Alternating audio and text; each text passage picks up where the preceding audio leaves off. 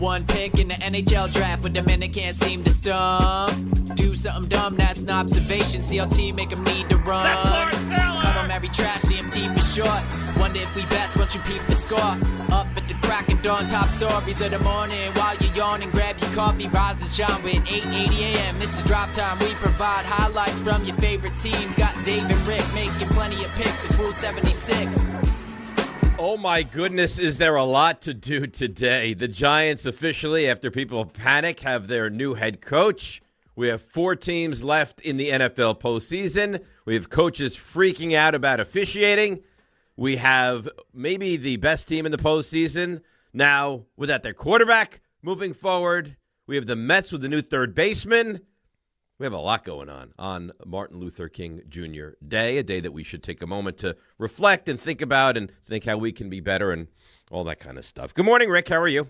I'm doing good, Dave. How are you? I mean, it's a weird place to be in, I think, for Raymond and I today because, I mean, you got your coach.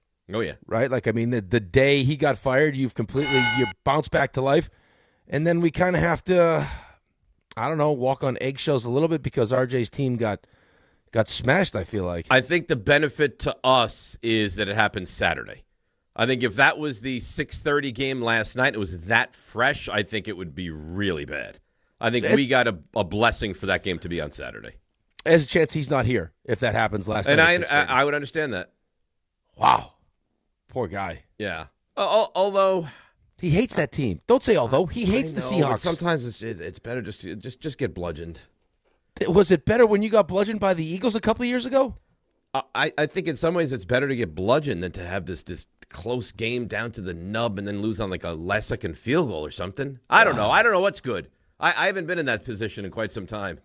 Playing on Saturday is good. I was saying that like during the games on Saturday, I was like, oh, this would be great.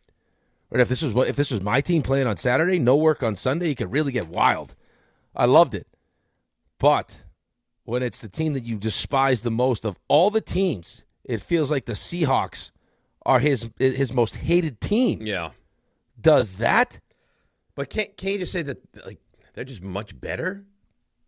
Yeah, but it doesn't matter. RJ picked the Niners. He liked the points. I don't think he thought that they were going to win, but still, now he feels like Mike McDonald has this like something little special thing going on for Kyle Shanahan, which is going to be a problem. Tell you what, with 4 teams left in the postseason, you said to me, who's the best team? It's Seattle. It's clearly Seattle. I think that they look the best right now, but I also think that, it's tough to not say the Patriots though either. Like, I know the offense didn't look great, but still, you're going against Houston's defense. That Houston defense is terrific. Right, just well-rounded teams. I mean, their defense over the last 2 weeks, what they've been able to do, I don't know. Now they get Denver with no Bo Nix. That sucks. He breaks his ankle. I mean, who saw that coming? I was up in Buffalo. Those poor people. Oh, my goodness. Those poor people. Those poor people, seriously. Oh, my God. No joke. It's one of the coolest. That's the second time I've been there because we go to the same tournament. So last year, you guys win the tournament? No, we don't win the tournament. Last year it was Buffalo-Baltimore. This year it was the Buffalo-Denver game. The whole city, everywhere you go, everybody's got Buffalo Bills stuff on. Waitresses, everybody. You're walking around. Everyone's excited for this game. Sun barely shines. RJ, you can attest this. I mean, what is it? 20 minutes a day maybe you get sun in Buffalo? Snows every single day. All they got is the Bills. Feels like this is Buffalo. And then that happens. To those awful. poor people. That was awful. And we'll get into the call, and we'll get into all the games. We'll go around the league, and we'll do a frenzy. We got, the Mets with a massive free agent signing. And the thing I love about that the most is, like, Philly was they were on the 1-inch line. It was done. 7 years, $200 million. Philadelphia, done. I find it interesting, and we have so many different things and avenues to get to today. I find it interesting to think that the Mets made this massive play this offseason. The defense is going to be like the most important thing. And now their starting third baseman is never played third base and is not a great defensive player to begin with. And there's at the moment starting first baseman has never really played there. Right, and it feels like now just with the addition of Bo Bichette, the other person that could potentially play first base is Brett Beatty maybe. Or Mark Vientos. Or Vientos, right. Who aren't first basemen. Right. So, yeah. The plan, I mean, I can't imagine that this was the plan, but hey, you gotta You got to be flexible, right? Got It's to be a able to pivot. little quizzical, yeah. It doesn't make a lot of sense. We're going to start Bichette. the season. We're going to start the offseason off with we got a defense, defensive run saves. That's why Pete's gone. We'll get rid of Nimmo. It's about defense. Well, no, the first baseman's played one inning, and then it's let's try to get Tucker. That doesn't work out. So now what should we do? Let's go get Bichette. Now, Bichette is great. I mean, offensively, Bichette is great. Offensively, he's elite. I need him to stay healthy. He's great. But then, I mean, he doesn't play third base. He'll figure it out. He'll be fine. No. He wasn't a good shortstop. No. I guess he'll be fine at third base. But, I mean, all the reasons why you told us that Pete is out is now what you have.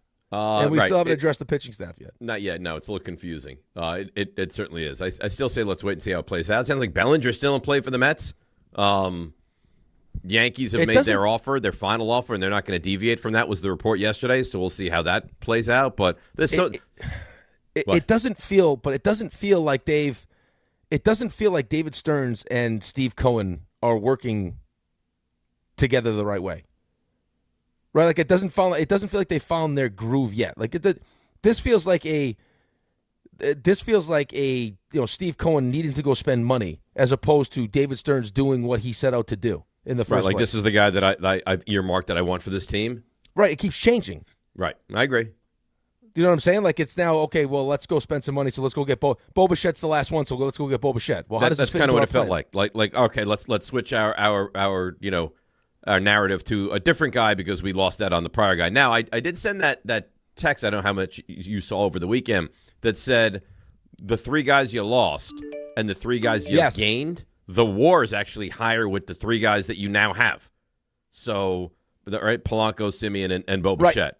So take that for what it's worth. And then you also heard, right, in the relationship between Bo Bichette and Simeon, I'm just saying, like, it doesn't, what David Stearns has said and why they moved off of Pete and all these different things, like the way that I thought they're approaching the offseason isn't how the offseason has really unfolded.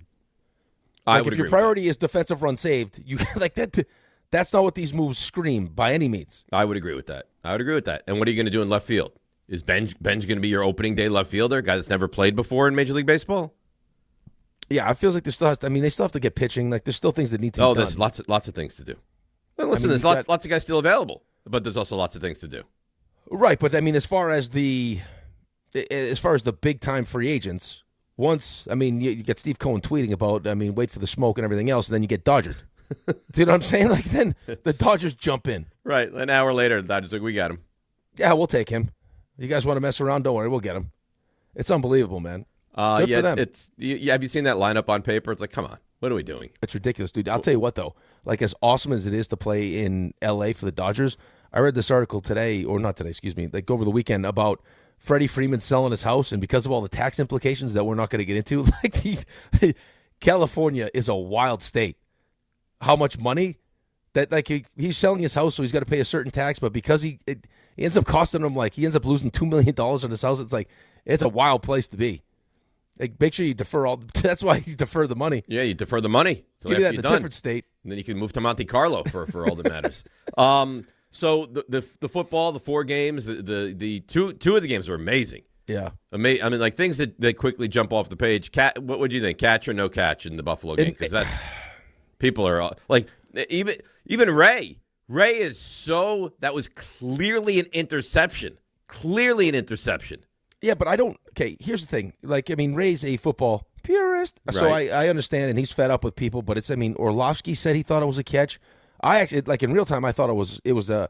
If it wasn't a catch, it was still going to be ruled in favor of the offense, because that's usually. I mean, we've seen that happen, where as you're going to the ground, and it looks like the offensive player has the ball, and then the defensive player comes up with it after they go to the ground. It's usually the offense that gets the ball. I think the bigger holdup for everybody is how quickly they made the call. It's disgusting. Now, that's a review upstairs, but still, like, no. It's disgusting. Understand the moment. That's the biggest play of the season, right? Yes. I mean, if Buffalo catches that football, if they consider that to be a catch, that game is over. That's Buffalo is going to win that game and move on. Right, but how about even forget that one, too, about the pass interference in the end zone that they didn't call? Right. The Riley Moss penalty. Wow, that's not really. Like, I mean, the officiating in the NFL is so egregious And they show that again. They're like, well, he was just kind of barely holding his arm. I'm fine. And then they bring in the experts. Like, I'm fine with that not being. And then they go to the other ones for Denver. It's like, no, those are pass interference. Like, well, they look very similar to me. The experts stink, by the way. They stink. I can't stand them. Well, they never disagree. No, I hate them. Like last night, the one game, it was like, he thought the one was pass interference, and then the other one's like, oh, no, that's good. That's fine. He's grabbing his arm. Well, which one is it? I can't. It drives me mental. But that was the biggest thing for them, I think, for Sean McDermott, too, is we all, like, they announced it, right? It's before overtime. You got the 3 timeouts. We're starting a new game. The only difference is that all replays will go upstairs. Okay, that's fine. The replay can go upstairs. But at the very least, like, give this some time or explain exactly why you thought, like, why this was going to be an interception and not a catch. Well, they didn't spend any time. And then None. he took a timeout, and they still didn't feel like they spent any time. No, and, like, the Buffalo, I told you, man, like, that place, and we weren't, I wasn't in any places to watch it, like, with the Bills fans when that happened, but still, like, I couldn't imagine if that was my team, especially knowing what's at stake for Josh Allen. Like, I mean, you got no Mahomes, you got no Lamar Jackson, you got no Joe Burrow. Like, this is it. And I thought they were. And you said this about Buffalo's defense. Buffalo's defense is good, but Buffalo's defense isn't Houston's defense. Oh, God, no. Houston's defense, I said this before the weekend. I feel more bullish on it now. Houston's defense, clearly the best defense in football. Clearly. Dude, I mean, what they have to put up with the offensive side of the ball at some point, it's like, I mean, I said to my wife, I think I would go fight C.J. Stroud. Did you hear, I think it was Will Anderson after the game? He's like, we still believe we have the best quarterback in the NFL. It's like, come on. Well, but that's even... come on. Milton Williams also said that, too. They're like, we knew if we kept him, if they could keep him clean, he's one of the best quarterbacks in the league. I was like, have you watched the last couple weeks? For keep him clean. The guy, do you know, this is a terrible thing, and I apologize in advance, that New England turned Houston over more than the Jets turned the opposition over in the entire season. I saw the Samini tweet. In 3 quarters? I saw it. Oh, yeah, I saw it. He got picked off 4 times. He could have been picked off 6 or 7 times. Oh, yeah. He was the one guy had to go adjust himself so much that he tore his ligaments in his knee. Yeah, Stover? Yeah. Yeah. You could just tell, too. And then once he threw the first one, you could just tell mentally. Like, I really thought they would. I honestly thought they should make a change at halftime. I thought they should have as well. I don't think we're in the minority. I think a lot of people, if you saw on Twitter, I don't know if you were able to be on it yesterday. Well, Ryan Clark went on a whole rant about what this means. Like C.J. Stroud, the organization, and this, and he owes, you owe it to him to give him a half to see if he can figure it out because this has long-term ramifications there. I get it. He was a second overall pick. His rookie year was awesome. But in that moment when your defense is playing the way your defense is playing and you just watched him try to do this to you in Pittsburgh, I would have probably – and they've played well. Like, you've seen Davis Mills this season. It wouldn't be like you were just like C.J. Stroud was healthy all season long and you just threw Davis Mills in there. No, Mills had that massive comeback against Jacksonville, remember? Right. Like, Mills played good. Like, I mean, the thing that frustrated me the most was like – and he did it last week too. And I picked Houston last week in Pittsburgh. It's like, buddy – your defense is so good that all you have to do right now is not screw up. If they snap you the ball and you drop it, just fall on it. You don't have to try to pick it up and throw it 3 times. Well, they were up 10-7. They run that play, and the play looked disjointed from the jump. But you just hoist the ball up there, interception, touchdown. You're like, you can't win with this guy at quarterback. Not making the decisions he was making, man. Oh, he is right now at the moment. He is brutal. Like mentally, 4 picks. It was really bad. I didn't think Drake May played great either. Well, he made a couple of. He made a couple of really special throws, but I didn't think he was great. He's got to hang on to the football problem too. Well, but that's the other thing too. I was like Josh McDaniels. Like, you got these couple of these. The one was the routes that they ran were like it was going to be slow to develop. It's like, buddy, how much time do you think you have with these 2 ends? Like, I mean, he's sitting there just waiting to throw it. It's like, just get the ball out of his hands, please. Your defense is playing great too. The other quarterback's imploding. Like, you just don't screw it up either. Right. What Houston needs is like just a Brad Johnson or a Trent Dilfer. They just need someone that's not going to lose them games.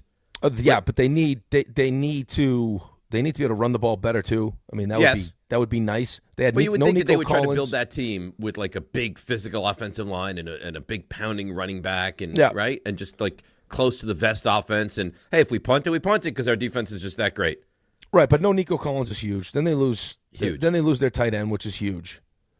I mean, none of that is good. None of that is good. Then the quarterback looks like he's just mentally just fried. He after was. the last couple of weeks. It was jarring how bad he was. It was, dude. It was seriously like, and I like C.J. Stroud a lot, but just watching like just the body language too, like he just didn't know what the hell was happening. Like you know, like I'm sure you've been in everyone's been in situations like that where you just feel like once that negativity starts like rolling downhill, like you could just tell he's like I can't stop it. Like I don't know how to get out of this. Now in the second half he was better, but still. That game should have been, if it wasn't for that defense, that game in the first half should have been done, over. Houston should have had no chance in the second half. Right. How bad he played they turned the ball over 5 times, and it amounted to 7 points, and that was a defensive 7 points. Yeah.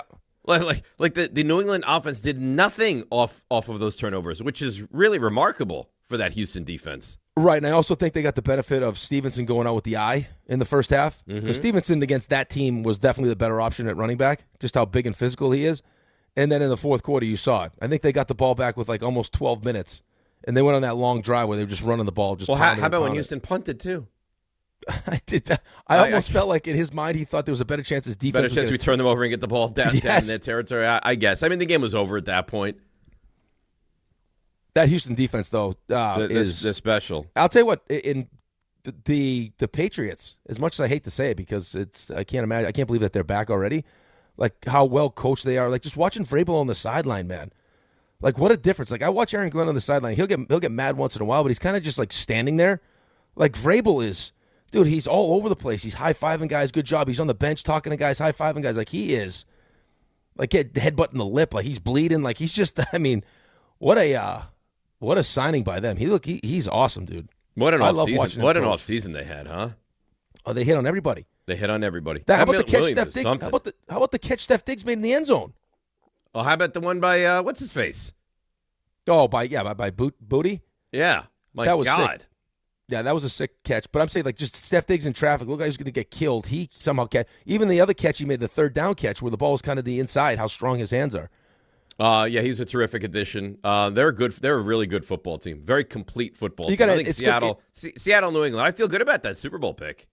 Oh, you should feel great about that Super Bowl pick. Now that Jarrett Stidham's playing, I know it's in Buffalo, but they're right now. What are they 5.5-point favorites? The Patriots right now, and that might even go up. What a disappointing climax to the AFC now. That's not even a real climax. That's not. It's kind of like a drip. You know, it's like. I shouldn't. I don't love it. I'm Ray. I'm sorry. I shouldn't. I don't love it because could you imagine if you get in Buffalo? Can you imagine if you're getting Josh Allen against the Patriots in the AFC Championship game? That would be so sexy. So sexy. So sexy. Listen, here's the other thing too. I would tell Buffalo Bills fans, as dejected as they are, it's like you feel like they should have won that game. By the end of it, just with listen, Keon Coleman drops a touchdown in the end zone. You had the Cooks play at the end. You had the pass interference, like all these different things that you can't turn the ball over as much as they turn the ball over. No. End of the first half, you turn it over, they kick a field goal. I mean, it's just, and then watching these coaches like Ben Johnson kick a field goal, man. He won't do it. I sent to the group text yesterday. If he would take 3 every time they got down there, they would have won the game. Like I mean, and I get it because Harbaugh's a big time analytics guy, but he's also like he believes in the process. Like if you stick to the process, like the outcomes will eventually go your way, right? Because just the odds of it. It's like you play blackjack, right? But like Chicago's defense was playing good. Well, see, here's the thing. If it's like a Mountain West game where it's like, all right, 45-42, right. All right, I understand it. It was a real defensive struggle in that game. Yeah, the Rams weren't. The Rams weren't really doing anything, right? Like you got to know what's going on, right? Like I mean, I'm sure he does. He's a smart guy. And oh, by the way, I have a quote from him that's like, it is your ultimate for every person that wants to win late in the season, meaningless games because that's going to carry over. Oh, I got a quote for you. You might have to save it. I'm going to send it to you. Who's this quote from? Ben Johnson. Really? Yeah, Ben Johnson. And of all people, too, the way that their season turned out, like just how good their season was, completely poo-poos that whole notion. Does it? Yeah. All right. Well, I look forward to hearing that. I look forward to hearing a lot today. And we go around the league. We got the frenzy. We got stuff you missed. We'll try you to. got your coach? I mean, let's not. Stop pretending like you're not I know. Happy. I mean, stop pretending like you're not that happy. I am that happy. You got John Harbaugh, man. I know I have John Harbaugh. I'm very excited. I had to put out a lot of fires this week. It's not going to happen. It's falling apart. Well, but I think it answered your question, though. I think as far as like the how bad was it and why Joe Shane is looked at the way he's looked at in that building, Like, it was so bad that Joe Shane, over the last 4 years, has made it so much better that ownership wants to keep him after 3 wins and 4 wins, and then John Harbaugh jumps in from, what you're trying to be and has how many days before he signs his deal because of all the things that need to be fixed. That's right. I love it, though. No, you should. But you should love. But I think that answers your question, though. Like, how bad was it with Dave Gettleman? It was probably irreparably broken, and now you bring in a guy that can fix it. Thank God, and he will. Listen. It feels like they're going to let him fix it. Good. I know. And now the Giants went away from their comfort zone because he reports to the owner. He doesn't report to Shane. He reports to the owner. Right, but it's also like it's the thing that you don't see necessarily. Like, it's why it was so important to bring Steve Cohen in, because like the things that the Wilpons would spend money on players, but it was the other stuff that all the teams are spending money on. And we've heard it about Baltimore, like the amount of money that they invest into the building, into analytics, into recovery, and all these different things. Yep. That now it feels like they're going to let Harbaugh do with the Giants, which is massive. All right, so we have so much to do. 800-919-3776. It is DNR with you on a football holiday Monday right here on ESPN New York. You've been injured on a construction site. Then you need a lawyer who knows New York's unique labor laws. At the Parisman Firm, they have decades of experience handling construction accident cases and a proven track record of delivering huge results. Their team has already recovered nearly $1 billion for hardworking New Yorkers. From scaffold accidents to slip and falls and equipment failures, they've got your back. Call the Parisman Firm now at 718-WORKERS. That's right, 718-WORKERS, because your case is their cause. Get the justice you deserve today. At Uline, the prevailing opinion is, if you don't live it, you don't believe it. The people at Uline believe in hard work, and they live it by being there 24/7 to answer your call, having 41,000 items in stock, and offering same-day shipping from 12 locations across North America. Business owners, sellers, buyers, shippers, and packers believe it. Uline is the hard-working, dependable source for your shipping and industrial supplies. Visit uline.com. Not all F words are bad. Some are actually great, like fast, free fiber for 4 months. Yep, switch to Optimum Fiber for as low as $25 a month. Plus, for a limited time, you can get 4 months free, HBO Max included for 1 year, and a 5-year price lock. Don't wait, this free fiber deal won't last long, and the fastest, most reliable, most consistent internet speeds await you. Call 888-4-OPTIMUM or visit Optimum.com/free today. Terms apply. See Optimum.com for details.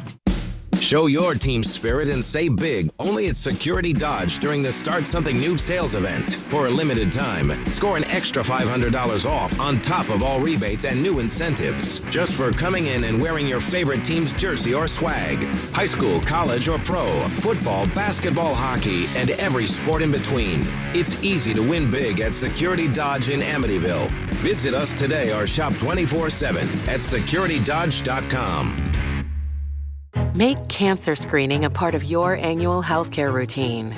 New York Presbyterian offers a full range of cancer screenings, including lung, cervical, prostate, colorectal, breast, and more. Regular cancer screenings could save your life by detecting cancer at its earliest, most treatable stages. Screenings are available across New York City and Westchester. Learn more at nyp.org/cancer screening. Stay amazing. New York Presbyterian. Prizes, flyaways, even cash money. You want it? We've got it. Find a list of all contests and official rules by visiting ESPNNewYorkContests.com. That's ESPNNewYorkContests.com. Do you know what to do if you're stuck on the railroad crossing? Get out of your vehicle. If a train is not approaching, find the blue and white emergency notification system sign on the traffic signs at the crossing. For help, call the number on the sign and give them the crossing number so they know your location and can alert train traffic. Remember, find the blue and white to save your life. For more information, visit oli.org. Out on the course, they're the PGA Tour's best players. But in the arena, they're prime time. And Season 2 of TGL presented by SoFi is back with lights, cameras, action. We're talking big moments, big personalities, big names in the stands, all on the big screen. Big-time matchups with shot clocks, hammer drops, timeouts, overtime, and playoffs. It's city versus city, squad versus squad. The sport just hits different under the lights. It's TGL presented by SoFi. Keep up. It's golf. Tune in to every match. Only on ESPN.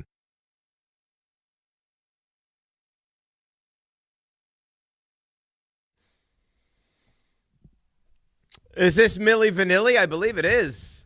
Girl, you know it's true. Oh. I wasn't expecting this morning, Raymond. DNR with you, ESPN New York.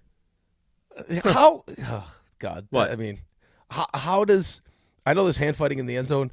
How does that the touchdown the Bears scored on 4th down, how does that happen? I don't know. I mean, come on, man. I don't know. Again. That was wild. From the 40-yard line, he backs up. I had all these people like, see, he's because I'm not a Caleb Williams guy, and I don't think it was great by any stretch yesterday. And I got a lot of tweets after that play. See, he's unbelievable. He's unbelievably athletic. I agree with that.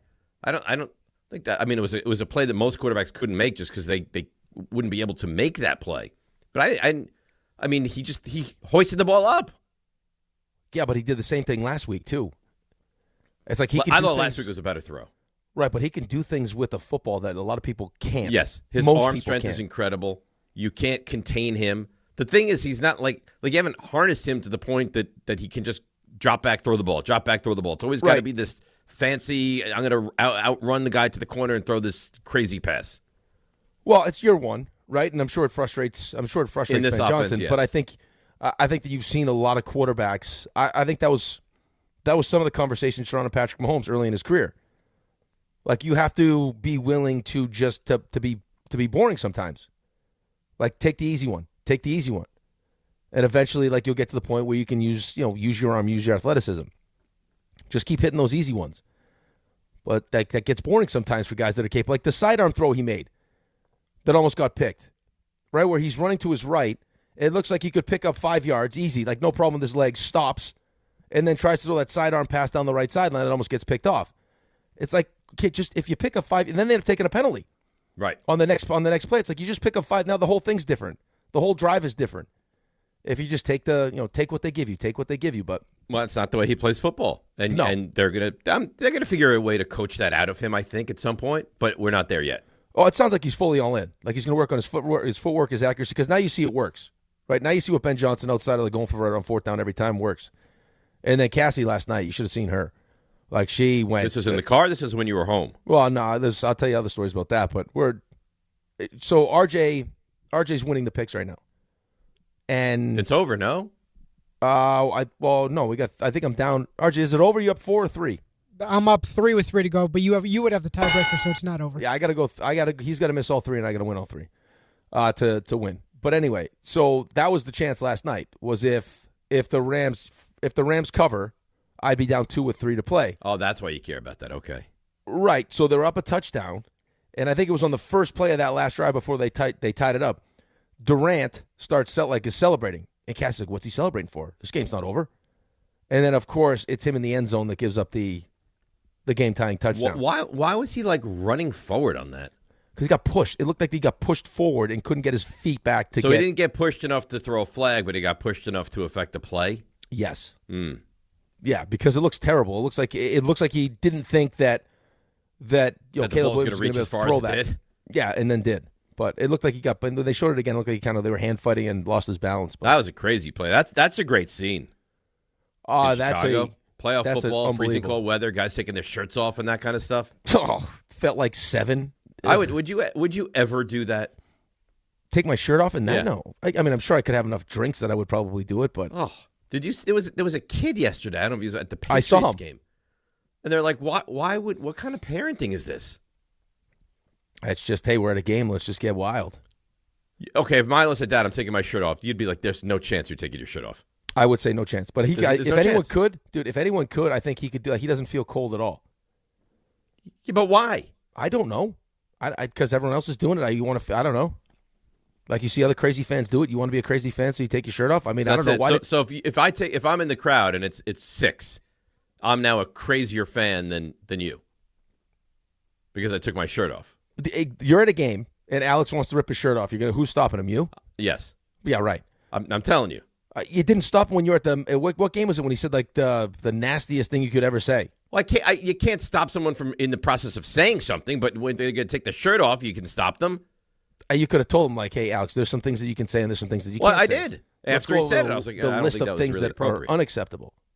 I don't think that was really appropriate. But I'm not picking up the pieces when the kid's down with the flu because he took his shirt off at a game. I think that at that point it's just that you're so into what's going on that just you're not even paying attention. Alex wants to take his shirt off. You say your piece. He looks at you. Dad, park it. Shirt's coming off. No. You sit down. And then makes you take your shirt off, I bet. No. I wouldn't do it. I'm taking my shirt off. I don't see the, hey, look at me, I'm a bigger fan because it's 6 degrees and my shirt is off fan. That's not me. I mean, I think you're approaching it with a lot of logic. I don't think those people are necessarily under, the best of mind at the moment. But you can't even bring up the alcohol because one of the kids yesterday was a child. He wants to be on TV. Right. He sees He was suffering, though. You could tell that the younger kid was suffering. Listen, that's an example of, yes, perhaps a parent steps in. I'm just saying in your situation, I'm just not sure it plays out like you're laying it out. So this is how you're going to be, huh? I'm just not positive. I think Alex is very clear of his intentions of who runs the house, and he's taking everything from you. You would be including your job. You'd be but a minor speed bump. There's a better chance he rips your shirt off and then starts like slapping you in the chest. Here we are back in Chicago. Look at this man and his son with their shirts off. His son has ripped the father's shirt off. And like he's writing things with a marker on your naked chest. Now he's writing things on my chest? Yes. I think he uses what would he write? As a billboard. Please help. We're in real trouble. Get mom. This father looks like he's being held hostage. That's right. Maybe I'd start giving signs. Look at how scared he is of his 14-year-old. The child is out of control. They're just panning the crowd. It's like, go Bears. It's Dave. It's like, help me, someone, Sherry. This man is in distress. That would be look hilarious. Comfortable. He's not meant to be in this situation. I love playoff football. I can't wait till I finally get to the playoffs. I may rip my shirt off. What are you, 44? Yeah. I've been in 15 years, though. Who knows what's going to happen? Oh, no, I have no confidence. I don't think we're going to get there, but once we do. I have zero confidence you're going to get to the postseason. By the way, too, and she was trying to be nice. It was so nasty, and she didn't even realize it. Who? I'm at like this. So we played a game in the morning, and then we had some time in between games, and we were out by the Bills Stadium, and we got a chance to see the new stadium. This is gorgeous looking. And we had breakfast, and everyone's got Bills stuff on. The waitresses have Bills stuff on. And I was asking her because I picked the Bills. I was like, "What are we? Come on, how confident are we?" She's like, "Oh, we're real confident." I was like, "That's awesome. You love the Bills, huh?" She's like, "Oh, the Bills are my favorite team." She's like, "Are you a Bills fan?" I was like, "No, I'm not." And I didn't want to tell her that I was a Jets fan. Were you embarrassed? She's like, "Who do you root for?" I was like, "The Jets." She's like, "Oh." Did she bring you free waffles? She's like, you know what? Breakfast is on me. She's like, "I'm so sorry." Yeah. Maybe it'll get better next year. I was like, "You don't mean that?" She's like, "Yeah, you're right. It's not going to get better." It's not going to get better. I was like, "Thank you." It's not going to get better. She's so nice. She felt bad for me. You could tell. Like there was a look in her face. Like it wasn't mean because you could tell. People pity you. Yeah. They're like, "Oh, poor Rick." I'm surprised she wasn't like, "Listen, these pancakes, these are on the house." I think I was paying at the time. I think if this was just the beginning of the meal, she probably would have been like, "You know what? Here's an extra couple pancakes. You need them." Right. How about we bring you a side of eggs, sweetheart? Can we do that?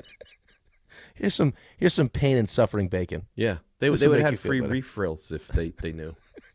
For you. Oh, poor Rick. Life of a Jets fan. Life of a Jets fan. No refills.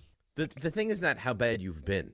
It's that there's no light at the end of the tunnel. No, there's no light at all. It's like that movie with Stallone. Which one? With the tunnel. Where they Daylight.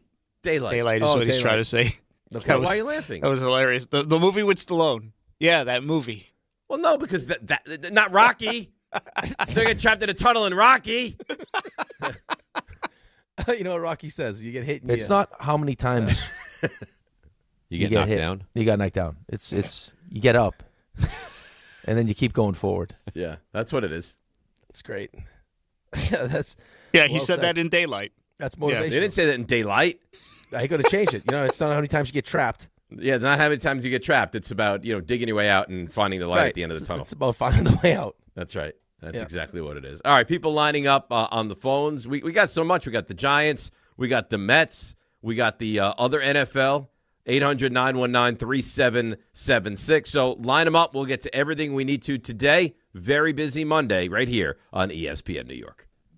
Hi, this is John D'Agostino from D'Agostino & Associates, the injury firm. I've talked about how a construction accident took my father's leg. The heavy prosthetic he wore looked nothing like the high-tech limbs we have today. It was crude wood and metal, held together by bolts that dug into his skin and left painful ulcers. But the thing I remember about my dad is how he never complained. He put on his prosthetic leg and he went to work. He coached my baseball teams, danced, sang karaoke, and even loved to travel.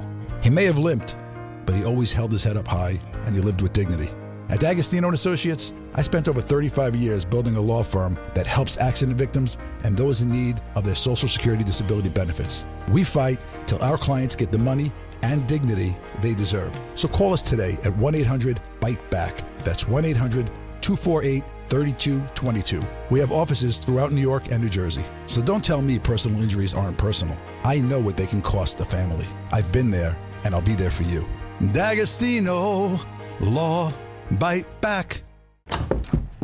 Benjamin Franklin, sir, I've just received news. Speak. They're multiplying you. Multiplying me? Yes, many times. Multiple Benjamins? Shall I stop it? No. Multiply your Benjamins with New York Lottery's Extra Multiplier Scratch-Off games. Play for the chance to multiply your winnings up to 100 times. Prizes up to $3 million. I've won! I've multiplied myself! We won! Please play responsibly. Must be 18 plus. Gambling problem? Call 1-877-8-HOPE-NY or text HOPE-NY. Knicks fans, it's time for basketball, and the action starts on Wednesday at Crompton Ale House with Team ESPN New York and Ultra. Whether you need a pregame spot or you're looking for the right Knicks bar to watch the game versus the Nets, Crompton Ale House is your destination. The party tips off at 7 p.m., and Team ESPN will be giving away ESPN, Ultra, and Knicks prizes. Join fellow Knicks fans on Wednesday at 159 West 26th Street. Cheer on your Knicks, enjoy Ultra draft and bottle specials, and cool prizes all game long at Crompton Ale House. To the net. Score! The New York Islanders are back in action with a brand new theme night schedule you won't want to miss. Bring your friends out for the holidays and take home a custom holiday replica jersey or arrive early for special bobblehead giveaway nights for Matt Barzell and Bo Horvat. Barzell for Horvat. Score! Explore the full theme night schedule at NewYorkIslanders.com. This is the story of the one. As the purchasing manager at a manufacturing plant, she knows the only thing more important than having the right safety gear is having it there when you need it. That's why she partners with Grainger for auto reordering, so her team members can count on her to have cut-resistant gloves on hand, and each shift can run safely and efficiently. Call 1-800-GRAINGER, click Grainger.com, or just stop by. Grainger, for the ones who get it done. Out on the course, they're the PGA Tour's best players. But in the arena, they're prime time. And Season 2 of TGL presented by SoFi is back with lights, cameras, action. We're talking big moments, big personalities, big names in the stands, all on the big screen. Big-time matchups with shot clocks, hammer drops, timeouts, overtime, and playoffs. It's city versus city, squad versus squad. The sport just hits different under the lights. It's TGL presented by SoFi. Keep up. It's golf. Tune into every match. Only on ESPN. Okay, I have to tell you, I was just looking on eBay where I go for all kinds of things I love, and there it was. That hologram trading card. One of the rarest, the last one I needed for my set. Shiny like the designer handbag of my dreams. One of a kind. eBay had it, and now everyone's asking, ooh, where'd you get your windshield wipers? eBay has all the parts that fit my car. No more annoying. Just beautiful. Millions of finds, each with a story. eBay. Things people love. My name is Whitney Allen. I am a widow. My husband, Ryan, died. We never thought in a million years we'd have to use life insurance. The unexpected happened. With Ethos, it is so fast and easy. It's 100% online. You can get a quote in seconds, apply in minutes, and get same-day coverage. No medical exams, and you can get up to $3 million worth of coverage through Ethos. Get your free quote at ethos.com/game. That's ETHOS.com/game. Time spent on application may vary. Online health questions required. Step inside the game you love with the NBA app. Tap to watch every game as it's happening. Jalen Brunson does it again! And never miss a moment of the jaw-dropping action. Get closer to the players than anywhere else. Follow the latest schedules, scores, and stats. Keep up with every story from across the league. And with NBA ID, it's all personalized to you. The game lives here. Download today.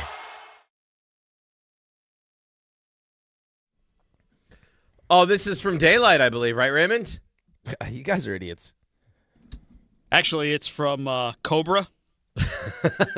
I like that movie. Cobra's a good movie. Cobra, yeah. Cobretti. I like that movie a lot. Yeah, is his I don't know if I saw. Yeah, I think I did. That's with what's her face is in that movie. The tall woman from Brigitte Nielsen. Brigitte Nielsen. Yeah. Yeah. I dressed up as Brigitte Nielsen once, and then I think that's when I hurt my elbow. I'll get you something nice from like Demolition Man later on, or Judge Dredd. I don't think I've seen those movies. Quality movies. You guys are idiots. I mean, I don't remember the last time I saw Daylight. When you said Stallone movie, I'm not making fun of you. Because we were talking about The Tunnel, and I was like, that's Stallone movie, and he's like, you mean Rocky? Now he's like, no, I'm not making fun of you at all. I think Raymond was. Raymond's making fun of me. I'm making fun of Dave, not Rick. I appreciate He's making fun of me because we were talking about where you can't get out of the tunnel.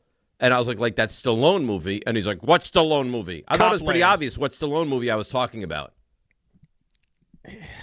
Let's not be mean to each other today. Just because you're all upset because I have a coach. I'm not upset. I've been telling RJ and everybody that he's going to be insufferable for the next 7 to 9 months, this guy. So I'm going to be like a boil. Right in your ass does, is what I'm going to be like. He deserves to be excited. That's I fine. deserve to be excited. Thank you. You made a great choice. I mean, you figured it out. That's awesome. I'm happy for you. I mean, Ray, deep down, you're not thrilled. You're scared. Listen. I'm less thrilled with this hire than any other Giants hire over the last decade. That's right. But that's not saying much. You've made some pretty terrible hires. Terrible hires. And this is a legitimately good hire. Right, but here's the reality of the situation that we're in right now, is that if Ray gets a defensive coordinator that he likes, he's not going to – this Harbaugh news is not going to affect him. Okay. Because he loves his offense. You know how much he loves Dak.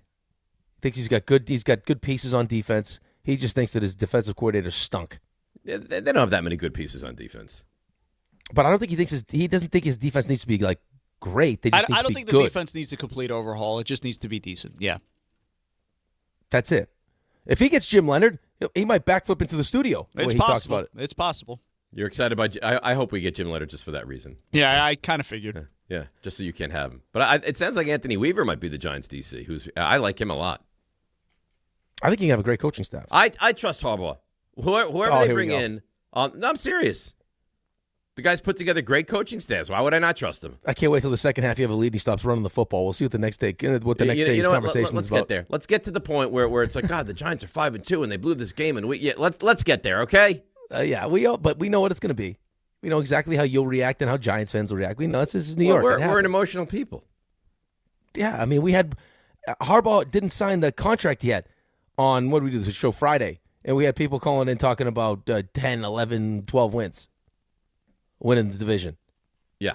Well, I tried to walk people off that ledge, but that's okay. I wasn't even here Friday. Was it Thursday? No, Thursday. Oh, Friday, too. I had a whole thing. And then I had people respond like, are you such a loser? You'd be happy with 8 or 9 wins. I'd be thrilled with 8 or 9 wins.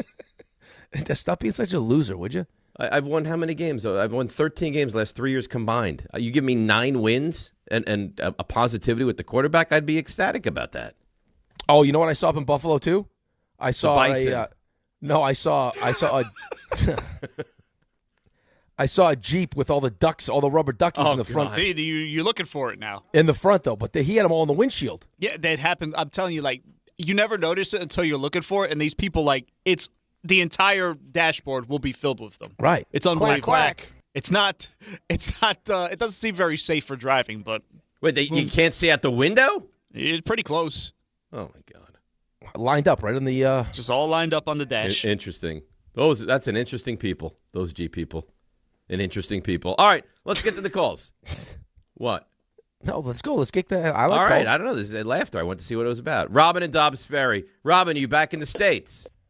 I am back in the States. Good morning, guys. And right off the bat, Rick, I want to apologize. I did think you were a wildlife lover, but I guess it's a different type of wildlife. You are so full of crap, Robin. You know, Robin, you set us up. You knew exactly what you were doing. You set us up. Come on, it was good. I provided information. You provided your imagination, and it was very You very played well us. done, too. Greetings from the Galapagos Islands in Ecuador, guys. Rick, you'd love this place. There's boobies flying everywhere. Oh. Everywhere. We laughed so hard listening to that. Oh my God, it was. I think that was one of the best things I've ever heard. Because you played us. Dave saying everywhere may be one of the greatest drops in the history of the show. Honestly, it was. We were crying laughing. I mean, Dave, you're tremendous. You were too, though, Rick. Good. You got what you wanted. Of course. Yeah. Of course. And I've got my coach, too. I'm over the moon. Over the moon. I don't care. Who cares if they're going to make the playoffs next year? They're not going to make the playoffs, but we've got a coach that's going to make us relevant again, that's going to make us functional. And now we know the main reasons it took so long, because Harbaugh had no intention of keeping the reporting structure the way it was, previously. He's used to having ownership's ear, and he wanted to keep it that way. Plus, if Shane is gone after next year, he'll probably want to help select the GM. So of course. It wouldn't make sense, right? Of course. And thanks for the call, Robin. I don't even think he wants to help select the GM. He's probably going to want his GM. Right, but I actually think that the most important thing that's going to happen is not necessarily that he reports to the owner or what happens with Joe Shane. It's all the different things around the building that he'll improve that a first-time coach wouldn't have the gravitas to change. Right? Like, I mean, if you get a first-time head coach that was a coordinator in you name it, if it was a Rams coordinator, whoever the coordinator ends up being, he steps into that room and he's talking about the things that he wants. There's it was hard for John Harbaugh to do. Right? And John Harbaugh was they were selling themselves to John Harbaugh. There's no way that a first-time head coach is coming in there and be like, well, we did it like this. Because they've never done it like that. And for them to hand over that kind of control to John Harbaugh was something they didn't really want to do. Right. So, you're going to actually get improvements. And this is probably why, a lot of bad organizations that have a certain way they like to do things and don't want to get uncomfortable keep going back to the same kind of coaches. Right? Because they don't want someone to step into their building and change everything. But if you bring in someone like a John Harbaugh, how do you say no to that? Well, you weren't going to land them. Right, because if you say no, he's going to go somewhere else. That's right. And how ridiculous would you have looked if the deal was done and then you get to the, dotting the I's and crossing the T's and you get to today and it wasn't done? Oh, you'd get crucified.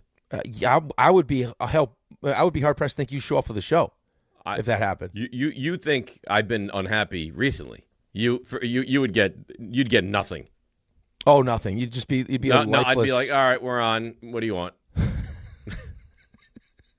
We're here, Rick. till 10. Yeah. Call, don't call. I don't care. I'm not dead. Okay, Rick, take it over. Right. Thanks, might Dave. be soon. That would have been awful. But I'm glad that he fought for what he wanted and he made us think about it. Because otherwise, it to another Monday. You're not dead. That's good news. Well, but again, you're not when you're in that position and you have, Atlanta willing to give you whatever you want, or Tennessee give you whatever you want. Here's what I need to be successful. This is gonna be my last job. I mean, you've heard Gary Myers, I think, has said it. Connor said he wants to do. This is it. This is it. He's got hopefully 10 years left. This is his last job. But I know what I need to have success. And if you're not going to give me that, then as cool as it would be to be the Giants head coach, I also know how bad it could be to be the Giants head coach and not it's great when you win. It's also maybe the worst place when you lose. And I'm not going to set up myself to fail. So here's what I want. Right. And if you're not willing to do it, then I'll go to Atlanta or Tennessee. I'll go to Atlanta. I think Atlanta did well, too. I like Stefanski for Atlanta. Yeah, of course. I mean, it felt like he was, as soon as the Harbaugh news came out, then he would take the next best job. Let's go to Subi in Midtown. Subi wants to get to the games from over the weekend. Good morning, Subi. How you doing, bud? Hey, Dave, when are you going to stop putting Josh Allen on a pedestal? Because I think the window is closed for Buffalo, and then you trash Caleb Williams all the time for making mistakes, and then Josh Allen continues to make mistakes later in his career. And now what are we going to do with Buffalo? Is it going to be something you're going to wait another 2 years, 3 years for them to build up their defense? Dave, you don't have an answer for these quarterbacks. You think that every quarterback like Herbert, Allen, is so good, and then you trash Caleb Williams. Subi, so it's not fair. Subi, can you do me a favor though, Subi? When you attack Dave, and I love when you attack Dave, could you not, like, for the sake of the argument you're trying to make, put Justin Herbert and Josh Allen in the same conversation? Well, please? He loves Justin Herbert. He wants Justin Herbert every day of the week. He loves him. I do love and Herbert, and I love Josh loses, Allen. And Josh and Allen turned the ball over a lot like this nothing weekend. Happened. And like here's happened. the thing, Subi. So did Caleb Williams turn the ball over a lot this weekend. Yeah, but he's a younger quarterback. He's developing. But That Josh last Allen is interception 10 was times not better. his fault.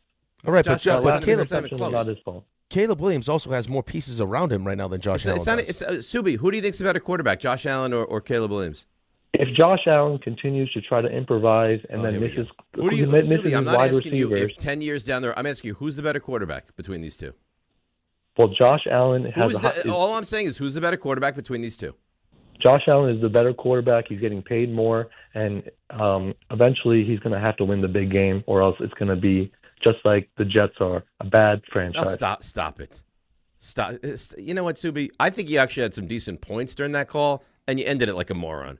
Otherwise, it's going to be don't just like say the that. Just no. That's Otherwise, not nice. It's going to be just like the Jets are. Oh, don't do that. It's moronic to say something like that. Don't call Subi a moron.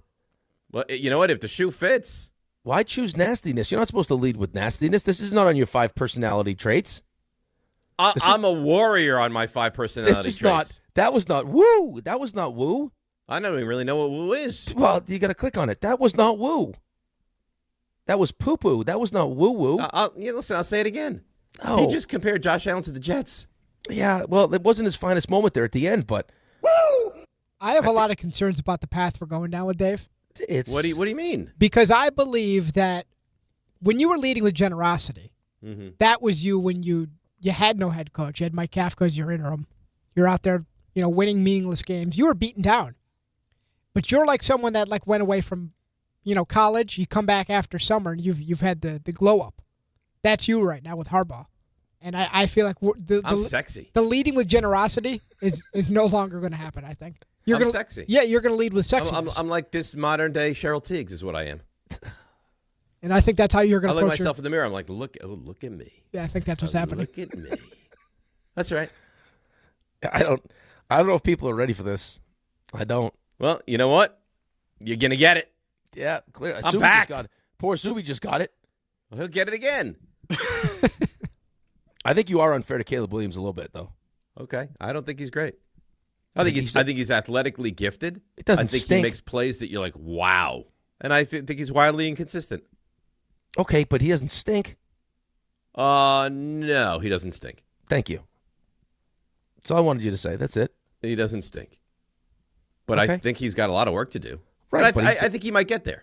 He's going. I mean, it's his first year with Ben Johnson. Let's see what let's see what kind of work he puts in the offseason. Once you get a taste of this, I mean, you want more of it. Of course. By the way, Ben Johnson doesn't believe that even this momentum will carry over to next season.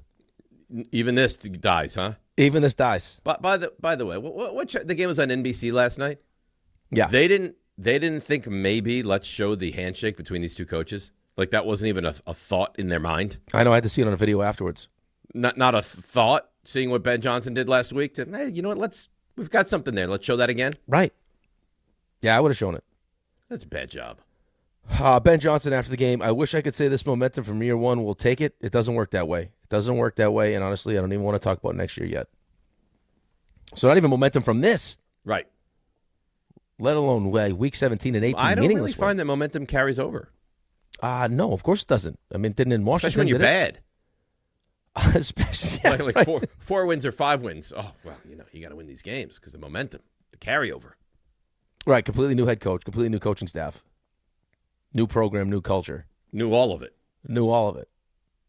A new analytics department, all of it. D in Queens. D, good morning. You're on ESPN New York. Oh, here we go. What's going on, D? Hello. I forget it. Oh. All right, we tried. I don't understand. I understand how you call, we get to you, and you're nowhere to be found. I get put on hold. Sometimes, stuff happens, man. Well, then hang up. If you're in the process of the stuff happening, then just hang up and then call back. RJ, this guy's an animal now. What do you mean? What do you mean? What do I mean? They could have given him a second. Okay. How much time do you want me to give him? Well, Ray, did I not give him more than enough time? Ample time. Okay, I'm wrong. Maybe I'm the one that should stop leading with generosity. Maybe you are.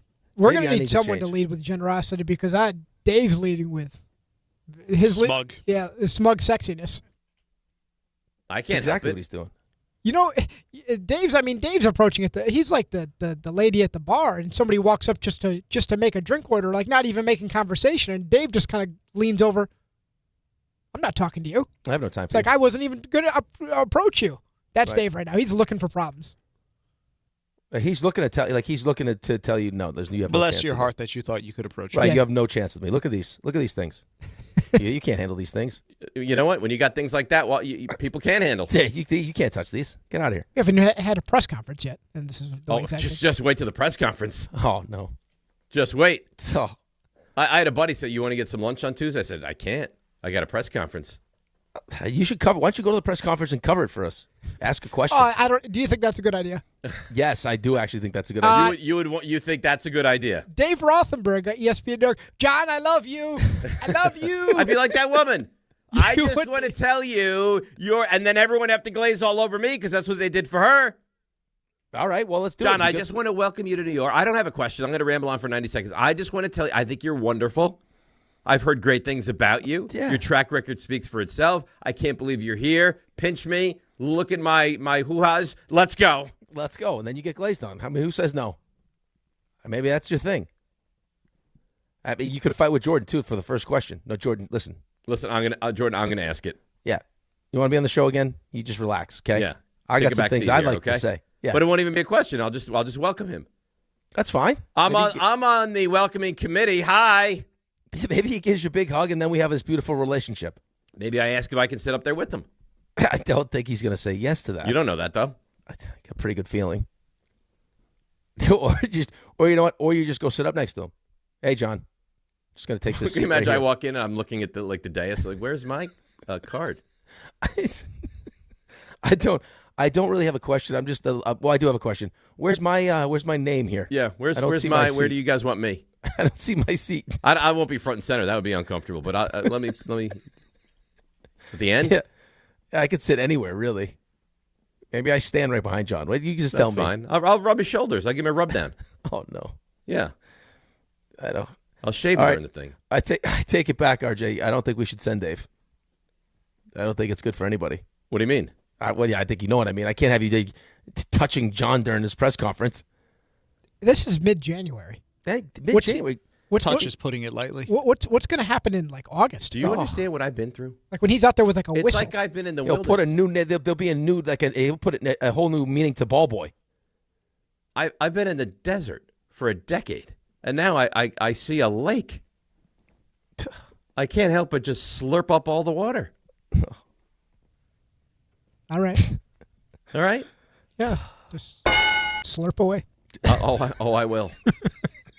That's right. I mean, you make yourself real attractive when you start talking the way you're talking right now. I know. Real glazing, slurping. I mean, listen, I'm not trying to turn you on, but if that's a byproduct, then so be it. It's working. I know. Let's take a break. We'll come back. We'll do all the things that we continue to do. Harbaugh tomorrow, noon. 4 teams left in the NFL. What was that? It was you slurping. You just, and I love you. You teased that we're going to react to the divisional round games and that there's a press conference tomorrow at noon. Right. I love where you're at. I love the optimism. What do you want me to do? I mean, there's a lot going on. The Mets and the Yankees, days off. Oh, that was not Mets and Yankees, days off. You're seeing the board clearly. You know, I see what's happening here. Your team sucks. Your team got embarrassed, and your team also sucks. And my team's back.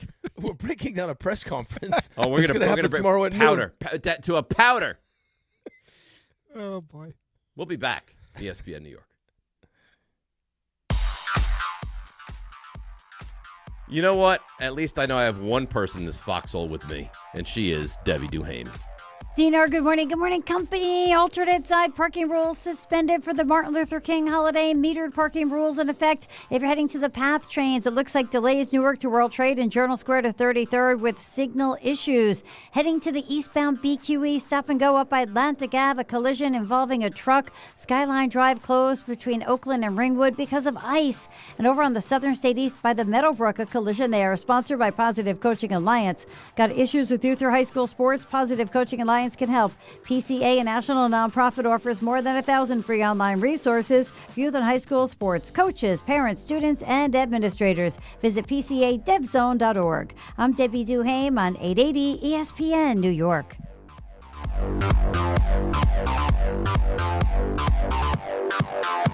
FanDuel is giving all customers a profit boost for the college football championship tonight. It's your last boost of the season. Pick the side you believe in or build a parlay that fits the moment. Then apply your profit boost and go after a boosted payout with everything on the line.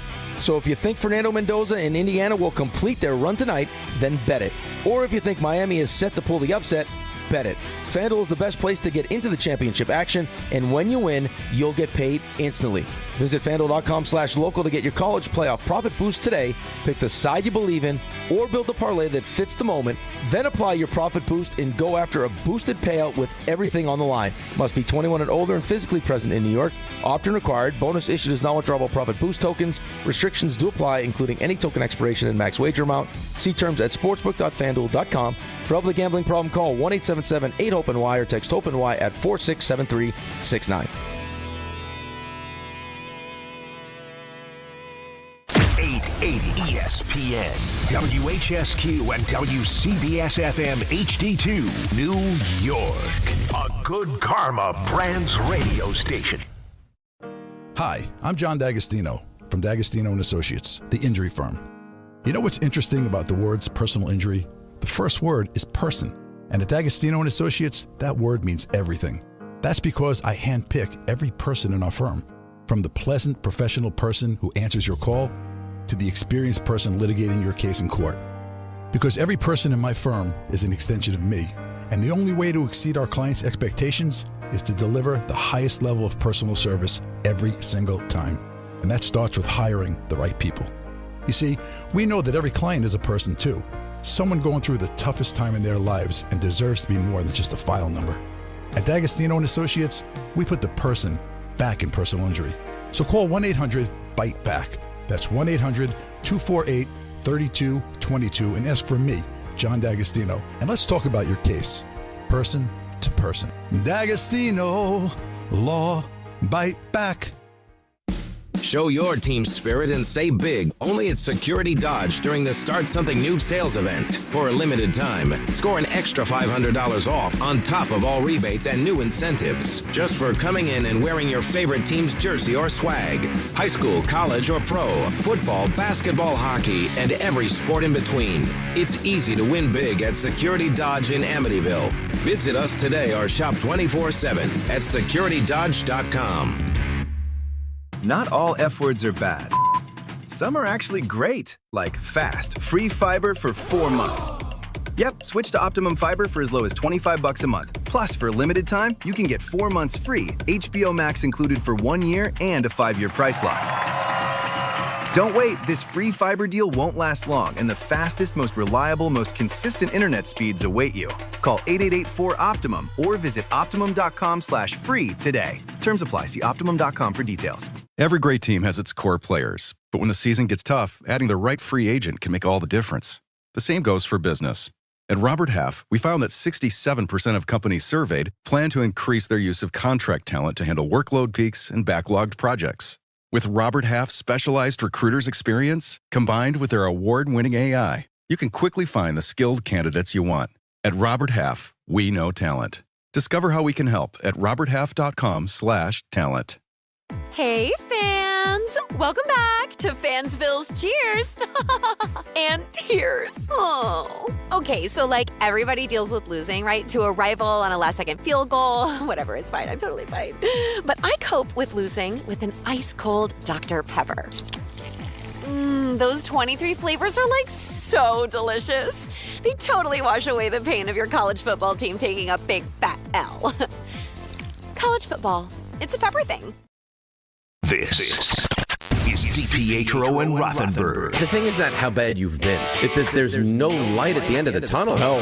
It's like that movie with Stallone. Which one? With the tunnel. Daylight. The movie with Stallone. Yeah, that movie. Not Rocky. You know what Rocky says? It's not how many times you get knocked hit. down. You got knocked out. It's you get up. And then you keep going forward. Yeah, that's what it is. This is DiPietro and Rothenberg. They didn't say that in Daylight. I got to change it. It's not how many times you get trapped. It's about digging your way out and finding the light at the end of the tunnel. Finding the way out. On ESPN New York. And streaming live on YouTube. I'm sorry you had to endure that. Oh, that's all right. Listen. No, I mean, you didn't need to take shrapnel there. You didn't do anything wrong. As long as you're happy. I'll take as much shrapnel as I need to take. You're not going to make me unhappy today. Well, I know. I think it's fair to say, I don't even think it's up for debate. This is the most accomplished coach the Giants have ever hired. I'm not going to let anyone bring you down, okay? This is your time to shine. I'll take it, all of it. Okay. Well, I think it was unnecessary. I think it was nasty of Raymond. Well, listen, Raymond, I mean, the level of activity with Raymond on the group chat right now is very almost unheard of.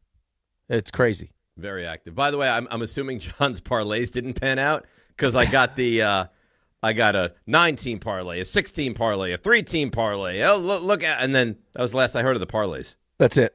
So I'm assuming the parlays didn't land. I'm assuming no. I love dinosaurs. Him and Ray go into full football conversations together. Yeah, they love each other. They love football. I love football. I wish you guys love football as much as we do. Yet that now we're down to 3 games left, and maybe even 2 that you really, really enjoy. Well, at least we get the national championship game tonight, which is nice. But yeah, right, and that's on every ESPN vehicle, correct? It is starting to hit me that we only have, and that's why I decided to go with tacos and pizza yesterday, just to really hammer home. It's one of the last football Sundays. Yeah, it's sad. Yeah. It's sad, really. It's sad. It is sad, but it is sad. And I don't know. I mean, I don't have any juice for the AFC game this week. I mean, losing Bo Nix. Could you imagine being in that locker room? No. Getting that news? No.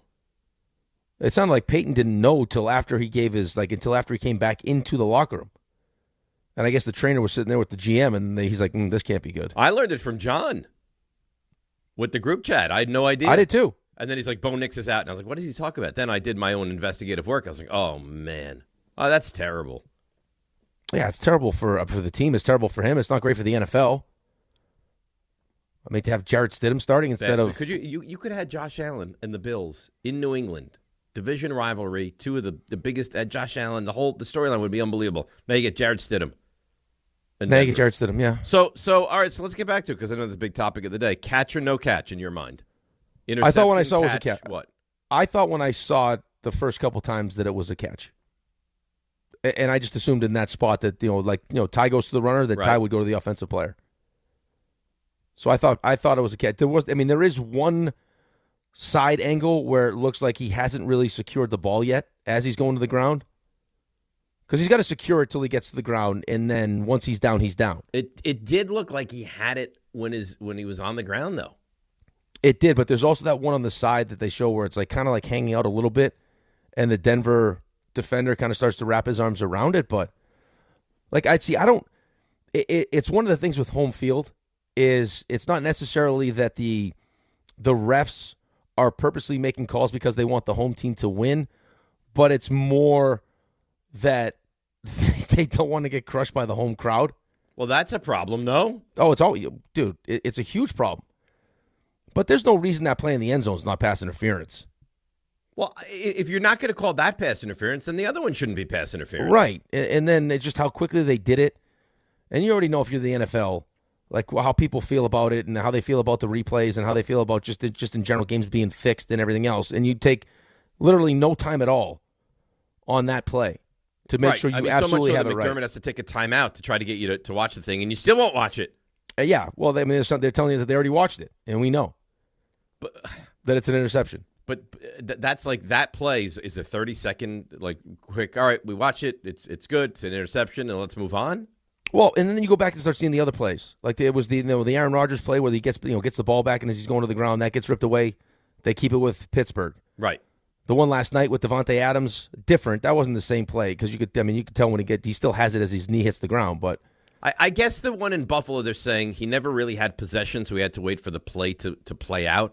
I thought it was a catch. When I'm watching it live first time, I thought it was a catch, and then as I see it slow-mo, I'm not one of these like clearly a catch, worst call I've ever seen people, but I thought it was a catch. I thought they would end up ruling it a catch, yes. I was surprised when they didn't. But and then there's people like, well, when you slow it down this much, I think Jay Steratore like, well, when you slow it down to this, well, yeah, but it doesn't.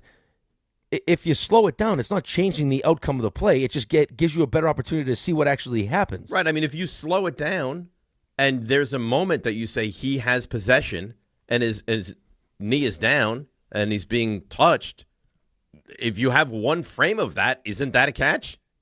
Right, but what happens, we all know what happens, though, in that moment. If they rule it a catch, that game's most likely over. If they don't rule it a catch and they rule it an interception, Buffalo still has the opportunity to defend Denver. Right? Like the game's over. Like that play ends the game. Right. If they call it an interception, the game's not over. Buffalo's defense still has a chance. But and I don't know how much of that shouldn't be a concern, though. Of course it shouldn't be a concern. Especially for the NFL. Like, I mean, you'd think just in general, like the NFL, what's better for us moving forward would probably be Buffalo in the AFC Championship game than Denver, maybe. Yeah, I would say the Josh Allen Buffalo narrative is better, but that shouldn't even be a thought. What's better for us? It should be, is that a catch or not? I'm with you, but I think there's a lot of people that, like, I mean, I'm one of those people that not that play necessarily, but the play in the end zone feels like I've been in situations where the referees won't make the call because of the home crowd and how that's going to affect that's embarrassing. I know, but they're also human beings. There was a play last night on the sideline where it looked like the referee was going to initially call, like he reached for his flag, it was down the left sideline, and was going to throw a defensive pass interference, and then like was just waiting for someone to tell him whether or not to throw it, and then decided he's not going to throw it. In the Rams-Bears game? Yeah, and then waved it off. Like he's reaching like this, the play happens, and it's like, okay, yep, no. I feel like we have this conversation every single week. The officiating has never been worse in the NFL. No, never. It is horrendous. It's really, really bad. And it only gets worse. It feels like it's only getting worse. It only gets worse. Justin in Floral Park. Justin, good morning. You're on ESPN New York. Morning, guys. How are you? Good. First, Rick, Big Al says hello. Had a great basketball game yesterday. Oh, nice. Did you guys? How'd it go? We beat St. Rose out of Massapequa. Big game. Big win. They stomped our court last year, so it was a big win. Good. Guys, I'm sorry. The NFL is rigged, guys. Okay, I'm a huge Bills fan. You're trying to tell me that wasn't pass interference before the fourth quarter. You're trying to tell me Brandon Cooks didn't have a catch. Where I had to see last year Xavier Worthy, when Bishop went up for the interception, they called it a catch. Last night, Devontae Adams, they called that a catch. It's literally the same play. So don't tell me that it's not a catch. The NFL is rigged. They don't want small market Buffalo in the Super Bowl. And that's it. They love pounding on Josh Allen. I think that if you want to call us and say that's a catch, I think that's well within your right. I think you could argue that. But now with the NFL's rigged and small, there is no small market in the NFL. Doesn't matter. Doesn't exist anymore. It was Steratore that said it. He's like, at some point when reviewing plays, the league should consider adding a speed threshold for anything involving the element of time. When you slow plays down to 1/100th of the speed, it distorts what actually happened. Does it distort or actually like allows you to see what happened? So is that what we should do? Like, the guy's going to drag his feet on the sideline to see if it's a catch or not? And if you slow it down to like very slow, like the Zapruder film, now all of a sudden it's not okay. You have to watch it in regular speed. What sense does that make? It changes it, but it doesn't change the outcome. Like he's saying that because you slow it down so much, it looks like Brandon Cooks has possession when he actually doesn't have possession. So if I slow it down, it looks like he has possession. Then doesn't he have possession? Yeah, I mean I guess the one side angle maybe, but like when he initially gets up, he has it in two hands and then comes down. It looks like he's possessing it, but I guess they're not saying that I guess they're saying it as he's coming down. He still hasn't proven to everyone that he's got possession because they're still fighting over it. But I don't know. I thought it was a catch. And listen, Ray didn't think it was a catch. RJ didn't think it was a catch. So I understand. I do understand the other side. Well, but here's the thing, though. But I think here's the thing that people have a problem with, though. If you've already set the precedent, and it's the worthy player, it's the stuff that happens during the course of a season, you can't. And this is especially now. This is the NFL doing it. This is not the officials in this game doing it. So maybe they haven't been privy to like something else that's happened during the course of a season. It's the NFL that's doing it. Like we've had a play similar to this. We've ruled it. We've ruled on the side of the offensive player that it's a catch, and now for whatever reason in this instance you're going to go interception. It's like, well, just have some consistency with what you're calling. There is none. There is none. What I will say, and stop with they don't want Buffalo to be there. Small market. Josh Allen's a massive draw. There's no such thing as a small market in the NFL. Doesn't exist. It doesn't. Other sports, it does. Baseball, it does. It doesn't exist in the NFL. Every market is the same. You can go to any. Look at Mahomes. Kansas City's not a big market, and Mahomes is a monster. Right. So it's just not accurate. If they're trying, come on, and if it's not rigged, you want to sit here and tell me it's poorly officiated? I'm on board with that. Rigged, I don't believe it for a second. No, I'm telling you. Like I feel like there are times that during the course of games that especially, for the home team, that referees will just make calls because of the home team, like because of the crowd. Well, that's embarrassing. I understand if that. Any validation. Here's the thing that I don't understand. Here's the thing that I don't understand because I'm reading some stuff now. There's like Walt Anderson's like, as Cooks is going to the ground, as soon as he hits the ground, the ball is immediately loose. That would be an incomplete pass if it comes out and hits the ground. But but the reason why is because the guy falls on top of him after he. You know what I mean? Like it's just.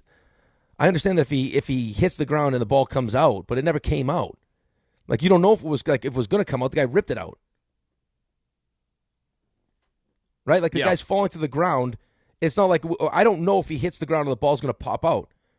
It only comes out because the guy lands on top of it and rips it out. Rips it out, right? And by the way, and that people call Josh Allen had all these turnovers, and that's an interception for Josh Allen too, right? Right, but he does. I mean, he does. He does. Listen, I think he's asked to do so much that he goes above and beyond. The one at the end of the half was awful. Ugh. And how they didn't recover that is beyond me. Well, there was a couple that happened in the Houston game a couple times. Oh, where they strip sacked May early on, and it was like just rolling around at the 5-yard line. They couldn't jump on it. Good thing for Will Campbell. Will Campbell he got abused yesterday. Wow, those two DNs, man. Him and his little short arms. That was not good. that defense, though. I mean, Al-Shaair, you got Petrie, you got Lassiter, you got Hunter, and Anderson. And you know what, by the way, and I said this the other day, and I stand by it, please with the Denver defense is this phenomenal defense. Please. Oh, it's not Houston's defense. Please. No, it's not Houston's It's not a bad defense. This is not an elite defense. Nothing about this defense is elite. Well, but they had a really good season, though. Yeah, they're a good defense. Okay. Yeah. You think they're an elite defense? I think they're a really good defense. I wouldn't say that I wouldn't say they're as good as Houston's defense. No, they allowed 30 points. Or Seattle's defense. 30 I think points. I think Seattle and Houston's defenses are. And listen, the way that the Patriots defense is playing right now, because they confused the hell out of. I mean, they held the Chargers to 3 points. They confused the hell out of that offense, and then what they did to poor C.J. Stroud yesterday. Oh, I don't know. I don't know if they did it to him or he just does that to himself. Because he looked equally bad against Pittsburgh on Monday night. It was a combination of the both, but that was brutal. It's a good combination for New England. I have a question for you about New England. Okay. I'm going to ask it to you next. It's DNR with you. Tease. ESPN New York. Finding great candidates to hire can be like, well, trying to find a needle in a haystack. Sure, you can post your job to some job board, but then all you can do is hope the right person comes along, which is why you should try ZipRecruiter for free at ZipRecruiter.com/ESPN. ZipRecruiter doesn't depend on candidates finding you. It finds them for you. Its powerful technology identifies people with the right experience and actively invites them to apply to your job. You get qualified candidates fast. So while other companies might deliver a lot of hay, ZipRecruiter finds you what you're looking for. The needle in the haystack. See why 4 out of 5 employers who post a job on ZipRecruiter get a quality candidate within the first day. ZipRecruiter, the smartest way to hire. And right now, you can try ZipRecruiter for free. That's right, free at ZipRecruiter.com/ESPN. That's ZipRecruiter.com/ESPN. ZipRecruiter.com/ESPN. ZipRecruiter. Hey, football fans, picture this. You bet on your favorite player to score the first touchdown in the game, but his teammate scores instead. If this happens, BetMGM wants to give you another chance at the end zone. With BetMGM's second chance promotion, you'll get your stake back if your first touchdown scorer scores second instead. Really? That's right. Bet on any pro football player to score the first touchdown of the game. If you're right, you win. If your player scores second, you get your stake back in cash. With BetMGM's second chance offer, you have a chance to keep the fun going after the first player crosses the goal line. Try a first TD scorer wager with confidence today. BetMGM. Make it legendary. BetMGM and GameSense remind you to play responsibly. See BetMGM.com for terms. 21 plus only. New Jersey only. Existing customer offer. Subject to eligibility requirements. Rewards paid back in unrestricted withdrawable funds. Gambling problem? Call 1-800-GAMBLER. Why do you go to Princeton Longevity Center? We go to Princeton Longevity Center because my husband's cardiologist told him having this exam saved his life. Because somehow 20 turned into 40, and now I need to take my health more seriously. The Princeton Longevity Center designed a program to keep me healthy and active, so 50 and 60 will be no sweat. Because even though my cholesterol is high, it turned out my arteries are clear. That's a big relief. Whether you want to make the most of your future years or just want peace of mind, you need the Princeton Longevity Center. Their comprehensive preventive exam combines the latest technology with caring experts to create your personal plan for staying well. Because I shouldn't have to wait an hour for a 10-minute physical. I go to Princeton Longevity Center because I get everything done in one day and take my results home with me. Find out why you need Princeton Longevity. Call 888-8000-PLC or go to PrincetonLongevityCenter.com. Call 888-8000-PLC. That's 888-8000-PLC. Wesley Financial Group is not a law firm. Ask yourself this question. Is it really worth holding on to that timeshare that you know you need to get rid of? Here's the truth. The average maintenance fee just went up over 17%. That could have been 117%, and there's nothing you can do about it. When you buy a timeshare, you give them a blank check for annual maintenance and assessment fees. I'm Chuck McDowell, founder of Wesley Financial Group. For 15 years, I've helped over 50,000 families cancel their timeshare. Not sell it, not transfer it, cancel it. Did you buy a timeshare because they told you it was a great investment and your maintenance fees would never go up? That's a lie. Are you ready to get rid of your timeshare once and for all? Simply call us and I'll send you our timeshare exit kit that explains all your options for cancellation. Call Wesley now for your timeshare exit kit. 800-568-3344. 800-568-3344. 800-568-3344. My name is Whitney Allen. I am a widow. My husband, Ryan, died. We never thought in a million years we'd have to use life insurance. The unexpected happened. With Ethos, it is so fast and easy. It's 100% online. You can get a quote in seconds, apply in minutes, and get same-day coverage. No medical exams, and you can get up to $3 million worth of coverage through Ethos. Get your free quote at ethos.com/game. That's ETHOS.com/game. Time spent on application may vary. Online health questions required. We expect our information in real time. US Med carries continuous glucose monitors, which provide real-time readings of blood glucose levels. US Med is an approved provider for Medicare and over 500 private insurers. So call 888-665-0696 today for a free insurance and Medicare benefits check as easy as... That's 888-665-0696. All right, DNR with you, ESPN New York. In a couple of moments, you can give me a little read, but I have a question for you prior to that. All right. I said it's about the Patriots. Has any team ever had an easier road to the Super Bowl than the New England Patriots? So they had a regular season, which is looked at as like the easiest regular season a team has ever had. I think they beat one team above 500, which is like unheard of. They had a complete disaster of an opponent in the Chargers week 1 with their offensive line. They had a quarterback who's god-awful in week 2, and now they have the benefit of Jarrett Stidham in the week 3 AFC Championship game. Has anyone ever had it easier? Has anyone had it easier? Yeah. Off the top of my head, I don't know. I mean, the regular season wasn't a tough regular season, but still, I mean, you play who you're going to play, and now listen, I would love Houston's it for defense. Me. I'm just saying, it's like you couldn't script it any better. No, but I mean, you did beat Houston's defense. I mean, Houston's defense is legitimate. Yeah, you did. But I mean, if C.J. Stroud was so bad, right? You also have, I mean, you have a quarterback playing in his first playoffs with Drake May. So I mean, you're overcoming that a little bit, right? But it's not like Drake May hasn't made mistakes. It's just the opposition has been so incapable that they're able to get by those mistakes. Listen, I mean, to now all of a sudden have to go to Denver and not have Bo Nix playing quarterback, it's Jarrett Stidham. When was the last time Jarrett Stidham threw a pass in an NFL game? Years. So, yeah, it's a fortunate break. But, I mean, what are you going to do? You got to tell. I mean, I'm not saying they've done anything wrong. I'm not attacking them. Like if I was a Patriots fan, I wouldn't be like, can you believe? I'd be like, great. That's what, I mean, as a fan, that's what you want. Give me the easiest road I could ever possibly have. Right, but people will, like we heard that with the Yankees when they got to the World Series. Right, look at how easy the road was. Right, well, and people, I remember saying like, yeah, that was an easy road, and people are like, how dare? What's wrong with that? What's wrong with saying you had an easy road? Well, because you're diminishing the accomplishment.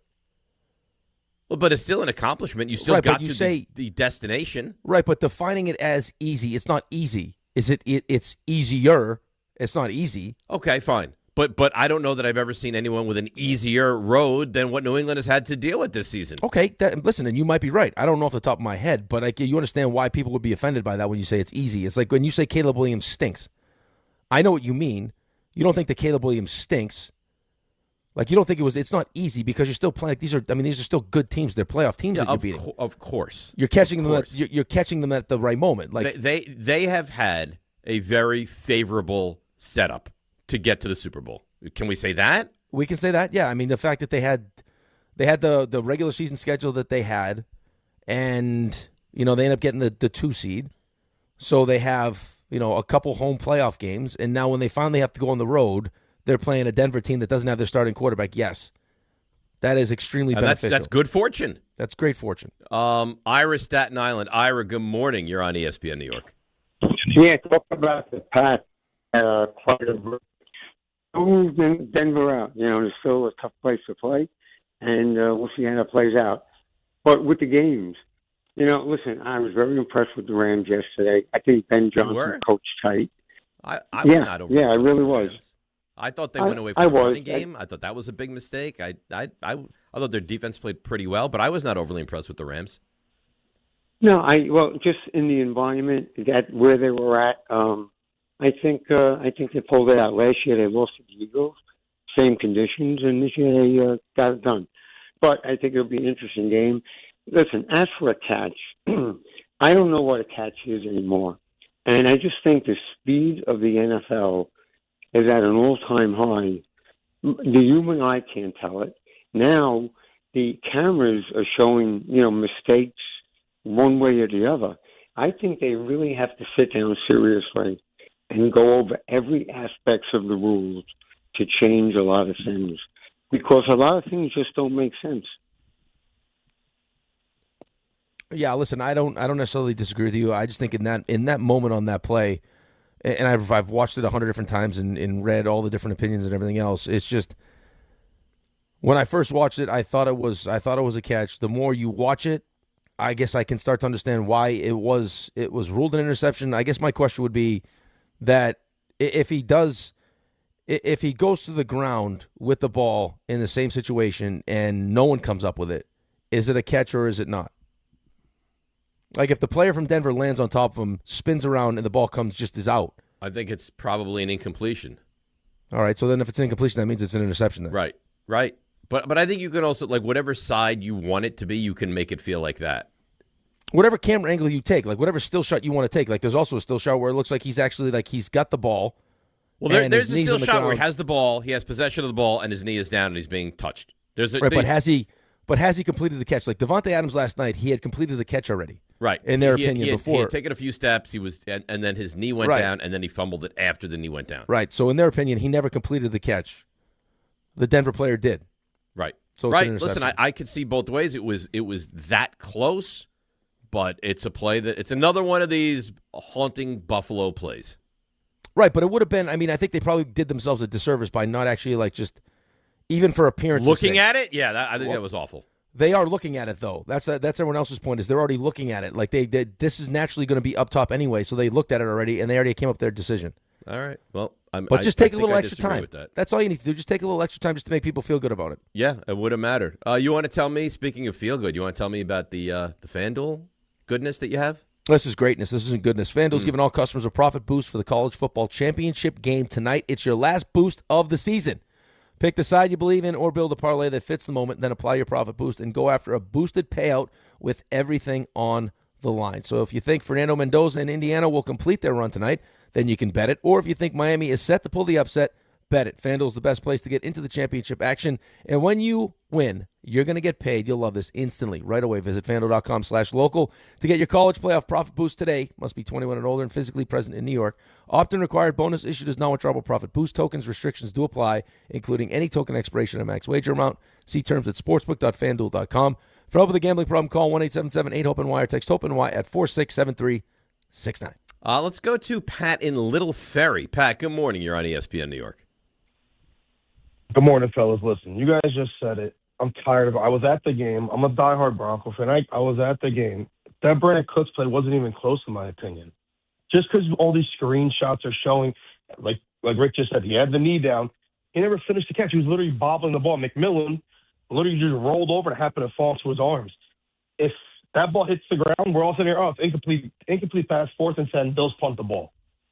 Instead, I'm walking back from the stadium at Empower Field, and all these Bill fans are, the Broncos are the new Chiefs now. They got the Zebras. They got them helping. No. How about you look at your quarterback? Look at your quarterback who blew the game and was missing wide open throws. Josh Allen went back to old Josh Allen where he couldn't hit an open receiver. And Bo Nix made the plays he had to, and Josh Allen didn't.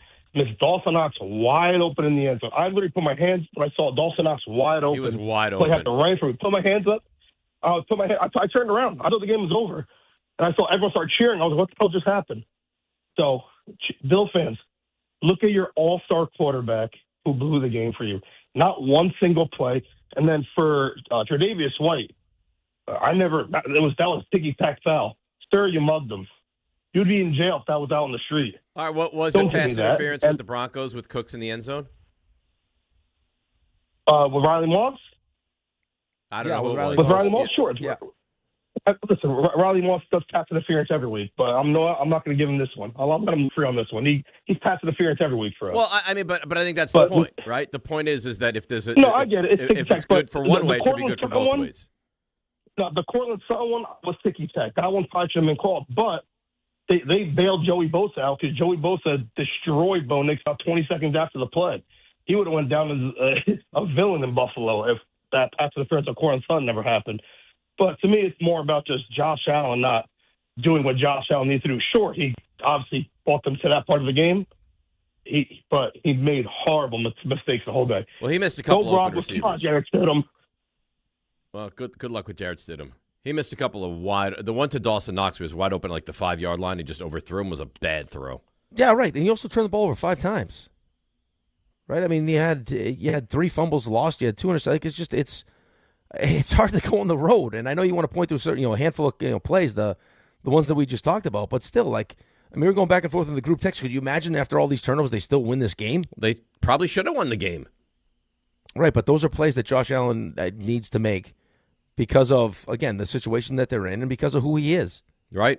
That's the expectation. I got an email, interesting email. The Bills are the Yankees of the NFL without the rings. They have arguably the best player in the league, surrounded by average to good players, underwhelming offseason signings of older players past their primes, winning records every year, but they choke in the postseason. Always a favorite to win it all, but always fall short to younger, better teams. Yeah, I don't know if Buffalo was the favorite to win it all. They weren't favored in that game. No, they were not favored in that game. Right. I mean, part of the reason why you favor them is just because of the quarterback. The only reason they're where they are is because of the quarterback. Right. I mean, if you put almost any other quarterback on that team, you'd be like, ugh. They got a good running back. They got good offensive line. They can run the football. And he had a terrible fumble. Brutal fumble. They just have, they have, as far as the pieces around him, like they haven't done a good enough job. I mean, Shakir's their best receiver. They bring in Cooks late. Coleman hasn't turned into the wide receiver. I mean, he dropped a touchdown in the end zone. I know there was a penalty on the play, but because he dropped it, they didn't have to take the, it's just, there were plays to be made in that game that the Buffalo Bills didn't make. That's going to be one of those ones that haunt you forever. Until you win, that's going to haunt you. Yes. Yeah. Until you win, that's going to haunt you. All right, we'll break. We'll come back. We'll get more of the NFL stuff, more of the John Harbaugh stuff, a little bit of the baseball as well. We got to get to the Knicks, who can't win a game either. 800-919-3776. DNR with you right here on ESPN New York. At Uline, they know going the extra mile takes hard work. For companies pushing to go further, Uline will go the distance with you. 24/7, they answer the phone to get you the shipping and industrial supplies you need. Business can move fast. Unexpected large orders, adverse weather, new safety guidelines, and changing economic trends. Uline works hard keeping 41,000 items ready to ship, minimizing detours on your way to the extra mile. Visit uline.com. Show your team spirit and say big only at Security Dodge during the Start Something New sales event. For a limited time, score an extra $500 off on top of all rebates and new incentives. Just for coming in and wearing your favorite team's jersey or swag. High school, college, or pro, football, basketball, hockey, and every sport in between. It's easy to win big at Security Dodge in Amityville. Visit us today or shop 24/7 at securitydodge.com. Hi, this is John D'Agostino from D'Agostino & Associates, the injury firm. I've talked about how a construction accident took my father's leg. The heavy prosthetic he wore looked nothing like the high-tech limbs we have today. It was crude wood and metal, held together by bolts that dug into his skin and left painful ulcers. But the thing I remember about my dad is how he never complained. He put on his prosthetic leg and he went to work. He coached my baseball teams, danced, sang karaoke, and even loved to travel. He may have limped, but he always held his head up high and he lived with dignity. At D'Agostino & Associates, I spent over 35 years building a law firm that helps accident victims and those in need of their Social Security disability benefits. We fight till our clients get the money and dignity they deserve. So call us today at 1-800-BITE-BACK. That's 1-800-248-3222. We have offices throughout New York and New Jersey. So don't tell me personal injuries aren't personal. I know what they can cost a family. I've been there, and I'll be there for you. D'Agostino Law, bite back.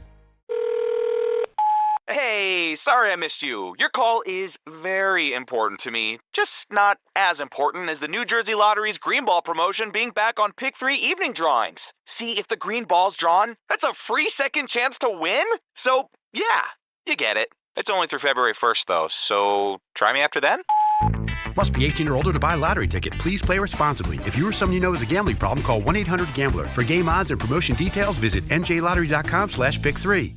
My name is Whitney Allen. I am a widow. My husband, Ryan, died. We never thought in a million years we'd have to use life insurance. The unexpected happened. With Ethos, it is so fast and easy. It's 100% online. You can get a quote in seconds, apply in minutes, and get same-day coverage. No medical exams, and you can get up to $3 million worth of coverage through Ethos. Get your free quote at ethos.com/game. That's ethos.com/game. Time spent on application may vary. Online health questions required.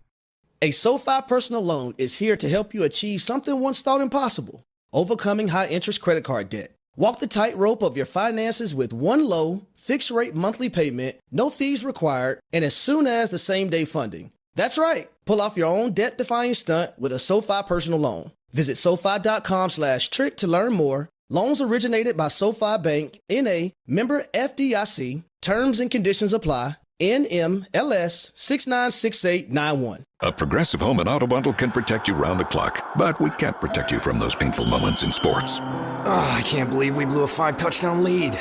Sure, but you got to feel like they were going to win for almost the entire game. But I was about to buy playoff tickets. So you were prepared for a good time. That's pretty nice. It's the worst loss any team has ever had. And you got to witness history. Okay, we're done here. Well, at least your home and auto are protected with a bundle from Progressive. Progressive Casualty Insurance Company, affiliates, and other insurers. Not available in all states or situations. Hey, fans! Welcome back to Fansville's Cheers and Tears. Oh. Okay, so like everybody deals with losing, right? To a rival on a last-second field goal. Whatever, it's fine. I'm totally fine. But I cope with losing with an ice-cold Dr. Pepper. Those 23 flavors are like so delicious. They totally wash away the pain of your college football team taking a big fat L. College football, it's a pepper thing. The College Football Playoff National Championship. Let's go! The magical run by the 10th-ranked Miami Hurricanes continues. There's no bad play, no bad call, no injury that we can't overcome. When they faced a top-ranked and undefeated Indiana Hoosiers. All I can say is go IU and Number 10 Miami versus number 1 Indiana. Coverage begins tonight at 6:30 on 1050 ESPN and the ESPN New York app.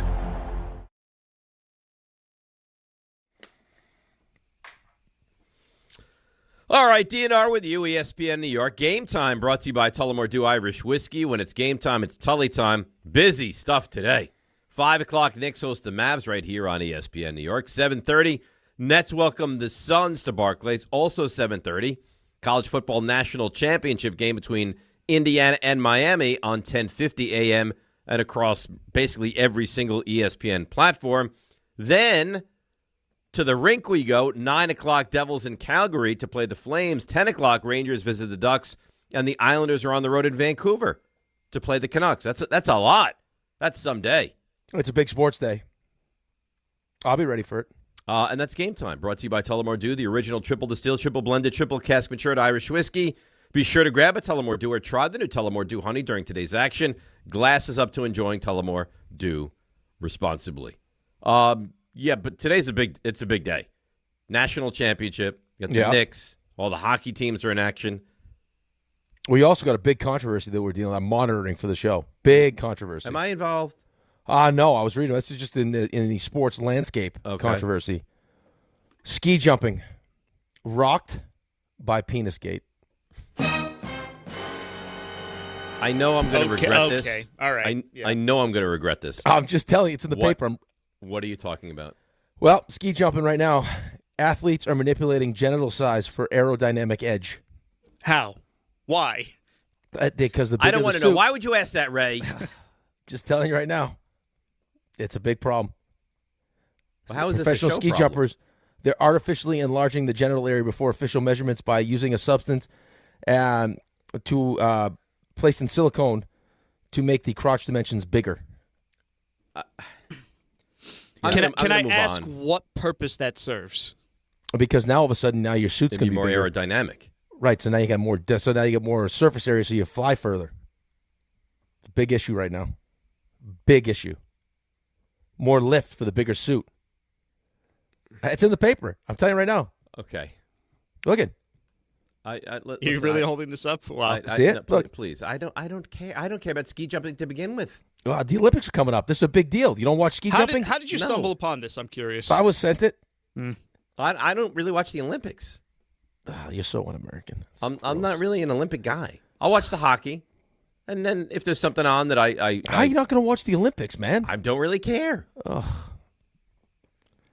I don't even know I don't even know what to say. What? So you're just dialed in every night? I love the Olympics. Really? Love it. I watch figure skating. Raymond, are you an Olympic guy? I'll try to watch as much of it as I can. All right, so it's on. You're free. You're gonna check it out. Yeah, I'll see what's there. Yeah, I have almost. I like the almost bobsled. No I like all of it. Yeah, RJ, Olympic guy. Yeah, I'll put it on. Yeah, I like the skiing. I mean, listen, I got the tennis on right now. You put live sports on, I'm eventually going to be drawn to it. We did shows talking about the KBO because of COVID. Like, I mean, it was COVID. I know, but COVID that's now. Right, but we're dialed into the KBO. Like, I mean, you're not going to be dialed into the Olympics. No, animal. I mean, hockey's going to be paused, so we're going to be watching. I'll team, watch the hockey. By I'm default. interested in the hockey, and that's about it. Surprised you don't like the figure skating? Not really. I don't like anything that's not. You're like a big curling like guy, aren't you? Anything that's opinionated. Like, hey, how'd he do? Great, give him a 9-2. Okay. You're a big Not a fan of curling that. guy. That's what you are. What? Curling. You're into the curling. Yeah, curling. There's some good stuff though. Besides I all like the when they ski and then they shoot weapons. I'm a fan of that. all the That makes sense. yeah, with the crossbow. No, it's not a crossbow. It's a gun, you it's a donkey. gun. Or is it with a rifle? Crossbow. Yeah, Crossbow. What's wrong with you? What is that, the biathlon? Yeah, the crossbow. You thought they do cross-country skiing with a crossbow and then shoot it? Is it that crazy? They're doing it with a rifle. Is it that crazy? You know what? It's a fair point you bring up, and they've never done that with a crossbow. Ever. Doing it with a crossbow sounds badass, though. I think they should do that. The way you just chastise me, like, no, you moron, it's not a crossbow. They use a gun. Well, they do. They do. It's a gun. It's not a crossbow. I believe he called you a donkey. There's an event where you country ski and then go shoot a gun. That's right. And you think I'm crazy for confusing with a crossbow? Hey, you want to really? Because I'll tell you why you're crazy. Because they've never used a crossbow. They've used a gun forever. Tell you what, That's what they use. They use a gun. You want to really impress me? Crossbow, much harder. You don't watch, but you know enough of that. Come on now. Yeah. Well, I can't help it. I'm smart, so I just learn stuff. But I'm not interested. Was that when they ski and then use rocket launchers? I don't know, RJ. Now you're talking. They ski and then they throw rocks at someone's head. Yeah, I love that event. Be like Bond for N64. Yeah. We get bobsledding. Yeah, they throw knives. Which one's that one? I always hated the proximity mines. That was tough. You know, the one they used the skis and the crossbow. When he said, I was like, I didn't know they used the crossbow. Oh I'm into it. RJ, where'd you even get that from? Listen, if you got skis and the crossbow and that's on television, I'm watching. Yeah, could you imagine? I'm watching that. Why not just do the Running Man? Why not just you shoot other people and you kill them? No, we don't. The Hunger Games. Why not? Give it time. We'll get there. No one's eventually. called for human hunting in the Winter Olympics. RJ is? No, target shooting. Oh. Listen, I think I know where you stop, you and your crossbow. You're avoiding the other term of shooting, considering what happened last week, and I appreciate you for that. Yeah. Yeah, flying targets we won't mention. They just let RJ loose as like a wild human target? Oh, boy. Yeah, RJ's slinking around behind trees and stuff. You know what? I'm glad that the Bills fans were mean to you. You deserve it. Why are you taking it on me? Because they took pity on him. Yeah. They were very nice. They were kind to him. Listen, if anything, the creative mind should be listened to. I think we've come up with a new sport here. He's just crossbow ski shooting. All you're doing is adding like different kind of weapons to the skiing. And who's it's the same event, just a different weapon. But you know what? Somebody somewhere will approve that. That'll be a brand new sport. Okay, what are you complaining about? I can't wait to watch that one where they bobsled with nunchucks. That's gonna be yes. Tell me you're not watching that. Yeah, right. Maybe they'll juggle knives at some point during an event. Listen, what's the one where they lay on top of each other? Is that the luge? Is that the two-person luge? I believe that's the luge. Yeah. Maybe they could do like a shooting from that. Luge seems like an interesting event. It's all dangerous. Yeah, but they're anything where you're going down a slope on skates at high speed. Right, but they're laying on top of each other with no protection going down the hill. Seems dangerous. By definition, that's dangerous. Well, I'm not going to watch it, so I won't know. How are you not going to watch it? How you not watch that? Because he's not a real American. Because he doesn't love his country. You know why? He's all to Canada. He's all juiced up because he just started Dexter. So the next 6 months of his life are going to be taken up by that. That's right. Go to Canada. You sound like you love Canada. Go have a double-double at Timmy Hortons. But they love the Winter Olympics. That's their time to shine. Disgust me. Let's go to Kwame in Teaneck. Kwame, you're on ESPN New York. Good morning, gentlemen. I have a question. Good morning, Kwame. Do you think the issue, if you want to call it the issue, with Josh Allen is almost like with Peyton Manning, where he had to do so much because the defense may be suspect, the coaching decisions may be suspect, that he had to do so much, especially come playoff time? Thank you. I think he's asked to do a ton. But I didn't think he played a great game, and I don't know how you could argue that. I think he that turned the ball over a lot. Right, but here's what I think happens just in general. I think that you get to a certain point when they ask you to do as much as they've asked Josh Allen to do, where it's tough to turn that off. Right? Like, I mean, you get into these moments where you have a hard time trusting that someone else is going to do it for you, so you try to do it yourself, and that's when you end up making mistakes. Right? Like, you got to be able, like, there has to be a comfort level in knowing, hey, listen, I got great pieces around me. This guy's going to make a play for me, or this guy's going to make a play for me. I don't have to do everything all the time. I mean, he doesn't believe it though. Their defense is not very good. They don't really have great receivers. He's asked to do more on his team than any player in the entire sport. Oh, I can't even think of anyone that's close. Yeah, I mean, listen, they asked Lamar to do a lot. But this is, I mean, they asked Patrick Mahomes to do a lot. This is the reality when you get to that level and you make as much money as these guys make, that it's tough to surround them, especially if you don't hit on picks. Like the not hitting on Keon Coleman is a big deal for them. Terrible. Right? Like you got to make sure that you're hitting on all these picks when you're spending the amount of money that they're spending on him. But I don't know. The Eagles somehow managed to do it. Spend the money on the quarterback and then put tons of pieces around him. Yeah, but the quarterback's not very good there. But So they have to put the pieces around him. Right, but I don't know how they do it. If they could do it, I mean, look, the offensive line, defense, you name it, they have everything. Right. Could you imagine Josh Allen on a team like that? They could go undefeated. Yeah, I mean, I can't imagine that Devontae Smith and A.J. Brown would be as upset as they normally are, especially if you were a Brown. Bills fan, would you want, because it's dangerous. It's a dangerous conversation. Would you want to make a play for A.J. Brown? Yes. You would? Yeah. So all the I don't need to last, which is a lot. Well, I don't need it to last a long time. It could be 1 year for all I care. Right. I look at Steph Diggs right now in New England. He's been a model citizen in New England. Yeah. Right? Like, I mean, it's just especially early on. Maybe now, if it goes a couple of years, he could start getting back to being A.J. Brown. But I'm sure that the initial honeymoon phase in year one would be great. You think Josh Allen will win a Super Bowl? Do I think that Josh Allen's going to win a Super Bowl? Mm-hmm. Yes. Yes, so do I. I think he'll win a Super Bowl. Took Elway a long time. It took Elway a long time. It just, I just think he's so good. I'll be interested to see what happens eventually here with the coach, though. If they decide, when you see some of these other guys, Joe Brady's good. I think Sean McDermott's a good coach, but you're just having a really good offensive minded coach. Could you imagine Josh Allen with Kyle Shanahan or Sean McVay or Ben Johnson or one of those kind of guys? That would be what that would look like. Yeah, that would be unbelievable. But who is that guy that you could possibly get? I don't know. I'm just saying, it's going to, the second that job comes open, it's going to be it's the plum job. It's the most desirable. They're going to get a new stadium. They got just having Josh Allen, period. Right. Is it more attractive than the Baltimore job? Is it more attractive than the Baltimore job? Wow. Probably not, just because of how good ownership is in Baltimore. I think I would still probably take the... that's a good question, though. I think I would take Josh Allen.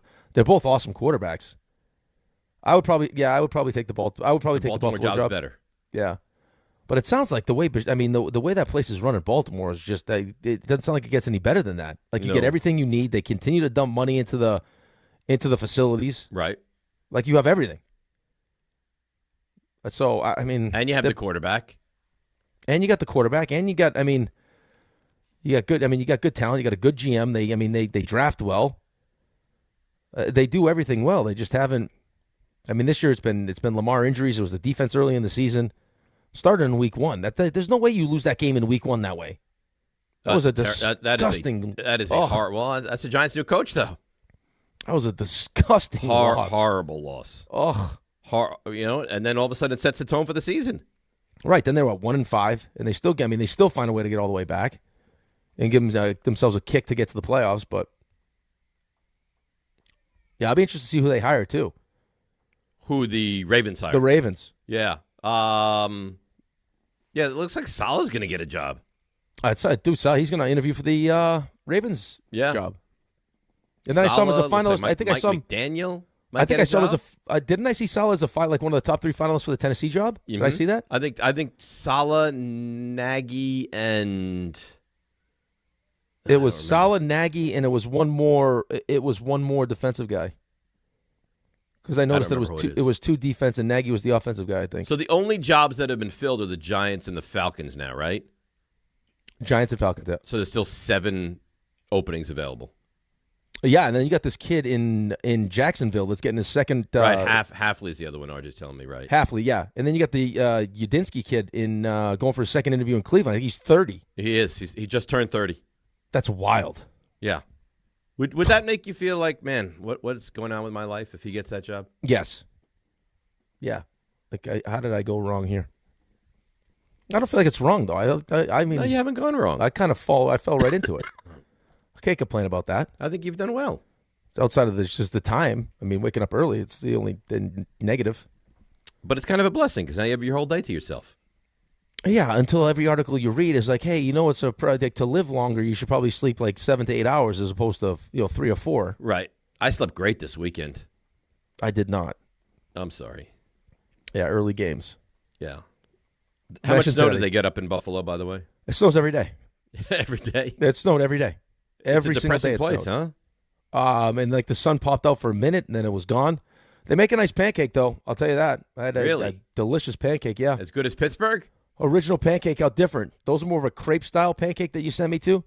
This is just a straightforward, delicious pancake. A delicious pancake, huh? With some nice strawberry syrup and some strawberry syrup included, which was nice. How about that? Let's go to D in Queens. He's nice if he's there. Good morning, D. How are you?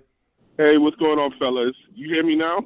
We got you now. That was Dave that hung up on you, by the way, D. That was not me. I would have given you plenty of time. That was a little bit crazy. Listen, apologizing for some.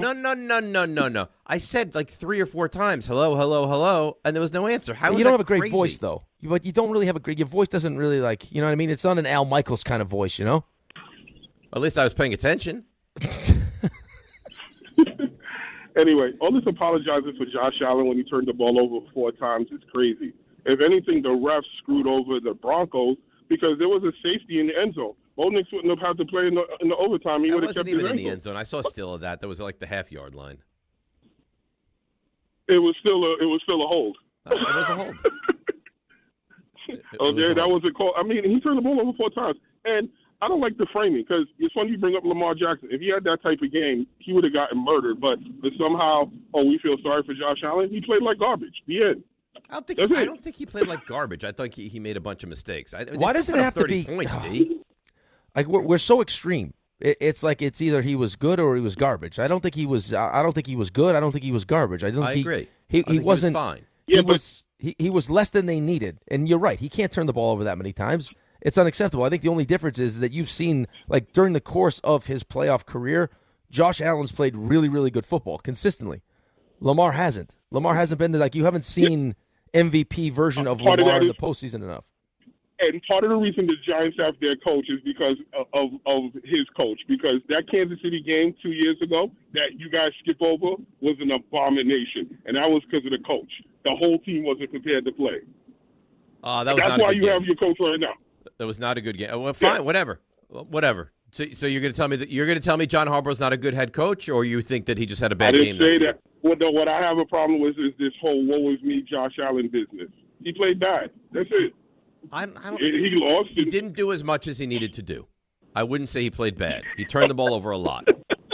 Why are you laughing? Because he's saying you're a Josh Allen apologist is what you are. You should shut your mouth. Thank you. You're welcome. Thank you. Stop being a baby. I think Josh Allen is awesome. Yeah, we all know you think Josh Allen is awesome. We get it. Thank you, D. I think that the reason why, I'm going to speak for you here for a second, that you feel bad for Josh Allen, and I don't think you think he played great, is that you just feel like... By the way, I never said I feel badly for Josh Allen. Well, no, you know what I mean. It's like that you would much... you feel like they ask him to do too much. That is true. Right, that's it. That's what I mean. I think a lot of people feel that way. That if given the more around him, that he wouldn't feel like he had to do so much. So maybe he doesn't make as many of those mistakes, and he has a better chance to win a Super Bowl. But the poor Buffalo Bills fans, man. Oh. Well, I know I feel badly for the Bills fans. I don't feel badly for Josh Allen. Josh Allen had his chances. It was so cool, though, man. To be up there, every single person that walked in had a Buffalo Bills something on. T-shirt, sweatshirt, that's their hat. team. It was like an old, she was probably, I would say, at the very youngest, mid-'80s at the Pancake House. Just Bill's sweatpants, Bill's sweat, she was dialed. Yeah, she's probably thinking to herself, when am I going to have another chance to experience this? I might never see. I might not never see my team win the Super Bowl. Yeah, and she's probably like, how can I get this Sweet and Low in my purse to take home? She was stealing Sweet and Low? No, did your mother ever do that? No, I feel like my grandmother does that. My mother doesn't steal Sweet and Low. She doesn't put some. No, I know that is an old person thing, though. Yeah, that's Cassie's dad's like that too. If you go on a plane He'll be like, "Oh, look what I brought! I brought the kids presents," and it's like the free pretzels that you get on the plane. Oh, but come on. Yeah. If you want to say I got you some pretzels from the plane, fine. But to put them in the presents categories is ridiculous. It's like it'll be like an unopened ginger ale and some pretzels. Look what I got you guys. It's like, come on. And the kid's like, "Oh, Pop, thank you so much. This is unbelievable." It just sits there. It's just like and then like 3 weeks later there'll just be pretzels sitting there. I'm like, where do we get these pretzels from? Oh yeah, they're from the plane that no one ate. Great. This is interesting awesome. tact. Interesting tact. Josh Allen in this game was 25 of 39 for 283, 3 touchdowns, 2 interceptions, was sacked 3 times. They ran for 183 yards. He ran 12 times for 66 yards. And, of course, he had the 1 fumble. So, yeah, he had what? He had 3 turnovers? No, he had more than that. He had 2 fumbles lost and 2 picks. Right. He had 3 fumbles, 2 fumbles lost, and then 2 interceptions. One of the interceptions, I think he's blameless, is the one that Cook couldn't hang on to. Right. Right. And then Cook had a massive fumble, too. They were, up 10-7, and he fumbled as they were on their way in for more points? I felt like Buffalo should have won the game. I felt like Buffalo should have won the game, too. But at the end of the day, you don't. So now you know exactly what happens when you lose. You start nitpicking at, what went wrong. Turnovers being a big part of that. Of course. Mistakes, like the mistake at the end of the first. Like, you can't. Like, come on, man. That's the one that's haunting. Like, what are we doing? You got to protect the ball. You know better than that. The last thing you can do is give them a chance to kick a field goal at the end of the half. That was haunting.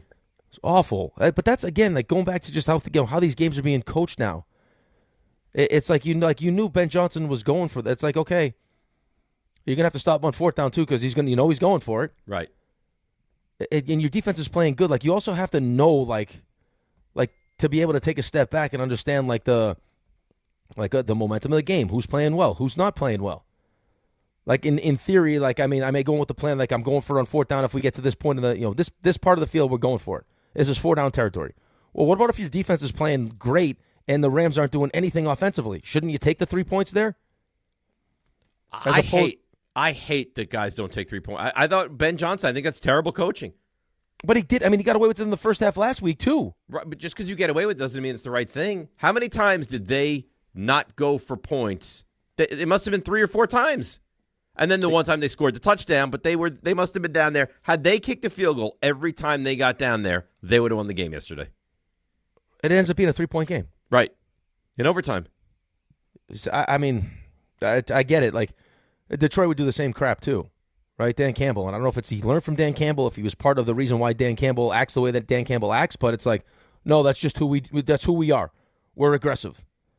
Well, right now it feels reckless. It doesn't feel aggressive.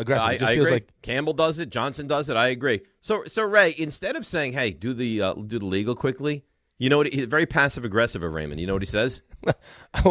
You might want to sprinkle in the legal here. He goes, "Is there something you want to say?" Well, I didn't think it was passive aggressive. No, it's very passive aggressive. I thought it was like, I don't need to be so blunt with him. I could just kind of hint. Well, why not just say, "Hey, ID"? Why not do that? I guess I could have done that. Well, there might be a ton of things I'd like to say. Maybe I don't want to do the ID. Maybe I only do the ID because I have to do the ID. I thought you and I had a rapport about this type of thing. Maybe he'd like to throw on his skis and go shoot crossbows. Listen, that's right. Maybe that's what he'd like to do. Listen, I could be a little bit more subtle and chase you down a ski slope with a crossbow. Does that make you feel better? You want ratings? I got ideas. Right. Maybe I throw out some figure skates and a samurai sword. Dave, and we'll see what that looks like. I love that. I love maybe they juggle them. Dave, it's 8:02. Would you like to do the legal ID?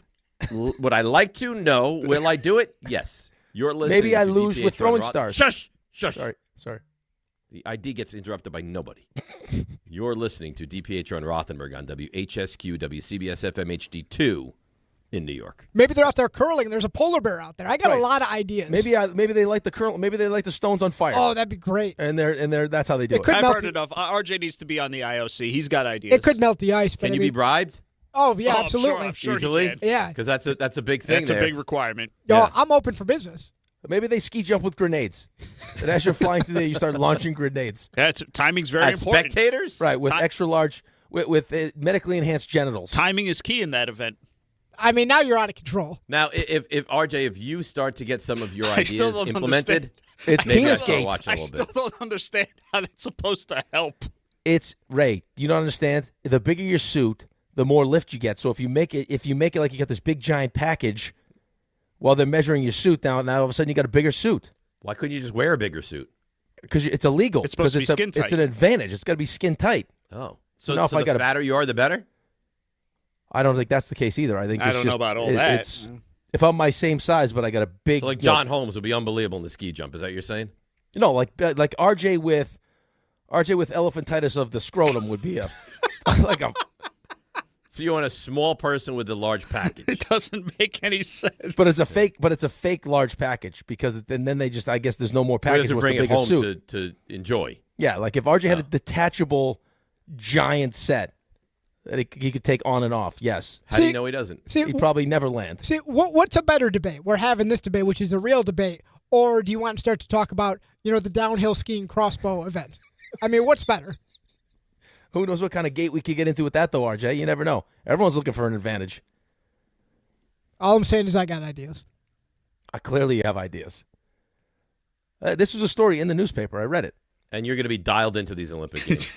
Rick's going to be more dialed in than ever after reading that story. You kidding? He's going to be glued to the ski jumping. I'll be paying attention. He's going to be watching the ski jump like a hawk. Yeah, why is that guy's suit a little baggy there in the crotch region? I think he cheated. Listen, we'll get you credentialed to the skiing and Dave credentialed to the Giants press conference for John Harbaugh, and we'll be all over the place. Cover all our bases. I'll be the one that checks it. Let me see those things. Come here. You would want to be the checker? No, I wouldn't want to be the checker. That'd be an interesting job, though. You have enough jobs, I feel. Where is he? He's in Milan checking ski jumpers. Sorry. He'll have to miss some time. That'd be a tough one. There's no way John gives me off for that. Ski. I don't even know what this means. Ski mountaineering now. Sure. What's ski mountaineering? I don't know, but it's a new event at the Olympics. Well, why didn't you tell me what it is? Can you tell me what it is? It's Skimo. They call it Skimo. Skimo. Blends uphill climbing and downhill skiing using lightweight gear with climbing skins for ascents and fixed heel bindings for descents. Okay. Demands high fitness, endurance, and technical skill. Sounds terrific. I don't see Dave being great at ski mowing. No, I'm not doing any of this stuff. I'm not interested. So I'm guessing you climb up in your skis and and then you throw them at people. I don't think you climb up with. I think you're not in the skis though. I don't think. I think you climb up and then ski down. You're not going to try to climb a mountain with skis on. Be interesting. Listen, for as great as if you want to see death. Yeah, for as great as that event is, I tell you, not instantly, microwavable interest. All of a sudden, we factor in rocket launchers. You're in. It's a great idea. What are they shooting at though? Targets. No, you're climbing the mountain on skis, Rick. No, you're not. You are. I'm reading it right here. What is Skimo on the USskimo.org page? Ski mountaineering racing is a human-powered endurance competition that involves climbing mountains on skis and or by foot, and in many race disciplines, passing through a series of transitions before descending on skis. No one needs me more than the Winter Olympics. Right, but it's not. You can use your feet or skis. If you get a steep part of the mountain, you're not going to climb up in skis. Why would it say involves climbing mountains on skis? Why would it or say feet? that? Yeah, but you said or feet and or by foot. Right. I think you probably assess what the best decision is. Can we go here. around the league, please? I think something else we could add is a helicopter somehow. If we can work that. It's time to go around the league. And around the league, if we ever got to it, would be brought to you by Boost Mobile. Are we done? Are we good? I'm good. Listen, I love the Olympics. I can't help it. We'll try to avoid any gates here. What's the one where they sweep the floor? That's curling. That's curling. Curling. Yes. Yeah. Ice. They don't sweep the. It's not. They sweep the floor. They sweep the floor. You never seen that one? It's very exciting. Yeah. You've never gotten hooked into curling for like a few minutes? No. Like a couple? No. You could actually be a curler, probably. Yeah, you could. Probably. Look forward to that. Broncos beat the Bills 33-30 in OT. It's the 13th comeback win this season, most in NFL history by the Broncos. That breaks the tie with the 24 Chiefs and the 17 Eagles. Also, the 12th one-score win of the season, tied for most in a season in NFL history with last year's Chiefs. It's their first postseason win since Super Bowl 50, which was Peyton Manning's last NFL game. 5 takeaways, their most in any game this season. Bo Nix, 26 of 46 for 279, 3 touchdowns and a pick, but fractured a bone in his right ankle on a rush with 6:04 left of overtime. Will miss the remainder of the postseason Backup quarterback Jarrett Stidham will start the AFC Championship. He'll become the first quarterback to make his first start of the season, regular season or playoffs, in a conference championship or later since Roger Staubach in the 1972 NFC Championship game. Dallas lost that game 26-3 to Washington. Broncos also signed Ben DiNucci to their practice squad. Good week for Curt Cignetti because he played at James Madison under Curt Cignetti. Good for him. Buffalo, 5 turnovers. Their most in a game, any game with Josh Allen as their starting quarterback. The 2 defensive pass interference penalties on the game-winning drive.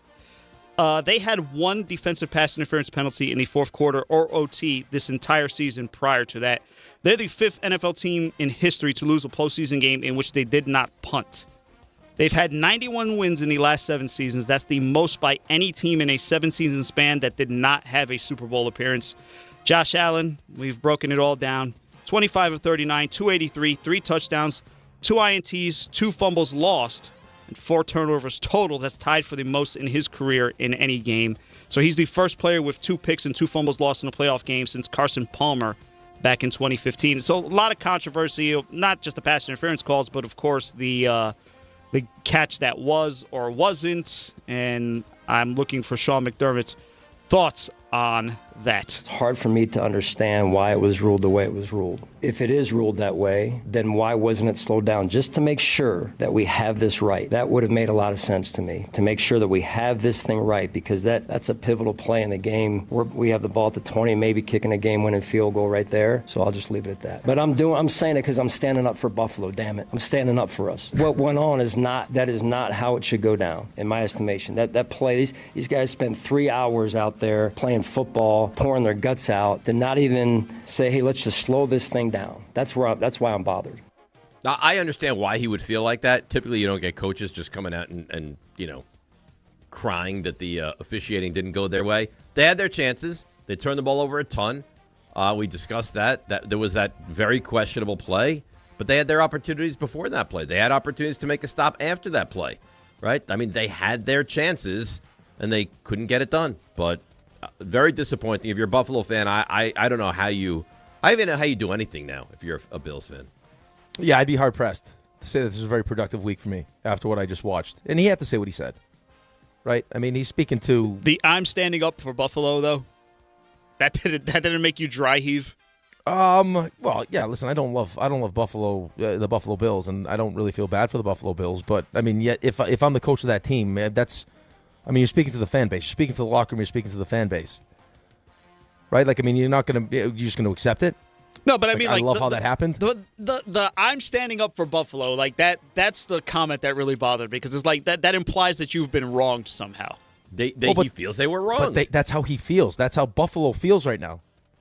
They feel like that was a catch. I know you think that's an interception. In his mind, that was a catch, and that they would have been in field goal range, and they would have won the game. Right, that's the game's over probably. Right. I mean, but they're at the 20-yard line. You just saw the kicker make a 50-yarder. He's going to make a 37-yarder. Right. I mean, and that's not the time to stand up there and start talking about, hey, we shouldn't have given up 10 points in the last 22 seconds of the first half and the turnovers and everything else. We, as bad as that was, and as much as we can't turn the ball over the way we did, we had an opportunity there. If that's ruled the other way and it's a catch, we win the game and we move on. And now no one's talking about the negative stuff. But they didn't. And now we sit here and break down the game and the things that Josh Allen did well and the things that he didn't do well, the throws that he missed, some of the calls that were missed. But, I mean, the reality of the situation is as fast as it felt, because it did feel fast, was that they were upstairs looking at all those things, and they came to the conclusion it was an interception. You know what was funny? The RJ text. You know what I love about this game? Oh, my God. They're just letting them play, and that's what I find to be so good about it. So this is RJ's fault is what we're The game went sideways after that. And then, like 9 seconds later. Immediately. Pass interference followed by a pass interference. Yeah, so Beals fans, if you want to be mad at somebody, be mad at RJ. That game, listen, that's probably more of the gripe than the actual outcomes. I mean, the outcomes are bothersome. It felt like there was an exact moment the officiating changed. Like Rick talks about it all the time. Athletes are looking for consistency from umpires, officials, referees. And when you have a whole game patternized to kind of formulate the way you're going to play, and then in an instant it changes, that's hard. It just so happened that instant was right after your text. Yeah, do you blame yourself at all for that? No. You don't care, do you? I care. I don't blame myself. Are your Bills fans just apoplectic today? I think that they realize you turn a football over 5 times in one game, and you're asking for a lot of problems. Well, I think, but that's the catch-22 of it all. Because if you're going to live on that and say, hey, we blame ourselves a little bit, let's look in the mirror. Who are you going to blame? Josh Allen? They love Josh Allen. So how hard do you want to come down on your quarterback? You got to say he plays a part. Josh Allen, by the way, is 0-7 in OT games in his career. That is regular season and playoffs. So that's the most losses without a win by any starting quarterback in NFL history. He's 0-3 in the playoffs. He's also got the most career playoff wins at 8 and starts at 15 by any quarterback without a Super Bowl since the Super Bowl era began. Here's Josh Allen on another tough playoff loss. Just missed opportunities throughout the game. A long season. I hate how it ended, and that's it's going to stick with me for a long time. Extremely difficult. Feel like I let my teammates down tonight. I saw him getting crushed for breaking down a little bit, and I'm not sure why. I don't mind that at all. I don't know why people would crush him for that. Dawkins, I mean, it happens, man. You want them to be that emotional after a game. Right, absolutely. That's the thing. If he swaps jerseys, then you're like, he doesn't even care. But he cries, and now he's a baby. Like, I don't need. What are we doing? I will say this: I don't need the apology tour talking about. Oh, if it wasn't for the turnovers, like I actually saw that. Like he had 4 of them. I'm not talking about the turnovers. Clearly, I'm that was an issue, and that hamstrung him for this game. All I'm saying is he cares so much that it brings him to tears. Yeah, I think that's a great thing. You want to see that out of your best players. You want your best players to care as much as you do, and clearly he cares. Right. So that's a good thing. So, but he got crushed for it. But who crushed him for that? You didn't see him getting crushed. He's a baby. Didn't see that. How can you cry after a game like that? That's insane. That's terrible. You've never if those people have never played or done something that means so much to them then in their lives. Yeah, whatever it is, I don't care what it is you do. If there's something that you put that much time, effort, and passion into, and you get that kind of result, it should. I mean, it should affect you that way. It does kind of feel like the Bills are going to have to go through kind of what the Niners, like the Rams, pick your cornerstones, like your Dawkins, your Josh Allens, your James Cooks, your Rousseaus, whoever else, and reload this thing. Yeah, that retool is coming. That's coming for Buffalo. I'm sorry, RJ. You know what? I almost blame Brandon Beane more than I blame that's Sean McDermott. I think that's part of the issue, and that may be a reckoning there too. Yeah, I think that's the second part of this conversation. Mm-hmm. Do you trust Brandon Beane and or Sean McDermott to be the ones to guide you? Seahawks beat the 49ers 41-6. Yeah, this one was over from the jump. Seahawks, I'm sorry, RJ. They tied their largest playoff win in franchise history. 41 points is also tied for their second most in a playoff game since the Super Bowl. They scored 43. And Mike McDonald, third largest win in a head coach's playoff debut. Largest since John Madden with the Raiders back in '69. Rashid Shaheed returned the opening kickoff for 95 yards, longest touchdown in Seahawks playoff history. They'll head to their 5th conference championship game in franchise history. They lost in '83 in the AFC championship game on the road, but switched to the NFC, won in 2005, 2013, 2014, all at home. It's their 8th straight win, including the playoffs, that ties for the longest streak in franchise history. They scored 26 combined points in the 2 regular season games against the 49ers this year. Sam Darnold, congratulations, first career playoff win as a starting quarterback in his second start. Kenneth Walker, season-high 116 rush yards, second player in Seahawks history with 3 rushing touchdowns in a playoff game. For the Niners, it's the second largest playoff loss in team history. 41 points allowed is their second most allowed. 7-game win streak in the divisional playoffs is snapped. It's their first loss since 2002 at Tampa Bay. They were tied with Kansas City for the second longest streak in the Super Bowl era. Largest loss of Kyle Shanahan's head coaching career since 2017, including the playoffs.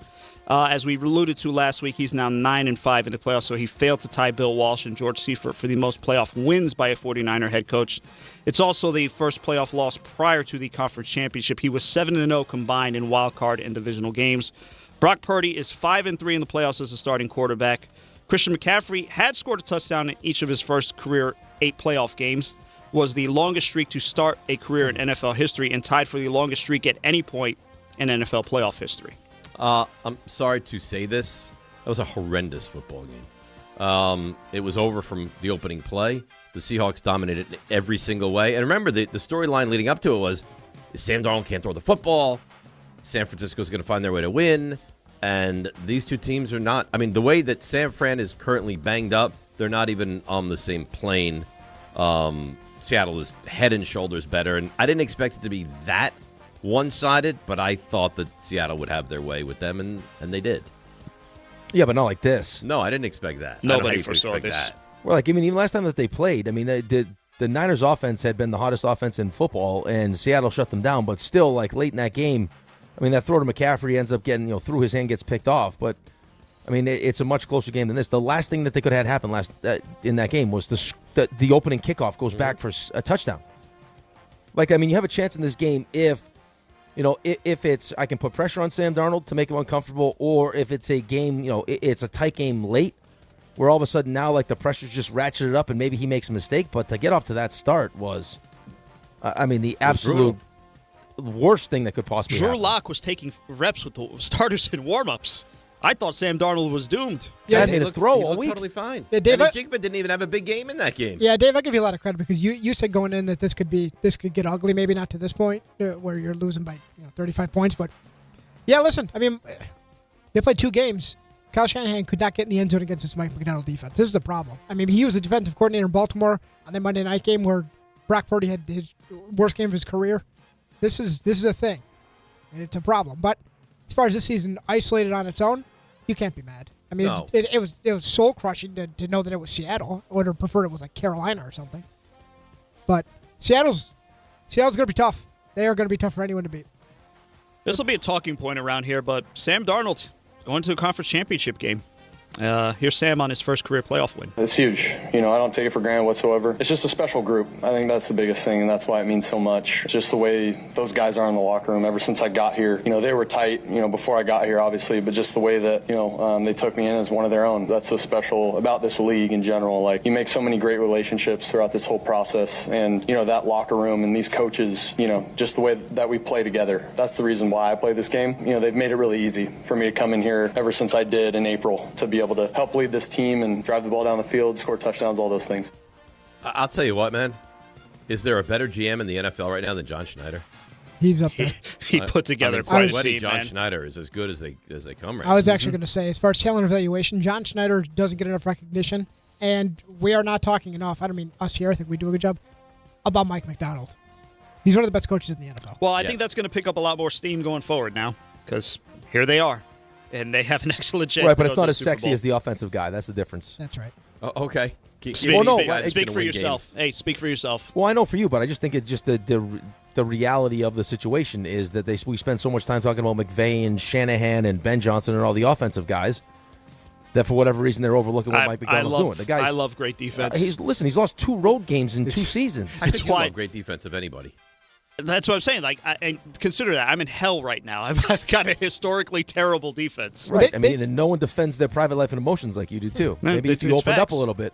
You think that has a correlation? Really? I think it could. I think it could. Anything's worth a try at this point, I guess. Tell us everything.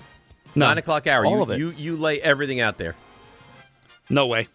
Absolutely not. I will tell you, the Patriots beat the Texans 28-16. Oh, by the way, too, quickly, too. Yes. The Shaheed pickup was a huge pickup for them. Oh, what a trade. Huge pickup. Paid dividends. Great job. Watching Leonard Williams dominate there is interesting from both the Jets and the Giants. Watching Leonard Williams dominate there, watching DeMarcus Lawrence dominate there, it's all fun. Any more Seahawks we want to praise? Yeah.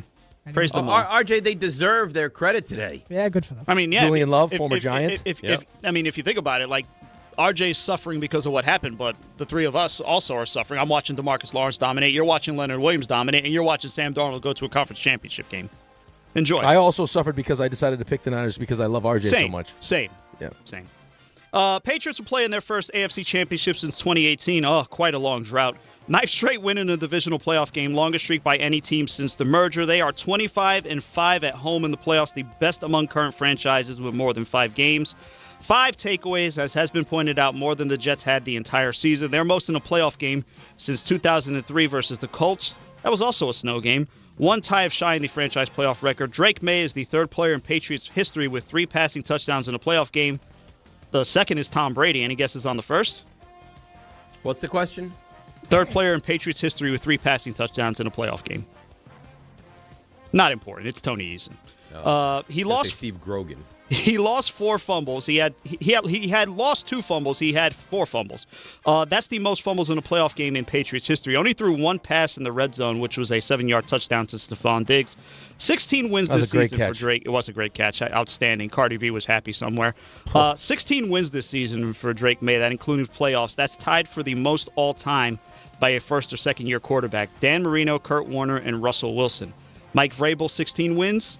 Tied with Jim Caldwell for second most by a coach in the first season with a team. George Seifert had 17 with the 49ers back in '89. Texans failed to be the first 0-3 team in NFL history to reach a conference championship. They fall to 0-7 in divisional games. They are 7-2 in wild card. They're the only winless franchise in that round since the merger. I don't think that's fair because they're only an expansion franchise since 2002, but that's the stat that kept showing up yesterday.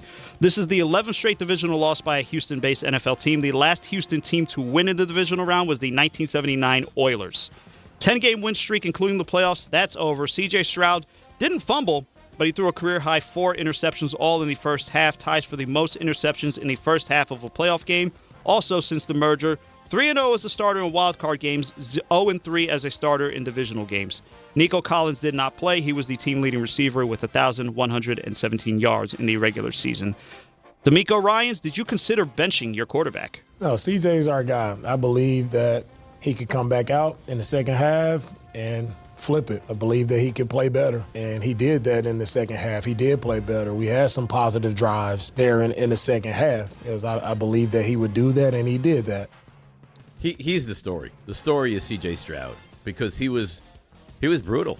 He played at a very poor level. And the thing that's confusing to me is it's not like he was great in the regular season. And if he went out there and he had played well recently and you said, all right, he had a bad half, but it'll turn around, I can live with that. He was awful against Pittsburgh. He was awful in the first half. He got picked off 4 times. He could have got picked off 6 or 7 times. It started on the first play of the game. He had a receiver wide open in the flat, and he missed him. He was brutal. And now, moving forward, you have to have the conversation of, what are you going to do with him? You're going to pay him $55 million a year for that level of quarterbacking? I don't know. All I want is a game manager, and he couldn't even do that yesterday. Right, but that's not why you draft someone with the second overall pick as a game manager. I get what you're saying, but, I mean, they have had – last 3 years, they've won 3 playoff games. Now, I mean, they But is he holding them back? In year 1, no, he wasn't holding them back. Agreed. These last 2 games feel like he's holding them back. Like this game, I mean, Pittsburgh, that's the other thing. That's why I would have considered benching him, is because you saw the same thing in Pittsburgh, and it's not even that he's just missing throws. Like, you could probably live with him just missing throws with how good your defense is. It's the decision-making. Right? Pittsburgh, it's like you fumble the snap, right? Don't try to pick it up and throw, like, just fall on it. I mean, there was one yesterday where he's like, it was a 1st and 10 play. It was deep in their own territory. He's under pressure, and he just throws it up, and it gets picked off. It's like, dude, like, your defense is awesome. Just don't turn it over. And you end up throwing 4 picks. And to their credit, the defense's credit, they're still only down 11 points at half. Because their defense is amazing. And I didn't think Drake May played great either, but, I mean, you just can't. You can't overcome that because it's decision-making. It's the turnover, just missing throws. And, yeah, did it get a little bit better? Well, I would hope so because it couldn't have got any worse in the first half. Well, it's not. I mean, I think he was 11 of 21 in the second half, and a lot of those were, like, on the last drive where they were just checking it down. So I guess a little better, but not much better. You paying him? Yeah, you're probably going to end up paying him. Oh, God. I mean, what choice do you have? What's your other option? Choice. I mean, you get into the playoffs every year. You're winning a playoff game every year. But not because of him? Well, this season it wasn't because of him, but, I mean, year 1 he was awesome. Who was it? Was it Troy who basically said that they have a decision to make, or was it may have been Louis Troy? Riddick? It was Troy. Yeah, basically, like, they had, first season aside, it's been rough. They have a decision to make. He's chasing that rookie season. Yeah, still. that's it. That's it. Yeah. Would you want him on the Jets? I would take him on. Yeah, absolutely. You would take him on the Jets? I'd take anybody right now. Yeah, I mean that's not a. Of course, you'd take him on the Jets. I'd take RJ and Ski shooting crossbows on the Jets right now. Monster ratings. Bears fall to the Rams 20-17 in OT. It's the 13th conference championship appearance on deck for LA. Their first since 2021. They're seeking their 6th Super Bowl appearance, 4th walk-off win in a playoff game in franchise history. 3 of those have come under Sean McVay. Those 3 wins are the most in the NFL since McVay took over. Matthew Stafford actually has 55 game-winning drives, 4th most in the NFL since 2000, behind Tom Brady, Drew Brees, and Ben Roethlisberger. 3 interceptions by that Rams defense. They're most in the playoff games since a franchise record 6 in the 2001 divisional versus the Packers. That defense forced a turnover on downs on 4th and 2 from the LA 2 with 3:02 left in the fourth quarter. From Elias, that was the first goal line stand by the Rams in a playoff game in the Super Bowl era. Did not matter because, the Bears march right down, get the 4th down conversion to Cole Kmet for the touchdown. Harrison, is it Mavis or Mevis? Mevis. So either way. The thicker kicker. The thicker kicker, or as Greg Buttle called him in Jets preseason, the fat guy, which is fantastic. I couldn't believe how big he was. He's a big boy. But so he's 16 of 17 on field goal attempts this season. That includes the playoffs. He was acquired midseason after the Rams' previous kicker, Joshua Carty, had numerous kicks blocked and or missed. So he's the 4th rookie kicker since 2000 to have a field goal in overtime in the playoffs and the 3rd to do it in walk-off fashion. The Rams are 3-0 this season when scoring 20 or fewer. The rest of the NFL, 47 and 185. The Rams have won 6 straight games when scoring 20 or fewer points. That's the longest active streak in the NFL. For the Bears, Caleb Williams, 23 of 42, 257, 2 touchdowns, 3 picks. Second straight game with multiple picks after having none of them in the regular season. 5 interceptions this postseason are the most in a single postseason in Bears history. Williams had 3 passing touchdowns this postseason in the final 5 minutes of the fourth quarter. 2 versus the Packers, 1 versus the Rams. That's the most in a single postseason in NFL history, so there's a lot of give and take here. He was 10 of 23 for 102 yards, 1 passing touchdown, and 2 picks in the second half and OT. DJ Moore, 2nd receiving touchdown in the postseason. His first came in the debut last week against Green Bay, so he's the first Bears player to ever catch a touchdown in each of his first 2 playoff games. The other was Bernard Berrien. Moore, 5 receiving touchdowns in the last 6 games after recording 3 receiving touchdowns in the first 13 games of the season. Congrats to the Bears for covering as 3.5-point underdogs thanks to Caleb Williams' TD pass with 18 seconds left in the fourth quarter. That play was remarkable.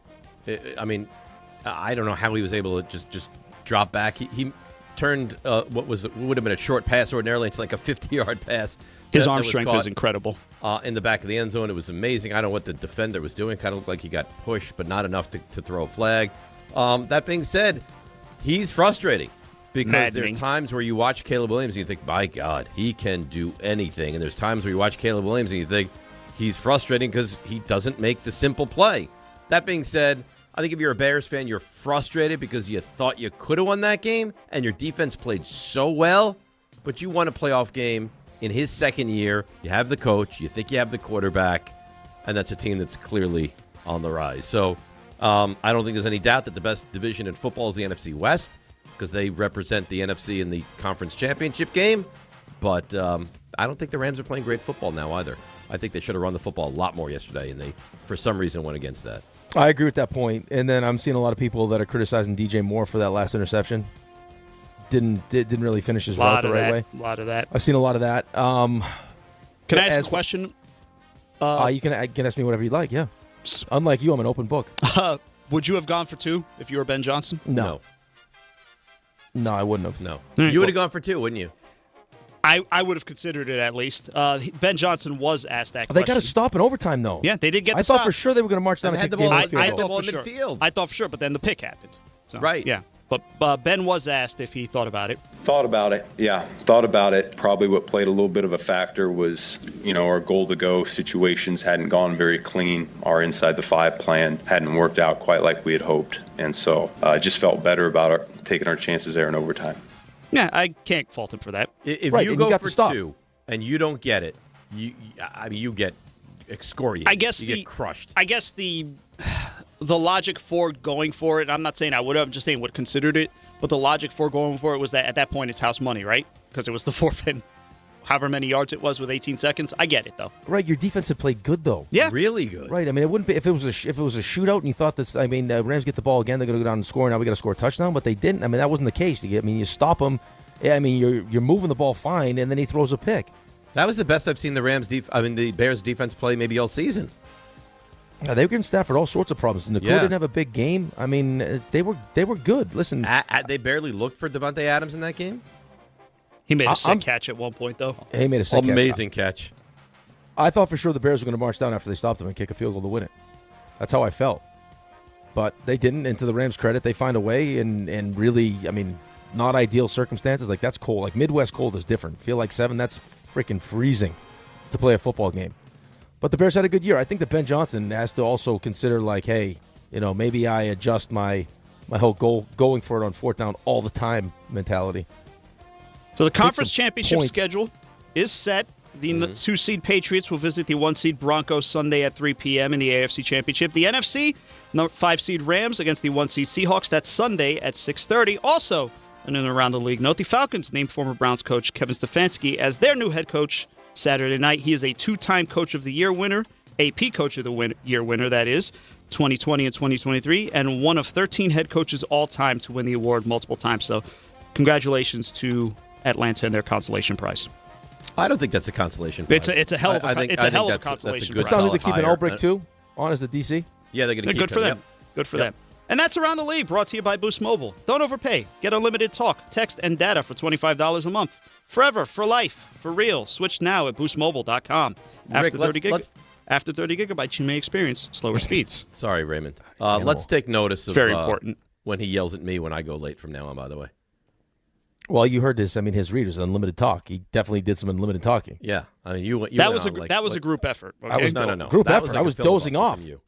I mean, you read everything. They didn't win since the Oilers back. Right. I mean, DJ Moore's got this. He's got this. He's got that. Oh, my God. I'm surprised you weren't, like, as a child, he was lactose intolerant. Next week, I'll just give you scores. Oh, see, no, don't be now who's me. the baby? Now who's the baby? You know what? Don't turn yourself into me. Not where I give you every stat from every game that you could possibly want, or I give you nothing. Let's take a break. Come back. It's frenzy time. 800-919-3776 at Rothenberg ESPN on the YouTube chat. Throw your questions our way. 800-919-3776. DNR with you, ESPN New York. All right, let's see what's happening on the roads. Here is Debbie Duhame. Hi, Dave. Hi, Rick. On this Martin Luther King holiday, alternate side parking rules suspended, metered parking rules in effect. Hey, I don't want this to bring you to tears, but you're stuck in lots of traffic on the eastbound BQE, bumper to bumper into Atlantic Avenue. It's an accident involving a truck, 1 and 9 north at 78, a crash. Skyline Drive closed between Ringwood and Oakland with icy conditions. Sponsored by Positive Coaching Alliance. Got issues with youth or high school sports? Positive Coaching Alliance can help. PCA, a national nonprofit, offers more than 1,000 free online resources for youth and high school sports coaches, parents, students, and administrators. Visit PCADevZone.org. I'm Debbie Duhame on 880 ESPN New York. That's the ease at which you get information. You want it, you get it. Like that. Ask your phone. Group chat. Smartphone. You're always connected and informed in real time. No waiting. So if you're diabetic and still using finger sticks to read your blood sugar, what are you waiting for? Knowing your blood sugar levels instantly is important for managing diabetes. Call US Med at 888-665-0696.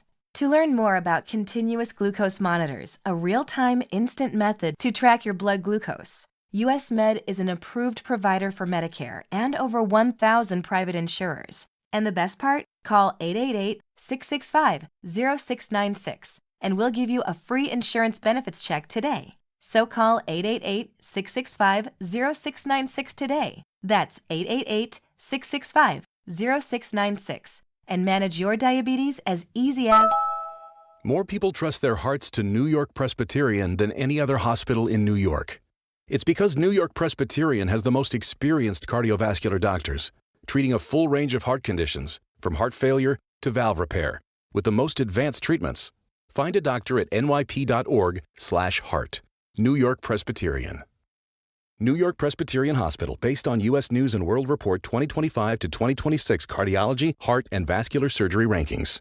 I know that hiring can be challenging. You sort through tons of resumes and you get too many so-so applicants. You're just waiting for someone to match your role perfectly. Well, now, there's a place where you can meet them fast. ZipRecruiter. Need to hire right away. Start your search for strong candidates. The right fit awaits. Build your team. Build it sooner. Meet your match on ZipRecruiter. Just head to ZipRecruiter.com/ESPN right now to try it for free, and you're on your way to meeting your match. 4 out of 5 employers who post on ZipRecruiter get a quality candidate within the first day. So try it now. Go to ZipRecruiter.com/ESPN. Once again, that's ZipRecruiter.com/ESPN. Meet your match on ZipRecruiter. Try it free. My name is Whitney Allen. I am a widow. My husband, Ryan, died. We never thought in a million years we'd have to use life insurance. The unexpected happened. With Ethos, it is so fast and easy. It's 100% online. You can get a quote in seconds, apply in minutes, and get same-day coverage. No medical exams, and you can get up to $3 million worth of coverage through Ethos. Get your free quote at ethos.com/game. That's ETHOS.com/game. Time spent on application may vary. Online health questions required. If you love to travel, Capital One has a rewards credit card that's perfect for you. With the Capital One Venture X card, you earn unlimited double miles on everything you buy. Plus, you get premium benefits at a collection of luxury hotels when you book on Capital One Travel. And with Venture X, you get access to over 1,000 airport lounges worldwide. Open up a world of travel possibilities with the Capital One Venture X card. What's in your wallet? Terms apply. Lounge access is subject to change. See CapitalOne.com for details. It's time for a frenzy. A football frenzy. You could say that 10,000 times and it still wouldn't be enough. It fires me up, man. I love it. Say it one more time. A football frenzy. Any team, any player, any question. All right, it is frenzy time. You know how to get involved, 800-919-3776. And on Twitter, I got it open on my phone right now. I'm ready for you guys at Rothenberg ESPN. On the YouTube chat, Raymond checks that out consistently, constantly. And you throw your question in there, and away we go. All right, Rick, here we go. 800-919-3776. Wes in East Hanover. Wes, you're on the frenzy. Did your opinion of Bo Nix change after this weekend? I thought he played well. So, yeah, maybe. I don't trust Denver. I didn't believe in Denver. They found a way to get that done. Their defense, even if they're not great, clearly turned Buffalo over a lot. So, yeah, that was a good job by Bo Nix in Denver. Yeah, well, I think Bo Nix is at that point now where he just has to continue to go out and prove to it. I mean, improve himself. I mean, I think Deshaun Payton believes in him. I think his teammates believe in him, and it sucks that now all of a sudden we're not going to get a chance to see him in an AFC Championship game. Because you would have had a really that would have been a great matchup. Denver, New England, Knicks in May. Early on. Right, in their either NFL matchup careers. would have been great. Like, I mean, either matchup. I mean, you give me Buffalo, New England, I love that. You give me Denver with Bo Nix, you love that. The only one you don't love is Denver now with Jarrett Stidham. Correct. Jeff in Howard Beach. Jeff, you're on the frenzy. If you're Kevin Stefanski, can you CMT who you want as your starting quarterback? Cousins, Michael Penix, or how about Tua, guys? Thanks. No. I'll no, I don't want Tua. I'll trash Tua. I'll cuddle Cousins, and I'll marry. And it's not even close. I'll marry Michael Penix all day, every day of those three. You agree? I'm with you. Yeah, I'm with you. That's terrible. Over, under. Oh, this is a dangerous question here. I shouldn't even ask this question. You got it now. Oh, Jackson Dart 1.5 Super Bowls with Harbaugh. Oh, God. I'll say under. Under. I'll say under. You're right. This is very dangerous. Very dangerous territory to get into. Raymond, keep an eye on that YouTube chat at Rothenberg ESPN on Twitter and 800-919-3776. Neil on Twitter wants to know, are the Patriots built for another dynasty run here, Rick? Yes. Oh, God. How could you say no? How can you say no? You love the coach. Yep. They got a great offensive coordinator, and they got a quarterback that's 23 years old in year 2. Tell me. So you just walked into it again? Yeah, I just walked right into it. And I got to deal with Josh Allen, too. Right. And the Bills and Josh Allen may be the second biggest concern you have in that division. Hey, look, you're still very much part of an impressive streak. The last 17 AFC Championship games. Patriots or Chiefs or Jets. That's great. Yeah, you know what the beauty is, though? Is that the momentum we've built up from not getting a field goal blocked is going to carry over to next season. I guarantee it. It just might. Casey in Greenbrook. Casey, you're on the frenzy. Level of confidence you have with Sam Darnold in the NFC Championship game. I still have a tremendous amount of confidence. What'd you say? I don't have a tremendous amount of confidence. Yeah, and I don't either. I don't think the Rams' defense is great. They're playing at home, but I still don't trust him tremendously. The thing is, their team is so good outside of him. I trust their defense. That's the top of the list. You trust their defense. You trust their coach. You trust coach their running great. game. Yep. He only threw the ball 17 times. Right. It was, 12? He did nothing. He was 12 of 17. 12 of 17. The throw to Njibba was a good throw, the one in the corner for the touchdown. Right. Those two have tremendous chemistry. The addition of Shaheed. But, just as far as, what happened in that game, the last thing on earth that could have that the Niners could have happened to give themselves even a chance was what happened in that game, going down 7 on the kickoff. Right. You got crushed, and Darnold didn't need to do a lot. And you took a lot of pressure off of him by getting the lead immediately and then handing it over to your defense. And then turn it over to that crowd. You could hear it through the TV how loud that place is. Crazy. You know what's impressive about that crowd? Typically, crowds go nuts, and then when one way or the other, they kind of calm down. Because you're up 34. They're still as intense as they ever were. Stay nuts. Ray, you have anything on YouTube? Oh, sure. Let's go with this one.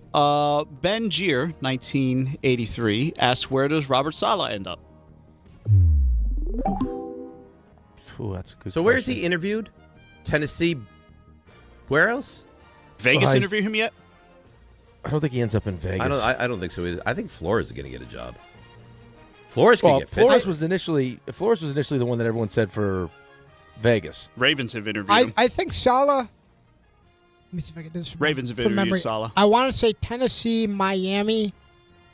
I think Baltimore, Atlanta, Arizona. I think. So he's interviewed all those places? Yes. All right. If I'm Saleh, I'm not going to Arizona. I'm not taking that job. He's got to go someplace with the quarterback. He has to.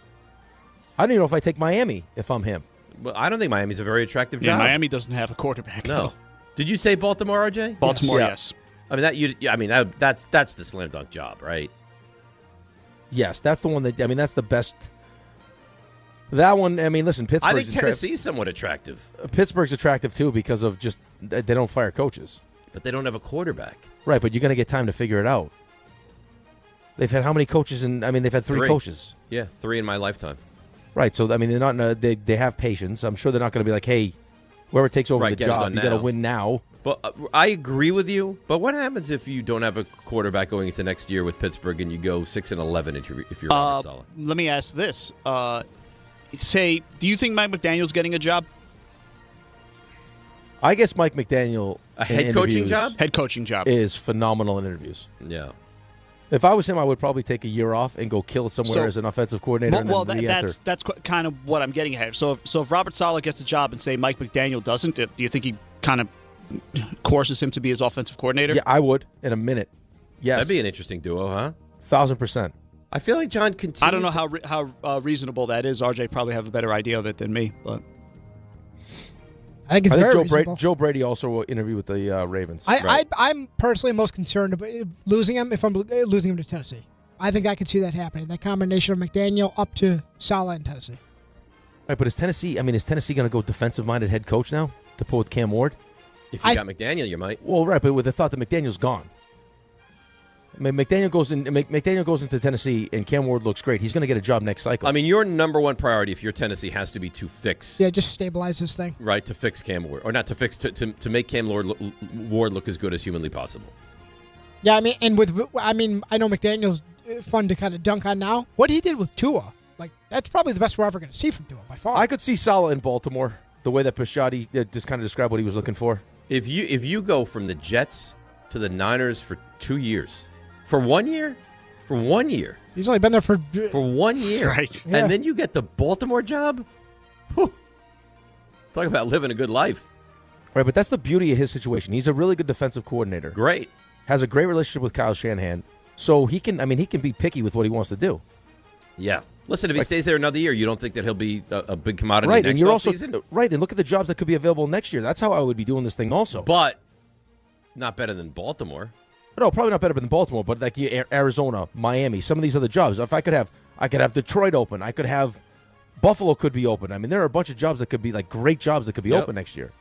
John just will not relent with his question. He asked this on Friday. Okay. I asked it to Dan. Now he's asking it again today. I'll ask it to you. Better question, he says, because he's obsessed with this question. Did the Giants make the Super Bowl before the Jets finished 500? No. No, so you see 500 in your Jets' future. Yeah, I see it in my future before I see the Giants winning a Super Bowl. I think he went too extreme with the Giants. Like if you said Giants playoffs or Jets 500. Or even Giants, like NFC Championship game, maybe. I'd be considering Giants playoffs, Jets 500. Giants playoffs. Yeah, I think that's probably. I think there's a chance the Giants can make the playoffs next year, maybe. They certainly could. Dylan in Levittown. Dylan, you're on the frenzy. Do you consider Mike McDonald an elite coach? Yes. Yeah, he is now. How could you not? Look what he's done with that team. How could you not consider him an elite Look what he's coach? done with that defense. Look at how good they are. RJ's scared to death of Mike McDonald. He should be scared to death. Look how young they are. Death. It's not great. I give them a lot of credit because instead of trying to find the next, like the third best offensive-minded coach in the division behind McVay and Shanahan, they went the other way and said, hey, can you stop those guys? Oh, sure. Look what he did on Monday Night Football against Brock Purdy. Let's get that guy. Well, can we put Seattle in that echelon of they are a well-run organization? Yeah. You better. They've always been well-run. That's all they do is win. Like up there with the Chiefs and the Niners and the Eagles. And I mean, they are a really well-run organization. I don't think anyone's ever said different than that. No, but I don't think a lot of people consider them of that ilk, and I think they should be. Well, I think a lot of us also don't. I mean, we know how much RJ hates Seattle. We don't want to just sit here all the time and talk about how good Seattle is. Well, I'm not going to sit here and placate RJ just because he can't handle that the Seahawks are a good football team. You should dress up as a Seahawk and show up to the studio and see what happens. No, I don't want to mock him, but I think they're worthy of a conversation of how good they are. They're very good. Say it again. No. Oh, God. Just take salt and just rub them in the poor guy's wounds. John's not relenting. No. Why did he say he appears? He could just move on, please. All right, anyhow. Talked about. That's it. Raymond, blow this one dead. Let's come back. We'll spend a couple minutes on the Mets, and we'll get back. Hold on, please. And how would I possibly know that? I have a read. Okay. Do you check the rundown? Do you ever check the rundown? You're supposed to tell me. Why would You're supposed to tell me. You get offended when I tell you. You tell me about the top of the hour. You get offended. This is why John's... The way you tell me, are you supposed to do something now? That's not what I said. I said, do you have something you want to say? This is why John's That's critical what I said. He's not critical of my on-air abilities. I'm reading. Hold on. I just got a new email from... Yep. It says, also, to let everyone know, personality test, Dave is very similar to Greg. Greg and I get along great. Who said this? That's what it says in the new email. Dave and Greg. A violation of privacy? Yep. All right, here we go. FanDuel's giving all customers a profit boost for the College Football Championship tonight. It's your last boost of the season. Pick the side you believe in, or you can build a parlay that fits the moment. Then you apply your profit boost and go after a boosted payout with everything on the line. So if you think Fernando Mendoza and Indiana will complete their run tonight, go bet it. Or if you think Miami is set to pull the upset, you can bet it. FanDuel is the best place to get into the championship action. And when you win, you'll get paid instantly. So visit FanDuel.com/local to get your college playoff profit boost today. Must be 21 and older and physically present in New York. Opt-in required. Bonus issued as non-withdrawable profit boost tokens. Restrictions do apply, including any token expiration and max wager amount. See terms at sportsbook.fanduel.com. For help with a gambling problem, call 1-877-8-HOPE-NY or text HOPE-NY at 467369. All right, that's very nice. Let's take a break. We'll come back. We'll get to the Mets and then over to the NFL again. The Giants and Harbaugh and the games this weekend. DNR with you, ESPN New York. Not all F words are bad. Some are actually great, like fast, free fiber for 4 months. Yep, switch to Optimum Fiber for as low as $25 a month. Plus, for a limited time, you can get 4 months free, HBO Max included for 1 year, and a 5-year price lock. Don't wait, this free fiber deal won't last long, and the fastest, most reliable, most consistent internet speeds await you. Call 888-4-OPTIMUM or visit Optimum.com/free today. Terms apply. See Optimum.com for details. 1-877 Cards for Kids. KARS Cards for Kids. 1-877 Cards for Kids. Donate your card today. 1-877 Cars for Kids. KARS Cars for Kids. 1-877 Cars for Kids. Donate your car today. Ready to get rid of that old car? Donate it to Cars for Kids. Call 1-877-CARS-FOR-KIDS to reach a friendly live agent. Donation's super easy, and your car can be picked up as soon as tomorrow. Call us now, 1-877-CARS-FOR-KIDS. That's Cars with a K to donate your car today. 1-877 Cars for Kids. Donate your car today. Did you know you can donate real estate too? Go to carsforkids.org. That's carsforkids.org. Hey, football fans, picture this. You bet on your favorite player to score the first touchdown in the game, but his teammate scores instead. If this happens, BetMGM wants to give you another chance at the end zone. With BetMGM's second chance promotion, you'll get your stake back if your first touchdown scorer scores second instead. Really? That's right. Bet on any pro football player to score the first touchdown of the game. If you're right, you win. If your player scores second, you get your stake back in cash. With BetMGM's second chance offer, you have a chance to keep the fun going after the first player crosses the goal line. Try a first TD scorer wager with confidence today. BetMGM. Make it legendary. BetMGM and GameSense remind you to play responsibly. See BetMGM.com for terms. 21 plus only. New Jersey only. Existing customer offer. Subject to eligibility requirements. Rewards paid back in unrestricted withdrawable funds. Gambling problem? Call 1-800-GAMBLER. Smalls here. Life is full of choices, some big, some small. And when you choose an H&R Block Tax Pro, you're choosing the largest network of tax expertise to be in your corner. For when your big ambitions need help with the small details. For when your six figures come from 6 different places. For when your gaming stream becomes your revenue stream. For when your business's year one needs 70 years of tax know-how. At H&R Block, they've seen it all. And they're here to help you make the most out of your money for life outside the box. Out on the course, they're the PGA Tour's best players. But in the arena, they're prime time. And Season 2 of TGL presented by SoFi is back with lights, cameras, action. We're talking big moments, big personalities, big names in the stands, all on the big screen. Big-time matchups with shot clocks, hammer drops, timeouts, overtime, and playoffs. It's city versus city, squad versus squad. The sport just hits different under the lights. It's TGL presented by SoFi. Keep up. It's golf. Tune into every match. Only on ESPN. All right, DNR with you, ESPN New York. So obviously today's a lot of football. I wanted to spend a couple of minutes on the baseball because we need to. And the Mets signed a massive free agent, of course, on Friday afternoon. So we didn't have a lot of time or any time to dissect this on Friday or over the weekend. Like it, hate it, love it. Where are you at with the Bo Bichette signing? I like it. I like it a lot. I mean, it goes, listen, I don't understand what the plan actually is. Maybe they don't have a plan. Maybe it's just like we're going to continue to make offers for the best available guys. Right, but then that's the problem, though. It doesn't. I mean, that's what it makes you feel like is that they don't necessarily have a plan. Because when you heard the initial plan, like I understood why you would trade 5 years of Nimmo for 3 of Semien, especially if we start talking about like what the goal of the offseason is. And he mentioned defensive run save. So all of a sudden, I got Semien playing second base, and I got Lindor playing short. Okay. Especially because Lindor isn't necessarily as good a defender as he was, but still, that combination, I like that a lot.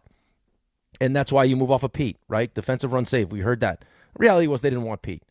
They didn't. David Stearns did not value Pete the way that the Mets fan valued Pete. But now, to all of a sudden bring in somebody that's going to do essentially what Pete was going to do, like the whole point was we can't give Pete 5 years because at some point Pete wasn't going to be a first baseman anymore. He was going to be a DH. And right now we don't love his defense at first base anyway. But still, like you'd be the combination of first base and DH. You bring a guy in who isn't necessarily, he's not the same offensive player Pete is, and he'll play some first. He's played an inning of first base. You're talking about Polanco. Polanco. So defensive run saved. Okay, that's out the window. And now you try with Tucker, and it felt like there was like you made a great offer. You felt like it was going to be Tucker, and he ends up going to the Dodgers. So you immediately pivot and steal Bichette from the Phillies, which I also like, and you're going to have him play third base. A place that he's never played. And he's not a plus defender anyway. Now, is he a better defender needing to cover less ground? Maybe. But he's not a great defender to begin with. Right, but you don't know. We still haven't addressed the pitching staff. Do I like the move? Yes. It's a really good right-handed bat in your lineup. I like that a lot. But still, they still have a lot of work to do. Okay. Well, that's step one. If he went to Philly, you'd feel a lot sicker now than going to the Mets on a short-term deal, which, by the way, I love that. So if he goes out there, the guy's a 290 hitter anyway. Like, in his sleep, he's going to hit 290. So now what happens if he goes out and he has an unbelievable season, he opts out, and you have to decide whether you want to keep him. And if he doesn't have a great year, you get him again in the prime of his career. All right, there's no opt-out after the first year, though. Yeah, I thought there is. No, I don't believe there's an opt-out after the first year. I think there's an opt-out after both years. Are you sure about that? Yeah.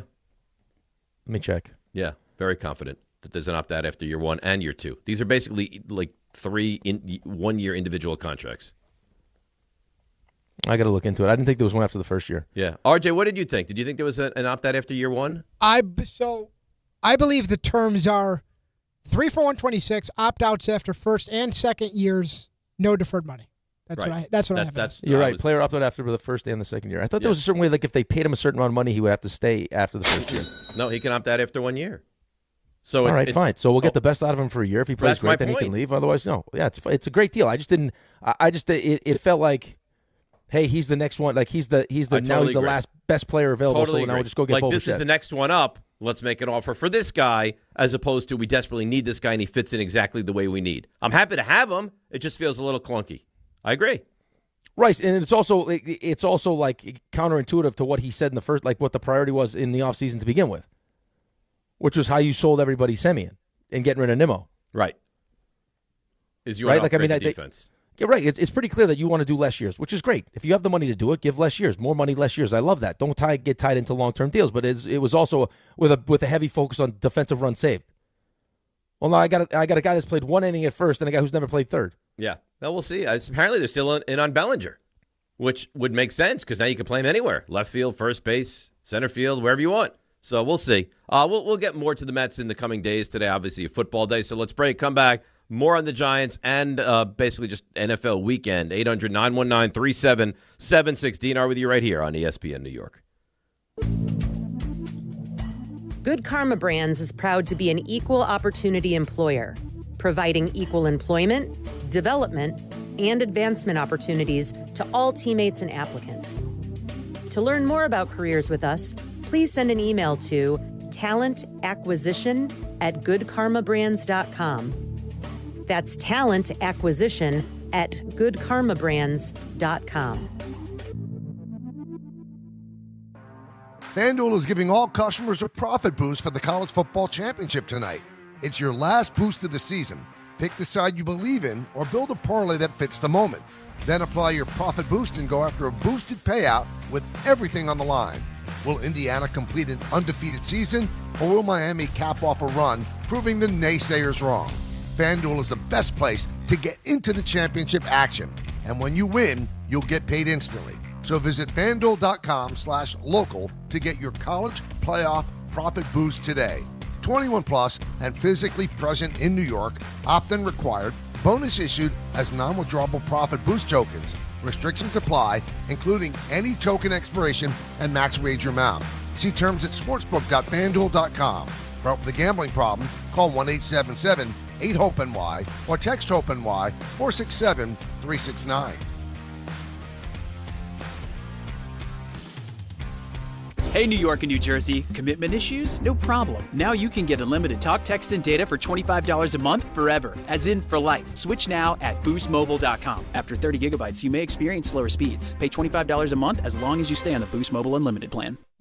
Show your team spirit and save big only at Security Dodge during the Start Something New sales event. For a limited time, score an extra $500 off on top of all rebates and new incentives, just for coming in and wearing your favorite team's jersey or swag. High school, college, or pro, football, basketball, hockey, and every sport in between. It's easy to win big at Security Dodge in Amityville. Visit us today or shop 24/7 at securitydodge.com.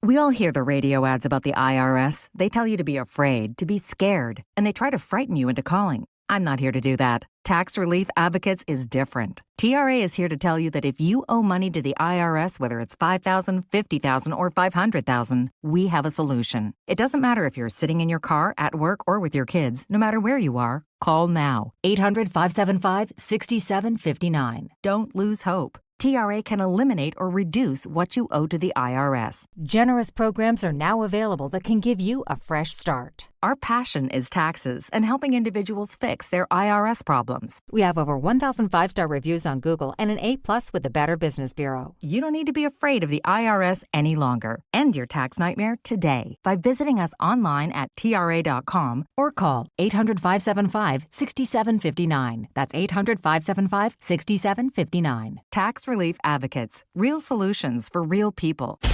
Hey, this is Mika Zibanejad. Hey, this is Adam Fox. Catch every Rangers game right here on 880 ESPN. WHSQ and WCBS FM HD2, New York. This is DiPietro and Rothenberg. I'm not really an Olympic guy. How are you not going to watch the Olympics, man? Skiing, then they shoot weapons. I'm a fan of that. With the crossbow. No, it's not a crossbow. It's a gun, you donkey. How do you cross-country skiing with a crossbow? Is it that crazy? They're doing it with a rifle. Was that when they ski and then use rocket launchers? I don't know. Now you're talking. This is DiPietro and Rothenberg. I can't wait to watch that one where they bobsled with nunchucks. That's Yes. Tell me you're not watching that. On ESPN New York. And streaming live on YouTube. And you claim to be the idea guy. RJ's going to totally fix the Olympics. Yeah, well, you know what? He got us off brainstorming after the whole crossbow situation. That's funny. He thought they took from their back. They took a crossbow and then they shot into into what? Targets, I guess. I guess same as targets they're doing with the placed along the field. Right. Well, at least Archer's geared up for the Olympics. Someone I know is not really interested, which is sad. I have no interest. Outside the hockey. The hockey I like. Speaking of hockey, I was listening to a podcast over the weekend. I heard one of the great NHL stories of all time. You remember Basil McRae? Yeah, play with the Maple Leafs, maybe? So I thought it was Basil McRae. Basil McRae, whatever it is. So Kelly Chase, Brett Hull, they're doing this podcast. And I guess they had Basil McRae on, and they were asking him what his toughest fight was. And he says to them, and they're expecting, the list of his fights. He goes, I'll tell you what the toughest fight I've ever been in was when Kelly Chase, who's doing the interview, took me home at 4 o'clock in the morning. My wife was waiting for me at the door. And they're like, well, what do you mean? He's like, I get to the door at 4 o'clock in the morning. She's waiting for me. I got puke all over my suit. And she said, look at you. It's 4 o'clock in the morning. You got puke all over your shirt. And he goes, no, honey, it's not. That's not my puke. It's Chaser's puke. That makes it worse. He gave me $20 for the dry cleaning. So she thinks he's lying, so she goes into his pocket and reaches in, and it's $40. And she's like, what's this extra 20 for? He goes, well, he also pooped in my pants. That's funny. That's funny. Oh, I started dying laughing when I heard that. That's funny. I didn't have Basil McRae on the bingo card, but there we go. So, couple things we got to do here. Go through the games again. Obviously, the play in the Bills game is that's the play. Yeah. I mean, truthfully, the Niners Seahawks, it's like, all right. I mean, the Seahawks were clearly better. I don't think there's a ton of discussion around that one. Yesterday's game between the Rams and the Bears, and what's going on with John Harbaugh, and then of course C.J. Stroud and Drake May, and the fact that when you take this from a Jets perspective, you got to be sick to your stomach. You got Josh Allen, who's 29 years old, and you got Drake May, who's in year 2, who unless something really unforeseen happens, is going to lead the Patriots back to the Super Bowl. Well, not to mention the fact that you have Mike Vrabel, which is a coach that we would have loved to have, and you have Josh McDaniels. And it doesn't feel like Josh McDaniels is probably going to be a head coach anywhere, right? I mean, do you get the idea that he's going to leave this job to be a head coach? No. I mean, it heard rumors of him leaving after the season. No. Right. So I mean, even so now I got Drake May, Mike Vrabel, and Josh McDaniels to deal with, and the Patriots are back and are probably going to be in the Super Bowl. Right. And when we say all the time, the best way to get to the postseason is to win your division. Well, it feels like for quite some time that's going to be very difficult to do. Right. And now we have no quarterback. We have the second overall pick. And Dante Moore's going back, so there's not even the temptation or the temptation to take Dante Moore with the second pick. And we have a coach that no one believes in, and an owner that's just considered one of the worst owners in the NFL. I mean, I don't want to get off in a tangent here, but you could, I think, very easily. If I said to you right now, worst situation in the NFL is who? Oh, because I think I'm not going to put the Raiders there because they're going to have a new coach and they're going to have what they deem as a franchise quarterback. Arizona's not a great situation right now. Arizona, I think, is a good one. A new coach. Cleveland, I think Cleveland's a better job than the Jets right now. Well, Cleveland's got a legit defense. I mean, they got might the best have a quarterback. Right, they might have a quarterback. They got one of the best defensive players in the league. Right, guy just set the sack record. Their defense is legitimate, so they have one side of the ball is really good. I mean, I guess we got our special teams unit, which is great. Got a good punter.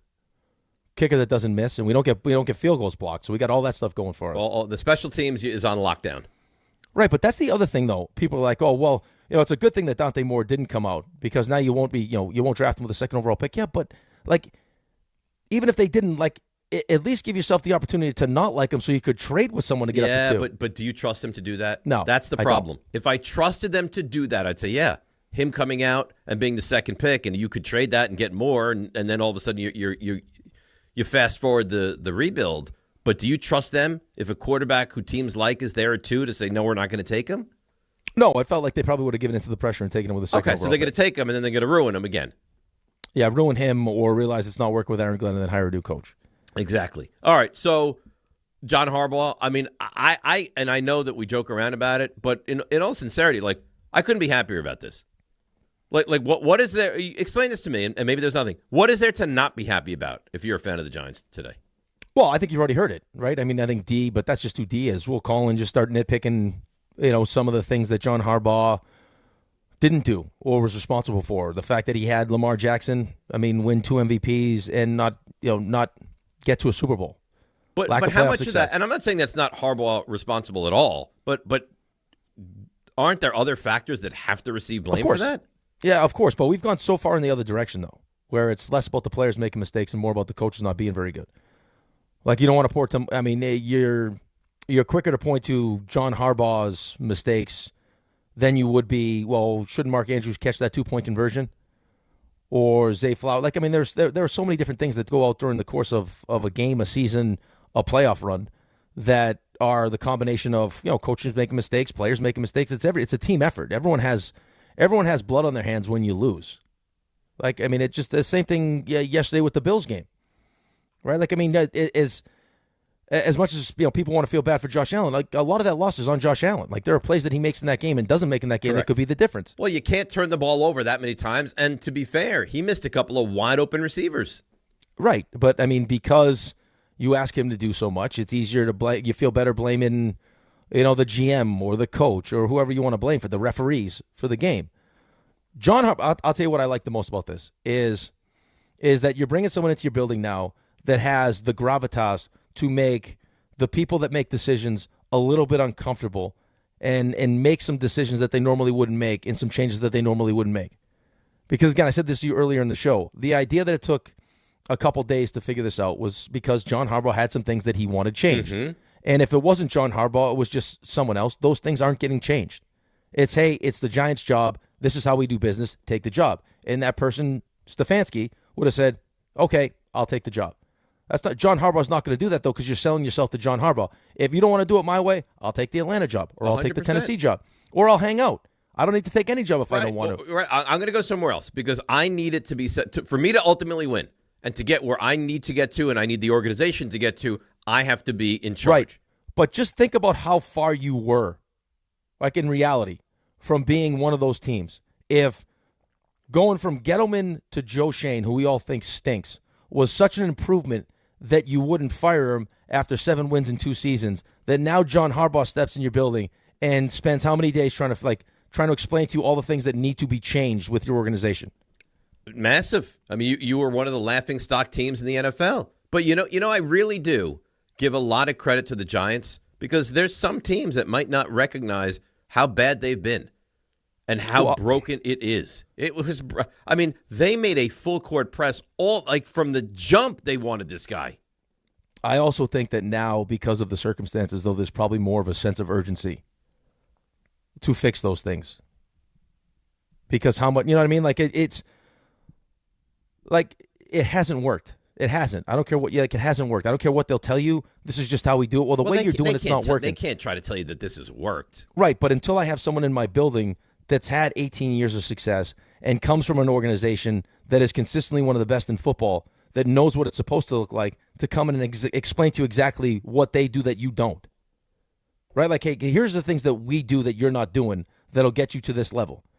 I think for John Mara, who's dealing with what he's dealing with, I think there's as hesitant as you would be to make those changes, you also recognize, like I don't know what's going to happen here. And I want to make sure that whatever does happen, right, I have this franchise in a great place. Well, it feels like for the first time in a long time, this franchise is in a good place and an improving place. Everyone I heard from over the weekend is ecstatic. I don't know that I've ever had a situation with any of my teams where just everyone is on the same page. This is a great hire. Yeah, it seems like it seems like a slam dunk no brainer. The fact that he wanted your job after how bad the team has been is, I'm not surprised just with how many pieces that they have in place, especially the most important piece. But the idea that Like, you have the most attractive candidate on the market that had multiple offers. I mean, had teams that had coaches calling him, and he felt like this was the best job is great news for you. And I think they'll be one of those teams that everyone points to as, the team that can make the biggest jump in year one with the new coach. And how could you not after, they really won 2 games. We'll call it 4, but. Right. No, they were handed 2 games. Right. You're playing against teams that aren't trying to win. I don't know how much I want to count those. But again, that for me is the biggest thing, though, is how far they must have actually been from being one of these top-tier organizations, and then now not being surprised at all with how bad it's been. It's been right, brutal. because it happens. Listen, it happens. Like, you don't know what you don't know, and there's a certain way we do things, and then until you bring someone in that's actually like been around a program that's done to the highest level, right? Like, for us, I use the Islanders for an example. Like, I thought Snowy did an unbelievable job. He drafted really well, and under the circumstances, he had success. But then all of a sudden, you bring someone like Lou in, who's had the ultimate success, and then how different, how things all of a sudden now end up changing. Because it's just like Lou's been there, he's done that, he knows exactly how it should look. Mm-hmm. He's had success doing it that way. Like, he has the recipe to do it. Right. You don't know that you don't have it until you have it, and then once you get it, you're like, oh. Right, but in its organization, like, Joe Shane was in Buffalo. Buffalo's a really good organization, but there's a certain way Buffalo does things. And then to get to the upper, where it's like, the way that Baltimore handles their business, how much money they invest. Like, Bart's talked about it.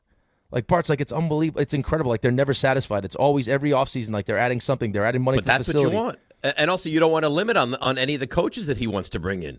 And what's important? Like, what do we get the best results with? Like, how are we prioritizing where we spend the money? Is it analytics? Is it sports performance? All these different things to try to get the best out of what you because it's at the end of the day, the players are investments, right? Like, you're investing in players. Now, how do we get the best out of those investments? Right. And you can only spend a certain amount of money on the players, right? Right. In free agents, on draft picks, there is a cap that you can get to. But there's no cap on how much you can spend on a head coach. 100%. And there's no cap how much you can spend on assistant coaches. And there's no cap how much you can spend improving the other pieces of the organization to get the most, maximize what you have in your players. 100%. Right. And we've seen that, though. We've seen it with the baseball teams, right? The Wilpons would spend money on players. Sure. But they wouldn't spend money behind the scenes on all those different things. So Steve Cohen comes in, and it's pitching labs, and it's all these different things. That you're right. Like, that's the way to get the advantage. If there's a salary cap and I can't get the advantage with paying the players, there are a lot of things I can do behind the scenes to get the advantage. Right. And it feels like maybe the Giants didn't even know how to go about that. Well, now you brought in a guy that knows exactly how to go about it. Right. And then those were the things that they were, those are the I's that they were dotting and the T's that they were crossing. And now he feels good about it, and these are the things that we're going to need to do moving forward. And I'm sure, especially with where the organization is at player-wise, like how these changes and how all of a sudden this influx of energy and credibility is going to affect their performance on the field. Like, how receptive they're going to be. Like, when they were begging for it Yep. At the end of the season. Like, we need a coach more like Tom Coughlin. Like, that's how bad it was. I know. I tell you what, all the crap that you had to deal with the Abdul Carter and guys, the country club atmosphere, gone. Oh, out the window. See you later. We're just with the tiniest modicum. Is that the word I'm looking for? Maybe. Of discipline with Abdul Carter, and you saw the last 5 weeks. Right. He was a completely different player. We got to go to Giants camp this summer. Have to. I'd love to. Someone's going to have to protect John Harbaugh from you. What do you mean? You know exactly what I mean. I'll do the interview on his lap. Yeah, you'll touch him, and there's a chance that you're massaging him. Like, you'll have to get one of those spray bottles to spray you off as you're dry humping his leg. I'm not going to dry hump him. I don't know. I think a quick rub down wouldn't hurt anybody. They'll be touching, guaranteed touching, uncomfortable touching, almost like when you try to kiss the boss. So you think you're concerned I might try to kiss John Harbaugh? There's a chance you go in for a kiss. And that's the risk you run with. And that's so bad because I'm apparently the one that can't be trusted in office, and yet you're the one that tries to kiss the boss. I had a moment. We're friendly. I had a moment. Friendly? Yeah, explain that to HR. Why did you try to tongue kiss the boss? I don't know. I didn't. You know what? Stop it. I didn't try to tongue kiss I don't anybody. know. RJ, do we know what that kiss was going to turn into? He closed his eyes. I didn't close. You weren't even there. I was standing right there. You didn't. Oh, stop. You know what? This revisionist history is disgusting. I'm glad we never got to that point. I did not want to find out where that was going. So. Right. I don't know where the hands. I mean, it was real. RJ and I, how about the fact that he's like, I was there. He wasn't anywhere near there. I was RJ and I right looked there. at each other, and we just like, wow, that was without saying words. That was something. We knew how awkward that was. Right. There's a chance Dave's not back. That's what happens. What happened? There's a chance that you weren't back. Had you gone through with that, there's a chance that it's probably DiPietro and Renan. Oh, please. Oh, God. Or somebody. How boring. Well, there's a chance that it's just a whole new show because DiPietro's you know what? You know what? RJ every day be like, and then Zdeno Chara, he could skate faster. Oh God. Parachute. I got another great Brett Hull story too, by the way, if you want it. As long as we haven't heard it 44 times. You've never heard this one. We were at the. So I actually heard the same story. So this happened. This is not the only time he's used this. So we're at the World Cup and we had the physical testing because before these tournaments you got to get weight, all these different things, vertical jump. So Hully is standing there in line. He's like, what's this next test? And they're like, this is going to be the vertical jump. And meanwhile, it's not like, these are like helpers that are like, just, it's cool to like be associated with, Team USA. And I get to meet, Chris Chelios and Mike McDonald, all these famous hockey players. So everyone in the line is doing the vertical jump. And Hully's like, yeah, what exactly do we have to do here? Why do you do your Brett Hull like that? That's how he talks. That's like, you'd have to hear him talk like that. All right. So this the guy's like, listen, so Mr. Hull, you have to stand here and you're gonna lift your arms up and you're gonna jump. He explained what a vertical jump was? Yeah. And Hully's like, lift my arms up and jump. He goes, yeah, we want to see how high you can jump. He goes, I'll tell you what. And he lifts up his arms. He goes, see this? He goes, I've lifted my arms up this high over 700 times. That's all you need to know. And then he just walked away. And then the piece de resistance is if he's walking by the weight person, like, Mr. Hull, we need you to step on the scale. He goes, I weigh 235-ish. Write it down. And then he just walked out of the testing. That's funny. And just no interest. That was he's the best, man. But does it matter how high he can jump?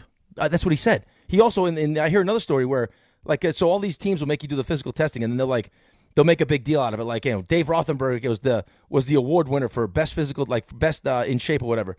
So I guess when he was in St. Louis, because he didn't believe in any of it, he took Keenan to the back where they had the award, and he started going. And he goes, "Oh, so Mike, tell me exactly who these guys are." And he starts going through the list. He's like, "Who's this guy? How many games did he play?" And he just eviscerated the list. Like, that guy stinks, that guy stinks, and they all won the testing.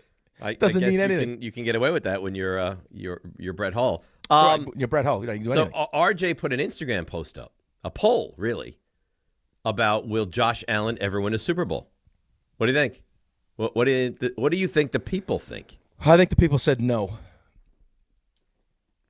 Like, what percentage would you say said no? What percentage would you say said yes? Well, I think you had a lot of Jets fans that want to believe no too. So I'll say it's close though. I'll say that. I'll say 52% said no. 75% said no. Wow. Yeah, but you know why? Because people are prisoners of the moment. Because he didn't win again.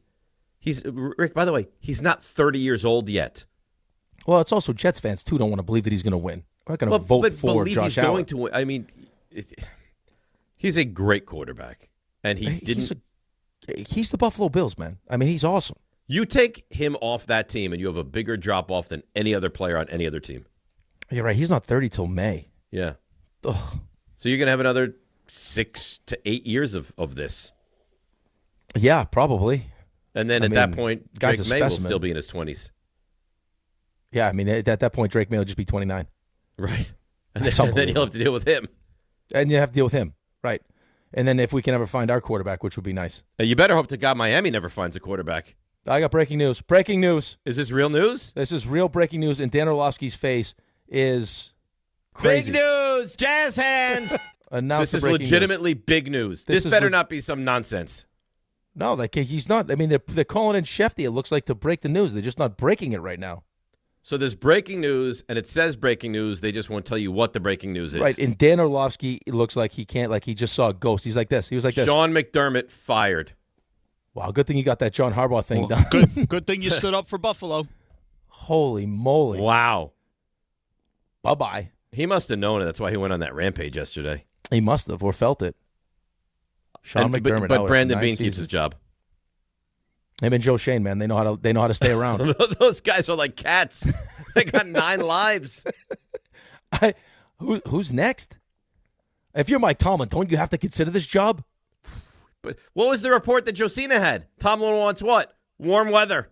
I don't care. Give me. Listen. The stadium's partly covered. The new one. Give me Josh Allen. Where Are you do kidding they me? go? I take that job in a minute. So what? Who's out there that you look at? You're like, that's a great coach, because you would think they would have their pick of the litter now, right? Oh, of course. The Ravens is available too. Where you have like 2 of the top 4 quarterbacks in the world are looking for coaches. Reigning MVP too. I mean, who are you taking now? I mean, Tomlin's got to think about this. I know you want to do TV and relax for a minute, but still. I mean, you don't get jobs like this that open up with No. quarterbacks like that. You think Harbaugh's like, damn, I screwed this up?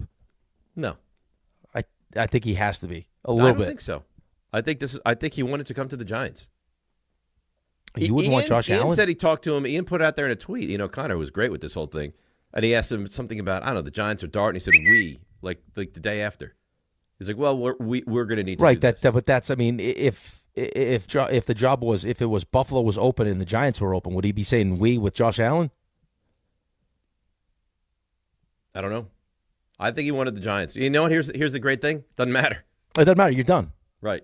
That's over. Doesn't matter. I mean, first blush, who do you think goes to Buffalo? It's such an attractive job. I think you're probably doing. I think you're probably going offensive minded. No. Yeah, but I mean, you have to hire a great head coach. Yeah, I don't know how many. There's no great head coaches Right, still like available. a Ben Johnson would have been such a perfect fit for that. But I Ben don't know Johnson? who's available that you look at as like an offensive Well, great mind. offensive. Mike McDaniel's a great offensive mind. He is, but can you give him the head coaching job after he got fired in Miami? That's going to affect his That would outfit be choices weird. too. Buffalo. That'd be really weird. Wow, that's McCarthy, big. Mike McCarthy. Yeah, maybe. Maybe. I'm sure Stefanski's not pumped that he took the Atlanta job already. Is there a coordinator that you would point to and say, yeah, let's take a chance with the coordinator at this point? I'd have to think it through, but nobody that jumps off the page right away. I mean, if you're Kubiak? Saleh looking for a second job, you're begging for this job, especially because you get to stay in the same division as the Jets. Saleh and an elite offensive mind. Saleh and McDaniel. Yeah, that's In not Buffalo? unattractive. Yeah. RJ, wow, this is big news. RJ, Hi. how you doing? This Is your phone blowing up with all your Buffalo brethren? Yeah, news is making the rounds. I would be shocked. Stand up for Buffalo. Shocked if Brandon Beane finds a way to keep his GM job. So you think they're going to have a complete overhaul? I think now is the time. I think we talked about it, I don't know, 2 hours ago. You pick your guys. We've seen phase 1, the first half of Josh Allen. They made the playoffs 8 times under Sean McDermott. 8. Yeah, and they're 8-8. And they Do they consider made the giving playoffs Joe Brady no the job? times from 2000 to 2016. Joe Brady, I think right now in You Buffalo, think that happens? I think would be a tough sell. I don't think they're as high on Joe Brady as everybody else. But listen, you pick your guys. You got Deion Dawkins. You got Josh. You got a pretty nice offensive line, James Cook, some pieces on defense, and you reboot this thing. New head coach, new GM. Let's build it for the second half of Josh's career. Considering what they are, they probably have like a certain guy in mind. This There's felt like somebody they want. Yeah, this felt like the time. If you're going to do it, it felt like right now. Wow. I think talking to the people that I know up that way, it wasn't so much no Lamar, no Mahomes, no Burrow in the playoffs, and you go out in Denver. It's the Patriots being what they are. That's a wake up. How about, I'm going to throw out a name. You might jump me for it. Dable. Oh, that would be insane. That would be insane. I don't think it's crazy. You don't? I think it's crazy. Yeah, but I think you need. I think you need like a real head coach. I agree. Like a John Harbaugh. And then you figure out who you want to pair with Josh Allen on the offensive side of the ball. Because the offense you figure is going to take care of itself. You know what I mean? Like I could even make the argument that you could go someone on the defensive side of the ball. Well, could I say on like a Jesse Minter then? You could send me on. You could send me on a Brian Flores. I think would be a nice fit there. How about Flores and McDaniel, or Flores and Dable? I mean, because Dable would take that job in a minute. Are you kidding? I can't It's a imagine. great job. I can't imagine Kingsbury up in Buffalo. No. And then you then want Josh to take Allen your could career, live in then the you Blues. get But- another head coaching job if you're Dable. Do you want to put Josh Allen now, turning 30 years old, with a coordinator that's never coached before? Or would you rather go with someone that you didn't think had, like, hey, he didn't have a fair shake in wherever he was at because he didn't have a quarterback. Now I put him with the quarterback. strengthens our defense, and then we find, because we'll have how many offensive coordinators that are dying to work with Josh Allen? All of them. That's not going to be a problem. No, all of them are going to be. Could you imagine McDaniel with him? Oh. That'd be a problem. RJ? Yeah. You want to rifle through some stuff that we might have missed? Sure. Now. Walk-up three-pointer. He got it! See ya! Put it in the box! The you missed. Oh, boy. And by the way, yeah. Thanks to the Buffalo Bills, because this news usually breaks at like 10:01. Yeah. Oh, yeah. Good job. So thanks for getting that done in the 9 o'clock hour. Much appreciated. That is solid. You mentioned Brian Daboll, so he will interview for at least he's scheduled to. We'll see if the Bills don't try to intercept him. But he's scheduled to interview for the Philadelphia offensive coordinator job and has already interviewed for the Titans head coach opening. Some other coaches off the board. You mentioned it. Stefanski goes to Atlanta, the first major move under new team president Matt Ryan. The Packers have brought back Matt LaFleur on a multi-year deal. The Steelers are expected to speak with Mike McCarthy for their head coaching opening. But by the way, if you're the Steelers, like that's a marquee opening. Now, the unfortunate luck you have the Ravens and the Bills job open in the same cycle. Both have two of the best quarterbacks in the league. Yep, Steelers players are open, by the way, to Aaron Rodgers returning. Have not heard that from Rodgers himself. Rick, you said this earlier. The Browns have been given a second interview request to Jags offensive coordinator Grant Udinski. By the way, he's 30 years old. Cleveland also has a second interview scheduled with their defensive coordinator, Jim Schwartz. And it sounds like at the moment, Wink Martindale, Jim Leonard are the leading candidates for the Jets defensive coordinator job. I told you on Friday it's going to be Wink. You did say that. How are you taking that job, though? I mean, Wink I can understand. But if you're Jim Leonard, what are the chances? How long is Aaron Glenn sticking around? Is there really that's a scary opportunity? Right, and he can get the Cowboys possibly or the Giants possibly. So why would he take the Jets? Sean McDermott, by the way, 98-50 in his time in Buffalo, 8-8 in the playoffs. Not good enough. 98-50. Not good enough. So the stat also, Jarrett Stidham, 4 career starts, the fewest for any quarterback ever in a conference championship game. 1 fewer than Jeff Hostetler by the time he got to this point.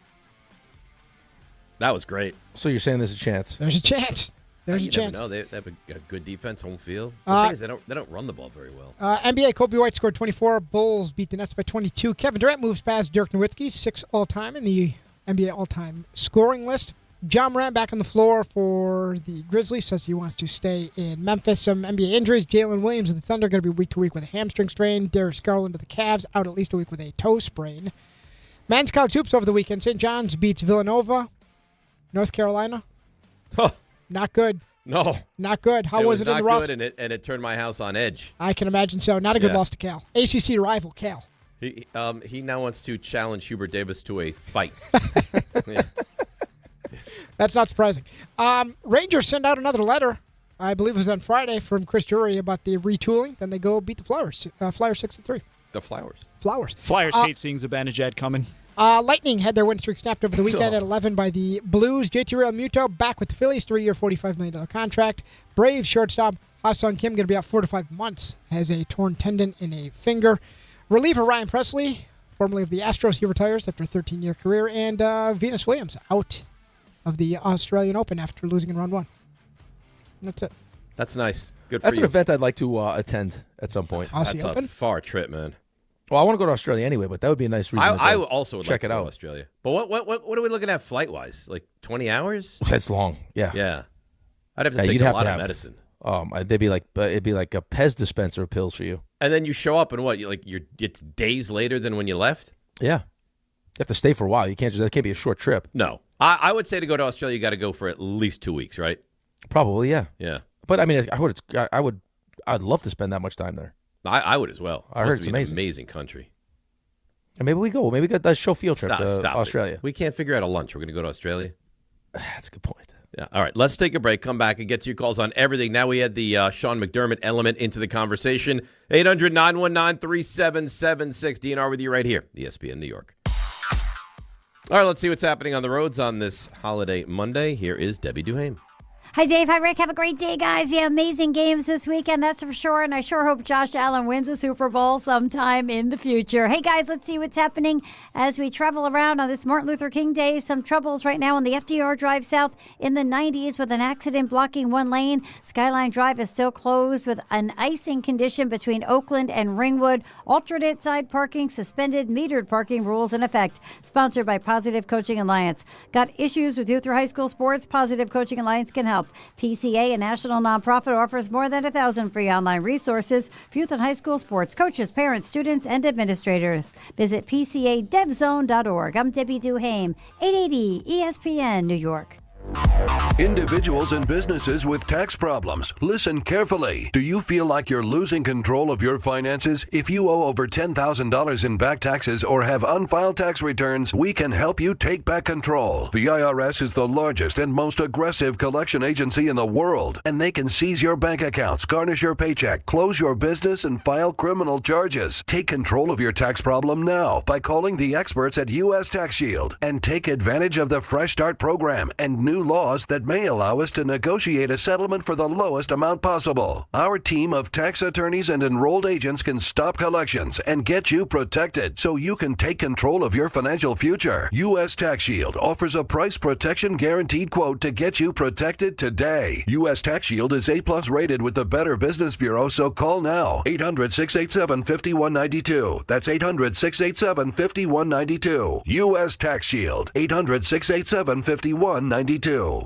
If you've been injured in an accident that wasn't your fault, then you need a lawyer who knows New York's unique personal injury and workers' compensation laws. At the Parisman Firm, they have decades of experience handling all types of accident cases and a proven track record of delivering huge results. Their team has already recovered nearly $1 billion for injured New Yorkers. From construction to car accidents and slips and falls, they've got you covered. Call the Parisman Firm now at 718-WORKERS, where your case is their cause. Get the justice you deserve today. FanDuel is giving all customers a profit boost for the college football championship tonight. It's your last boost of the season. Pick the side you believe in or build a parlay that fits the moment. Then apply your profit boost and go after a boosted payout with everything on the line. So if you think Fernando Mendoza and Indiana will complete their run tonight, then bet it. Or if you think Miami is set to pull the upset, bet it. FanDuel is the best place to get into the championship action, and when you win, you'll get paid instantly. Visit FanDuel.com/local to get your college playoff profit boost today. Pick the side you believe in or build a parlay that fits the moment. Then apply your profit boost and go after a boosted payout with everything on the line. Must be 21 and older and physically present in New York. Opt-in required. Bonus issued as non-withdrawable profit boost tokens. Restrictions do apply, including any token expiration and max wager amount. See terms at sportsbook.fanduel.com. For help with a gambling problem, call 1-877-8-HOPE-NY or text HOPE-NY at 467369. At City Harvest, we believe no New Yorker has to go hungry. With your help, we're on the road 365 days a year, rescuing over 77 million pounds of nutritious food and delivering it free to millions of New Yorkers, transforming surplus food into sustenance, sustainability, and smiles, rallying thousands of New Yorkers to power a network of nourishment across our city. One day, one meal, and one New Yorker at a time. That's how we feed good. Donate at cityharvest.org.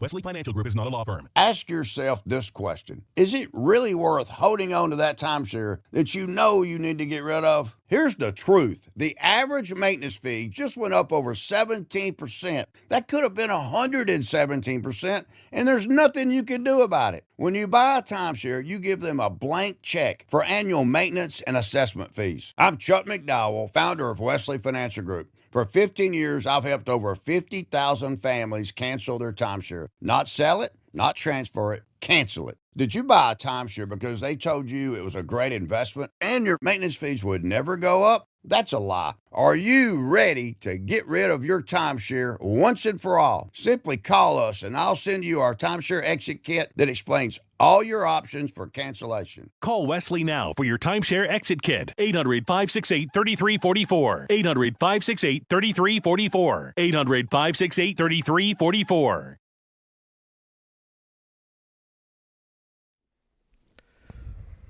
All right, DNR with you, ESPN New York. I can't believe that they just fired Sean McDermott. I guess I shouldn't be that surprised because there were rumblings about it, but I just find it very surprising. 9 seasons. Yeah, I mean, I'm just shocked that we're sitting here with Baltimore open, John Harbaugh's out, Tomlin stepped down, Pittsburgh's open. Now, Buffalo with Josh Allen. So you got Lamar and Josh Allen sitting there with no head coaches. I was just doing some research for the show because that's what I do. We know it's what you do. Dialed. Yeah. Dan Orlovsky's first thought was Brian Dable and Joe Brady.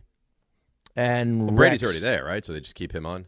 Right. Well, could that be one of those ones like in Tampa, right? Like the idea that Liam Cohen could get a job.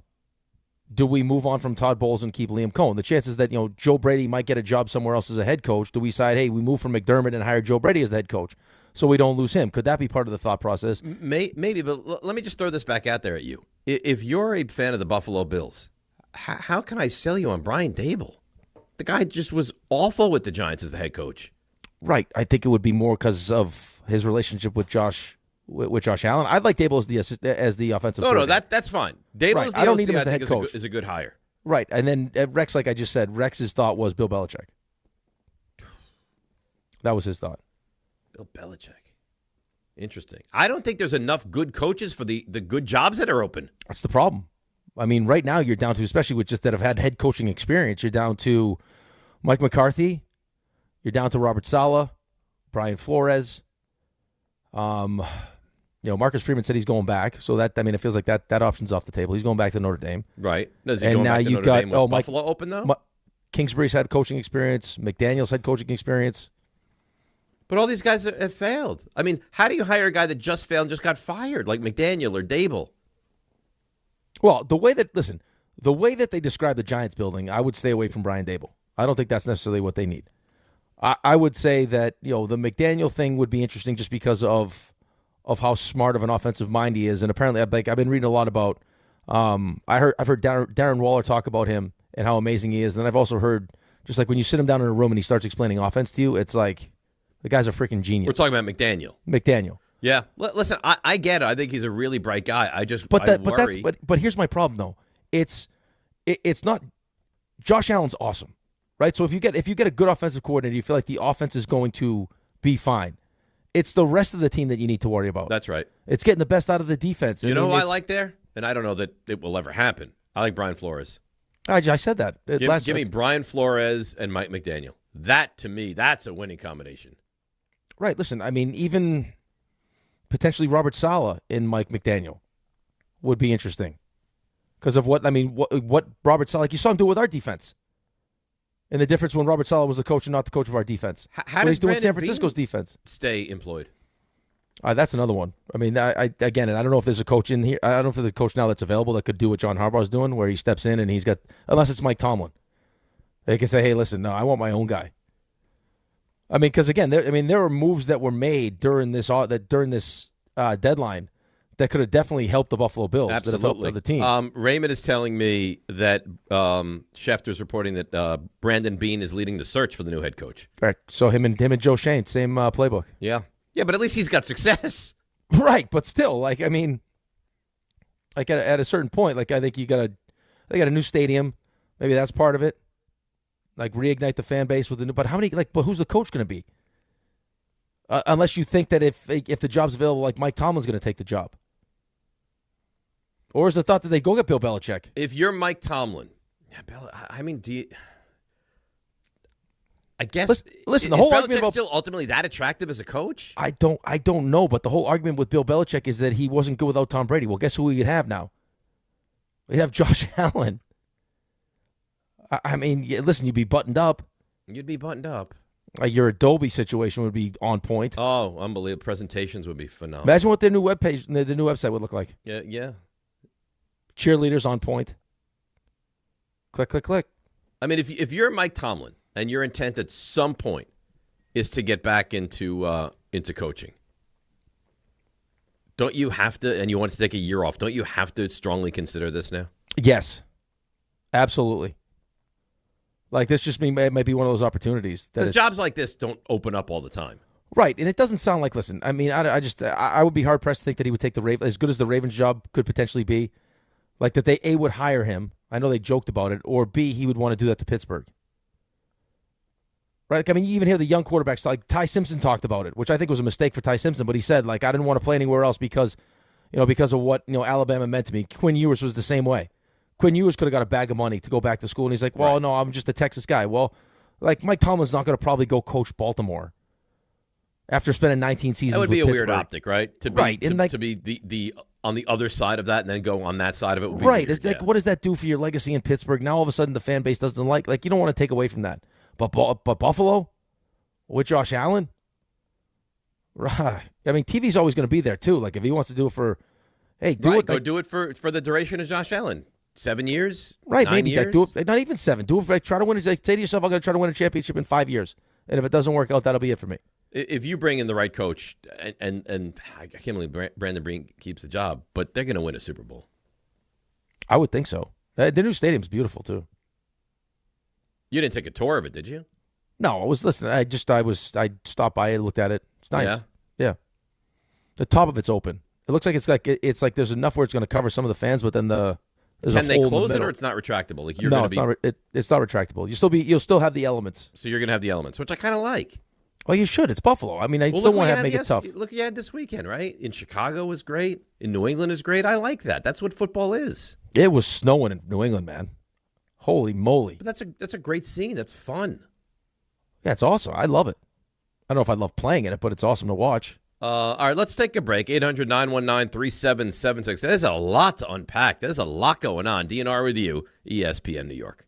Are you ready to make a difference for the environment while helping the visually impaired at the same time? Then donate your vehicle to Heritage for the Blind today by calling 1-800-983-6530. Every donated vehicle will either be properly recycled in an eco-friendly manner or given a new life through reuse. Donating your vehicle is easy. Simply call 1-800-983-6530 and Heritage for the Blind will do the rest. They'll even arrange for your vehicle to be picked up at no cost to you. And for a limited time, when you donate your car, you'll receive a $200 restaurant voucher and a 2-night, 3-day hotel stay at one of 50 locations. Call 1-800-983-6530 right now to schedule your vehicle donation and make a positive impact on the environment while helping others. Heritage for the Blind, where every car donation counts and every person makes a difference. Call 1-800-983-6530 now. This advertisement is paid for by Heritage for the Blind. Not all F words are bad. Some are actually great, like fast, free fiber for 4 months. Yep, switch to Optimum Fiber for as low as $25 a month. Plus, for a limited time, you can get 4 months free, HBO Max included for 1 year, and a 5-year price lock. Don't wait, this free fiber deal won't last long, and the fastest, most reliable, most consistent internet speeds await you. Call 888-4-OPTIMUM or visit Optimum.com/free today. Terms apply. See Optimum.com for details.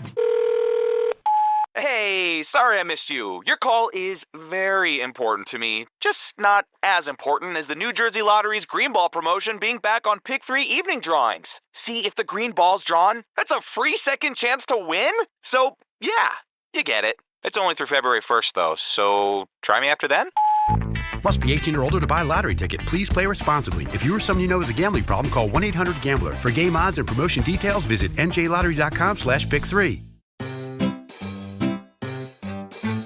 1-877 Cars for Kids. KARS Cars for Kids. 1-877 Cars for Kids. Donate your car today. Call 1-877-CARS-FOR-KIDS to reach a friendly live agent. Donation's super easy, and your car can be picked up as soon as tomorrow. Call us now. 1-877 Cars for Kids. Donate your car today. Did you know you can donate real estate too? He's coming. Here he goes. Surprise! Your table saw broke. Also, the warranty expired weeks ago, so you need to pay for a new one out of pocket. At Progressive, we know small business owners don't usually like surprises because they cost you money. But a good surprise that could save you money? Getting a commercial auto quote from Progressive. Oh, and the replacement part you ordered doesn't fit, so it's completely useless. What a waste. Surprise yourself. See if you can save in as little as 8 minutes at ProgressiveCommercial.com. Progressive Casualty Insurance Company and Affiliates. Score more with the college-branded Venmo debit card. Rep your team with every tap and earn up to 5% cash back through Venmo Stash, a new rewards program where the more you do, the more you get. Get your Venmo debit card today and start earning rewards with Venmo Stash. Learn more at Venmo.com/collegecard. The The Venmo MasterCard is issued by the Bancorp Bank N.A. Select schools available. Venmo Stash terms and exclusions apply. Max $100 cash back per month. See terms at venmo.me/stash terms. The College Football Playoff National Championship. Let's go! The magical run by the 10th-ranked Miami Hurricanes continues. There's no bad play, no bad call, no injury that we can't overcome. When they faced a top-ranked and undefeated Indiana Hoosiers. All I can say is go IU and Hoosiers! Number 10 Miami versus number 1 Indiana. Coverage begins tonight at 6:30 on 1050 ESPN and the ESPN New York app.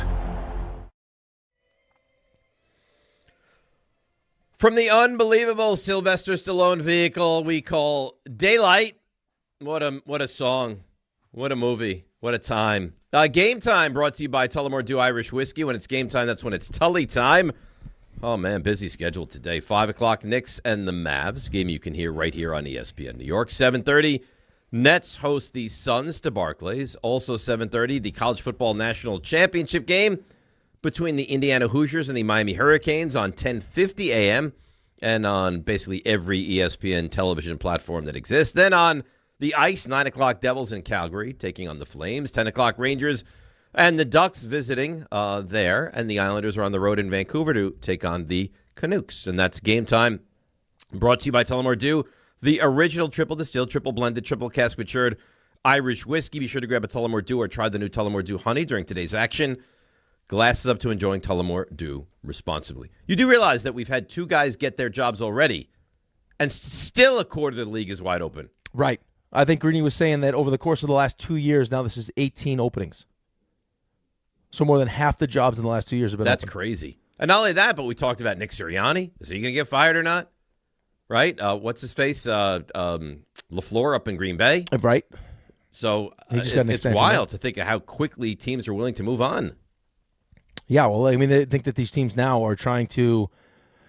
Shefty was talking about how it's a copycat league, and when some of these owners see these other owners making changes, like the idea that Baltimore decided it was time with John Harbaugh because he wasn't having the kind of success they thought he should have with Lamar Jackson, and now you have 9 seasons with Josh Allen, and this team hasn't been to a Super Bowl. It's in their opinion, it's time for change. It's not like I just also believe that like it has to be. Like the timing of it has to be right too, though.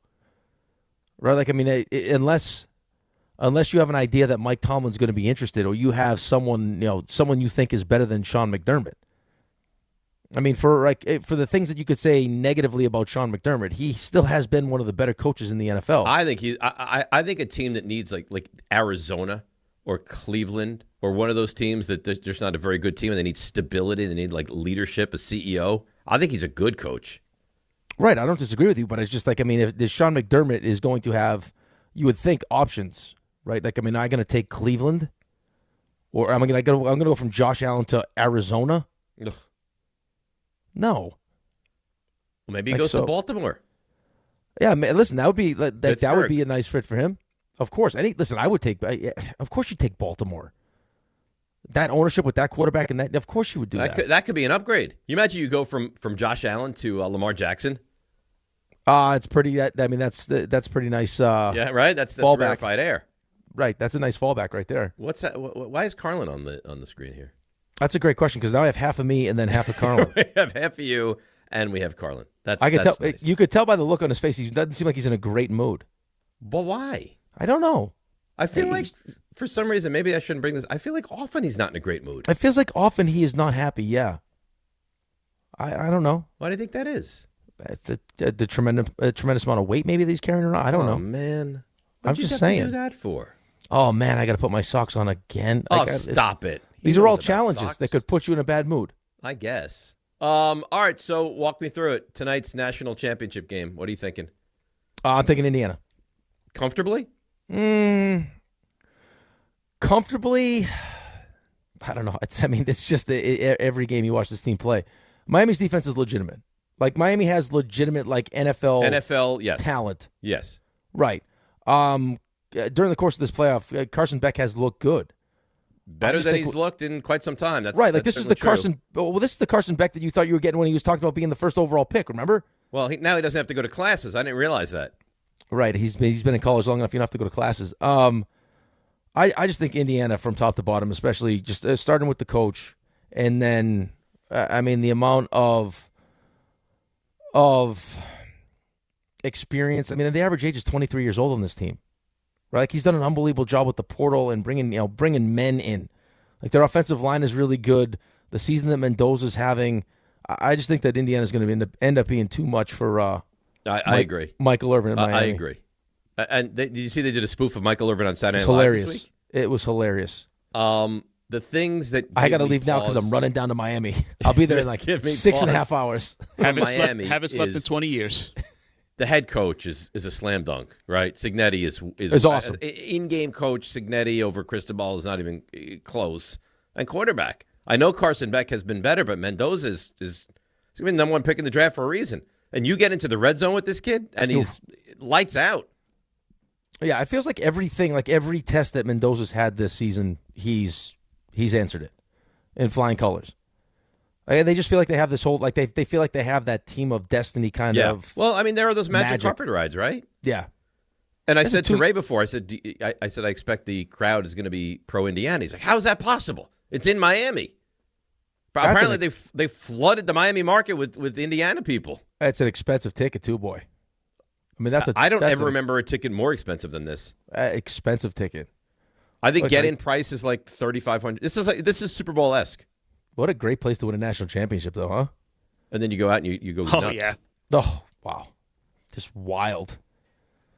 Imagine Mendoza. Could you imagine Mendoza out, like, getting wild? No, he won't. Hometown? Won't do that. No, he's not a wild guy. No. You don't think so? He didn't have a wild side? No. Like, he's not, like, at 11 just getting crazy? Winning the national championship and then going to Vegas to start your career, that's a heck of a test, but I think he'll pass it. So it feels like he's equipped for that, though. One of the brokerage sites. The brokerage sites. The cheapest ticket to get in. Cheapest. And it's way up in an awful area. $4,000. Oh, my God. You know what I love? You know, you've been on these sites before, right? $4,338 in section 345, and it says amazing deal. Amazing. Amazing deal. Yeah. No. I mean, you can't think of any better ways to spend $4,000 than those seats. That's for one ticket. In Miami, mind you. Yeah, I'm good. I think I probably pass. I go to Miami, find a place to watch it, and then spend the $4,000 on something else. Wow.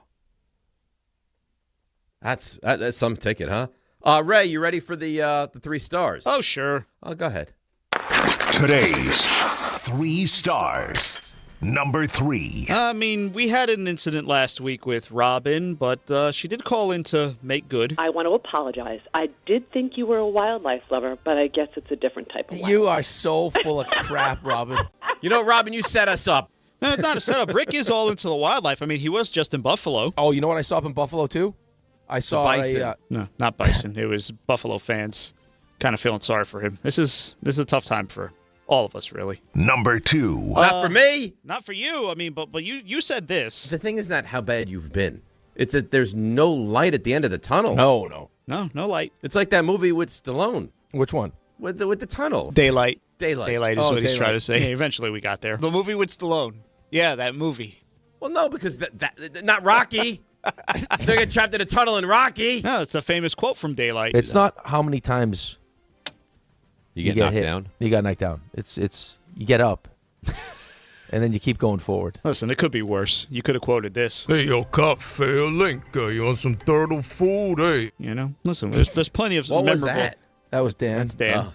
Dude, feeding the turtles. Yeah. I see 3 of them out there. Hit the one in the middle. Right. Hit the one in the middle. That's right. Hit the one in the middle. Number 1. Which is what Dave is going to do because he's feeling great. Harbaugh's here. The Giants are back. Aggressive Dave is back. I don't know if people are ready for this. Well, you know what? You're going to get it. Yeah, clear. I'm back. Just got it. Poor Subi just got it. Well, he'll get it again. And we haven't even gotten to the good stuff. Just wait till the press conference. Oh, no. Just wait. You're canceling meetings. I had a buddy say, you want to get some lunch on Tuesday? I said, I can't. I got a press conference. No, we got to send you. Why don't you go to the press conference and cover it for us? Ask a question. Do you think that's a good idea? I don't think so. Dave Rothenberg at ESPN New York. John, I love you. I love you. I'd be like that woman. Yeah, you'd put that lady to shame. I just want to tell you, and then everyone have to glaze all over me because that's what they did for her. I mean, I can't believe you're here. Pinch me. Look at my hoo-has. Let's go. Listen, I understand why you feel this way. I've been in the desert for a decade, and now I see a lake. I can't help but just slurp up all the water. And you know what? Slurp away. I will. Slurp away, Dave. Slurp away. And then they glaze all over me. Yeah, that's right. Like that It's woman. fantastic. It's only going to get better. What kind of press conference do they have? It's only going to you get know what? better. It's going to be something. It's Rule 76. No excuses playing a champion. It's DiPietro Rothenberg. Everybody. Right here on ESPN New York and on YouTube. I just want to say one thing to my wife who's home. Yo, Adrian! I did it! Show your team spirit and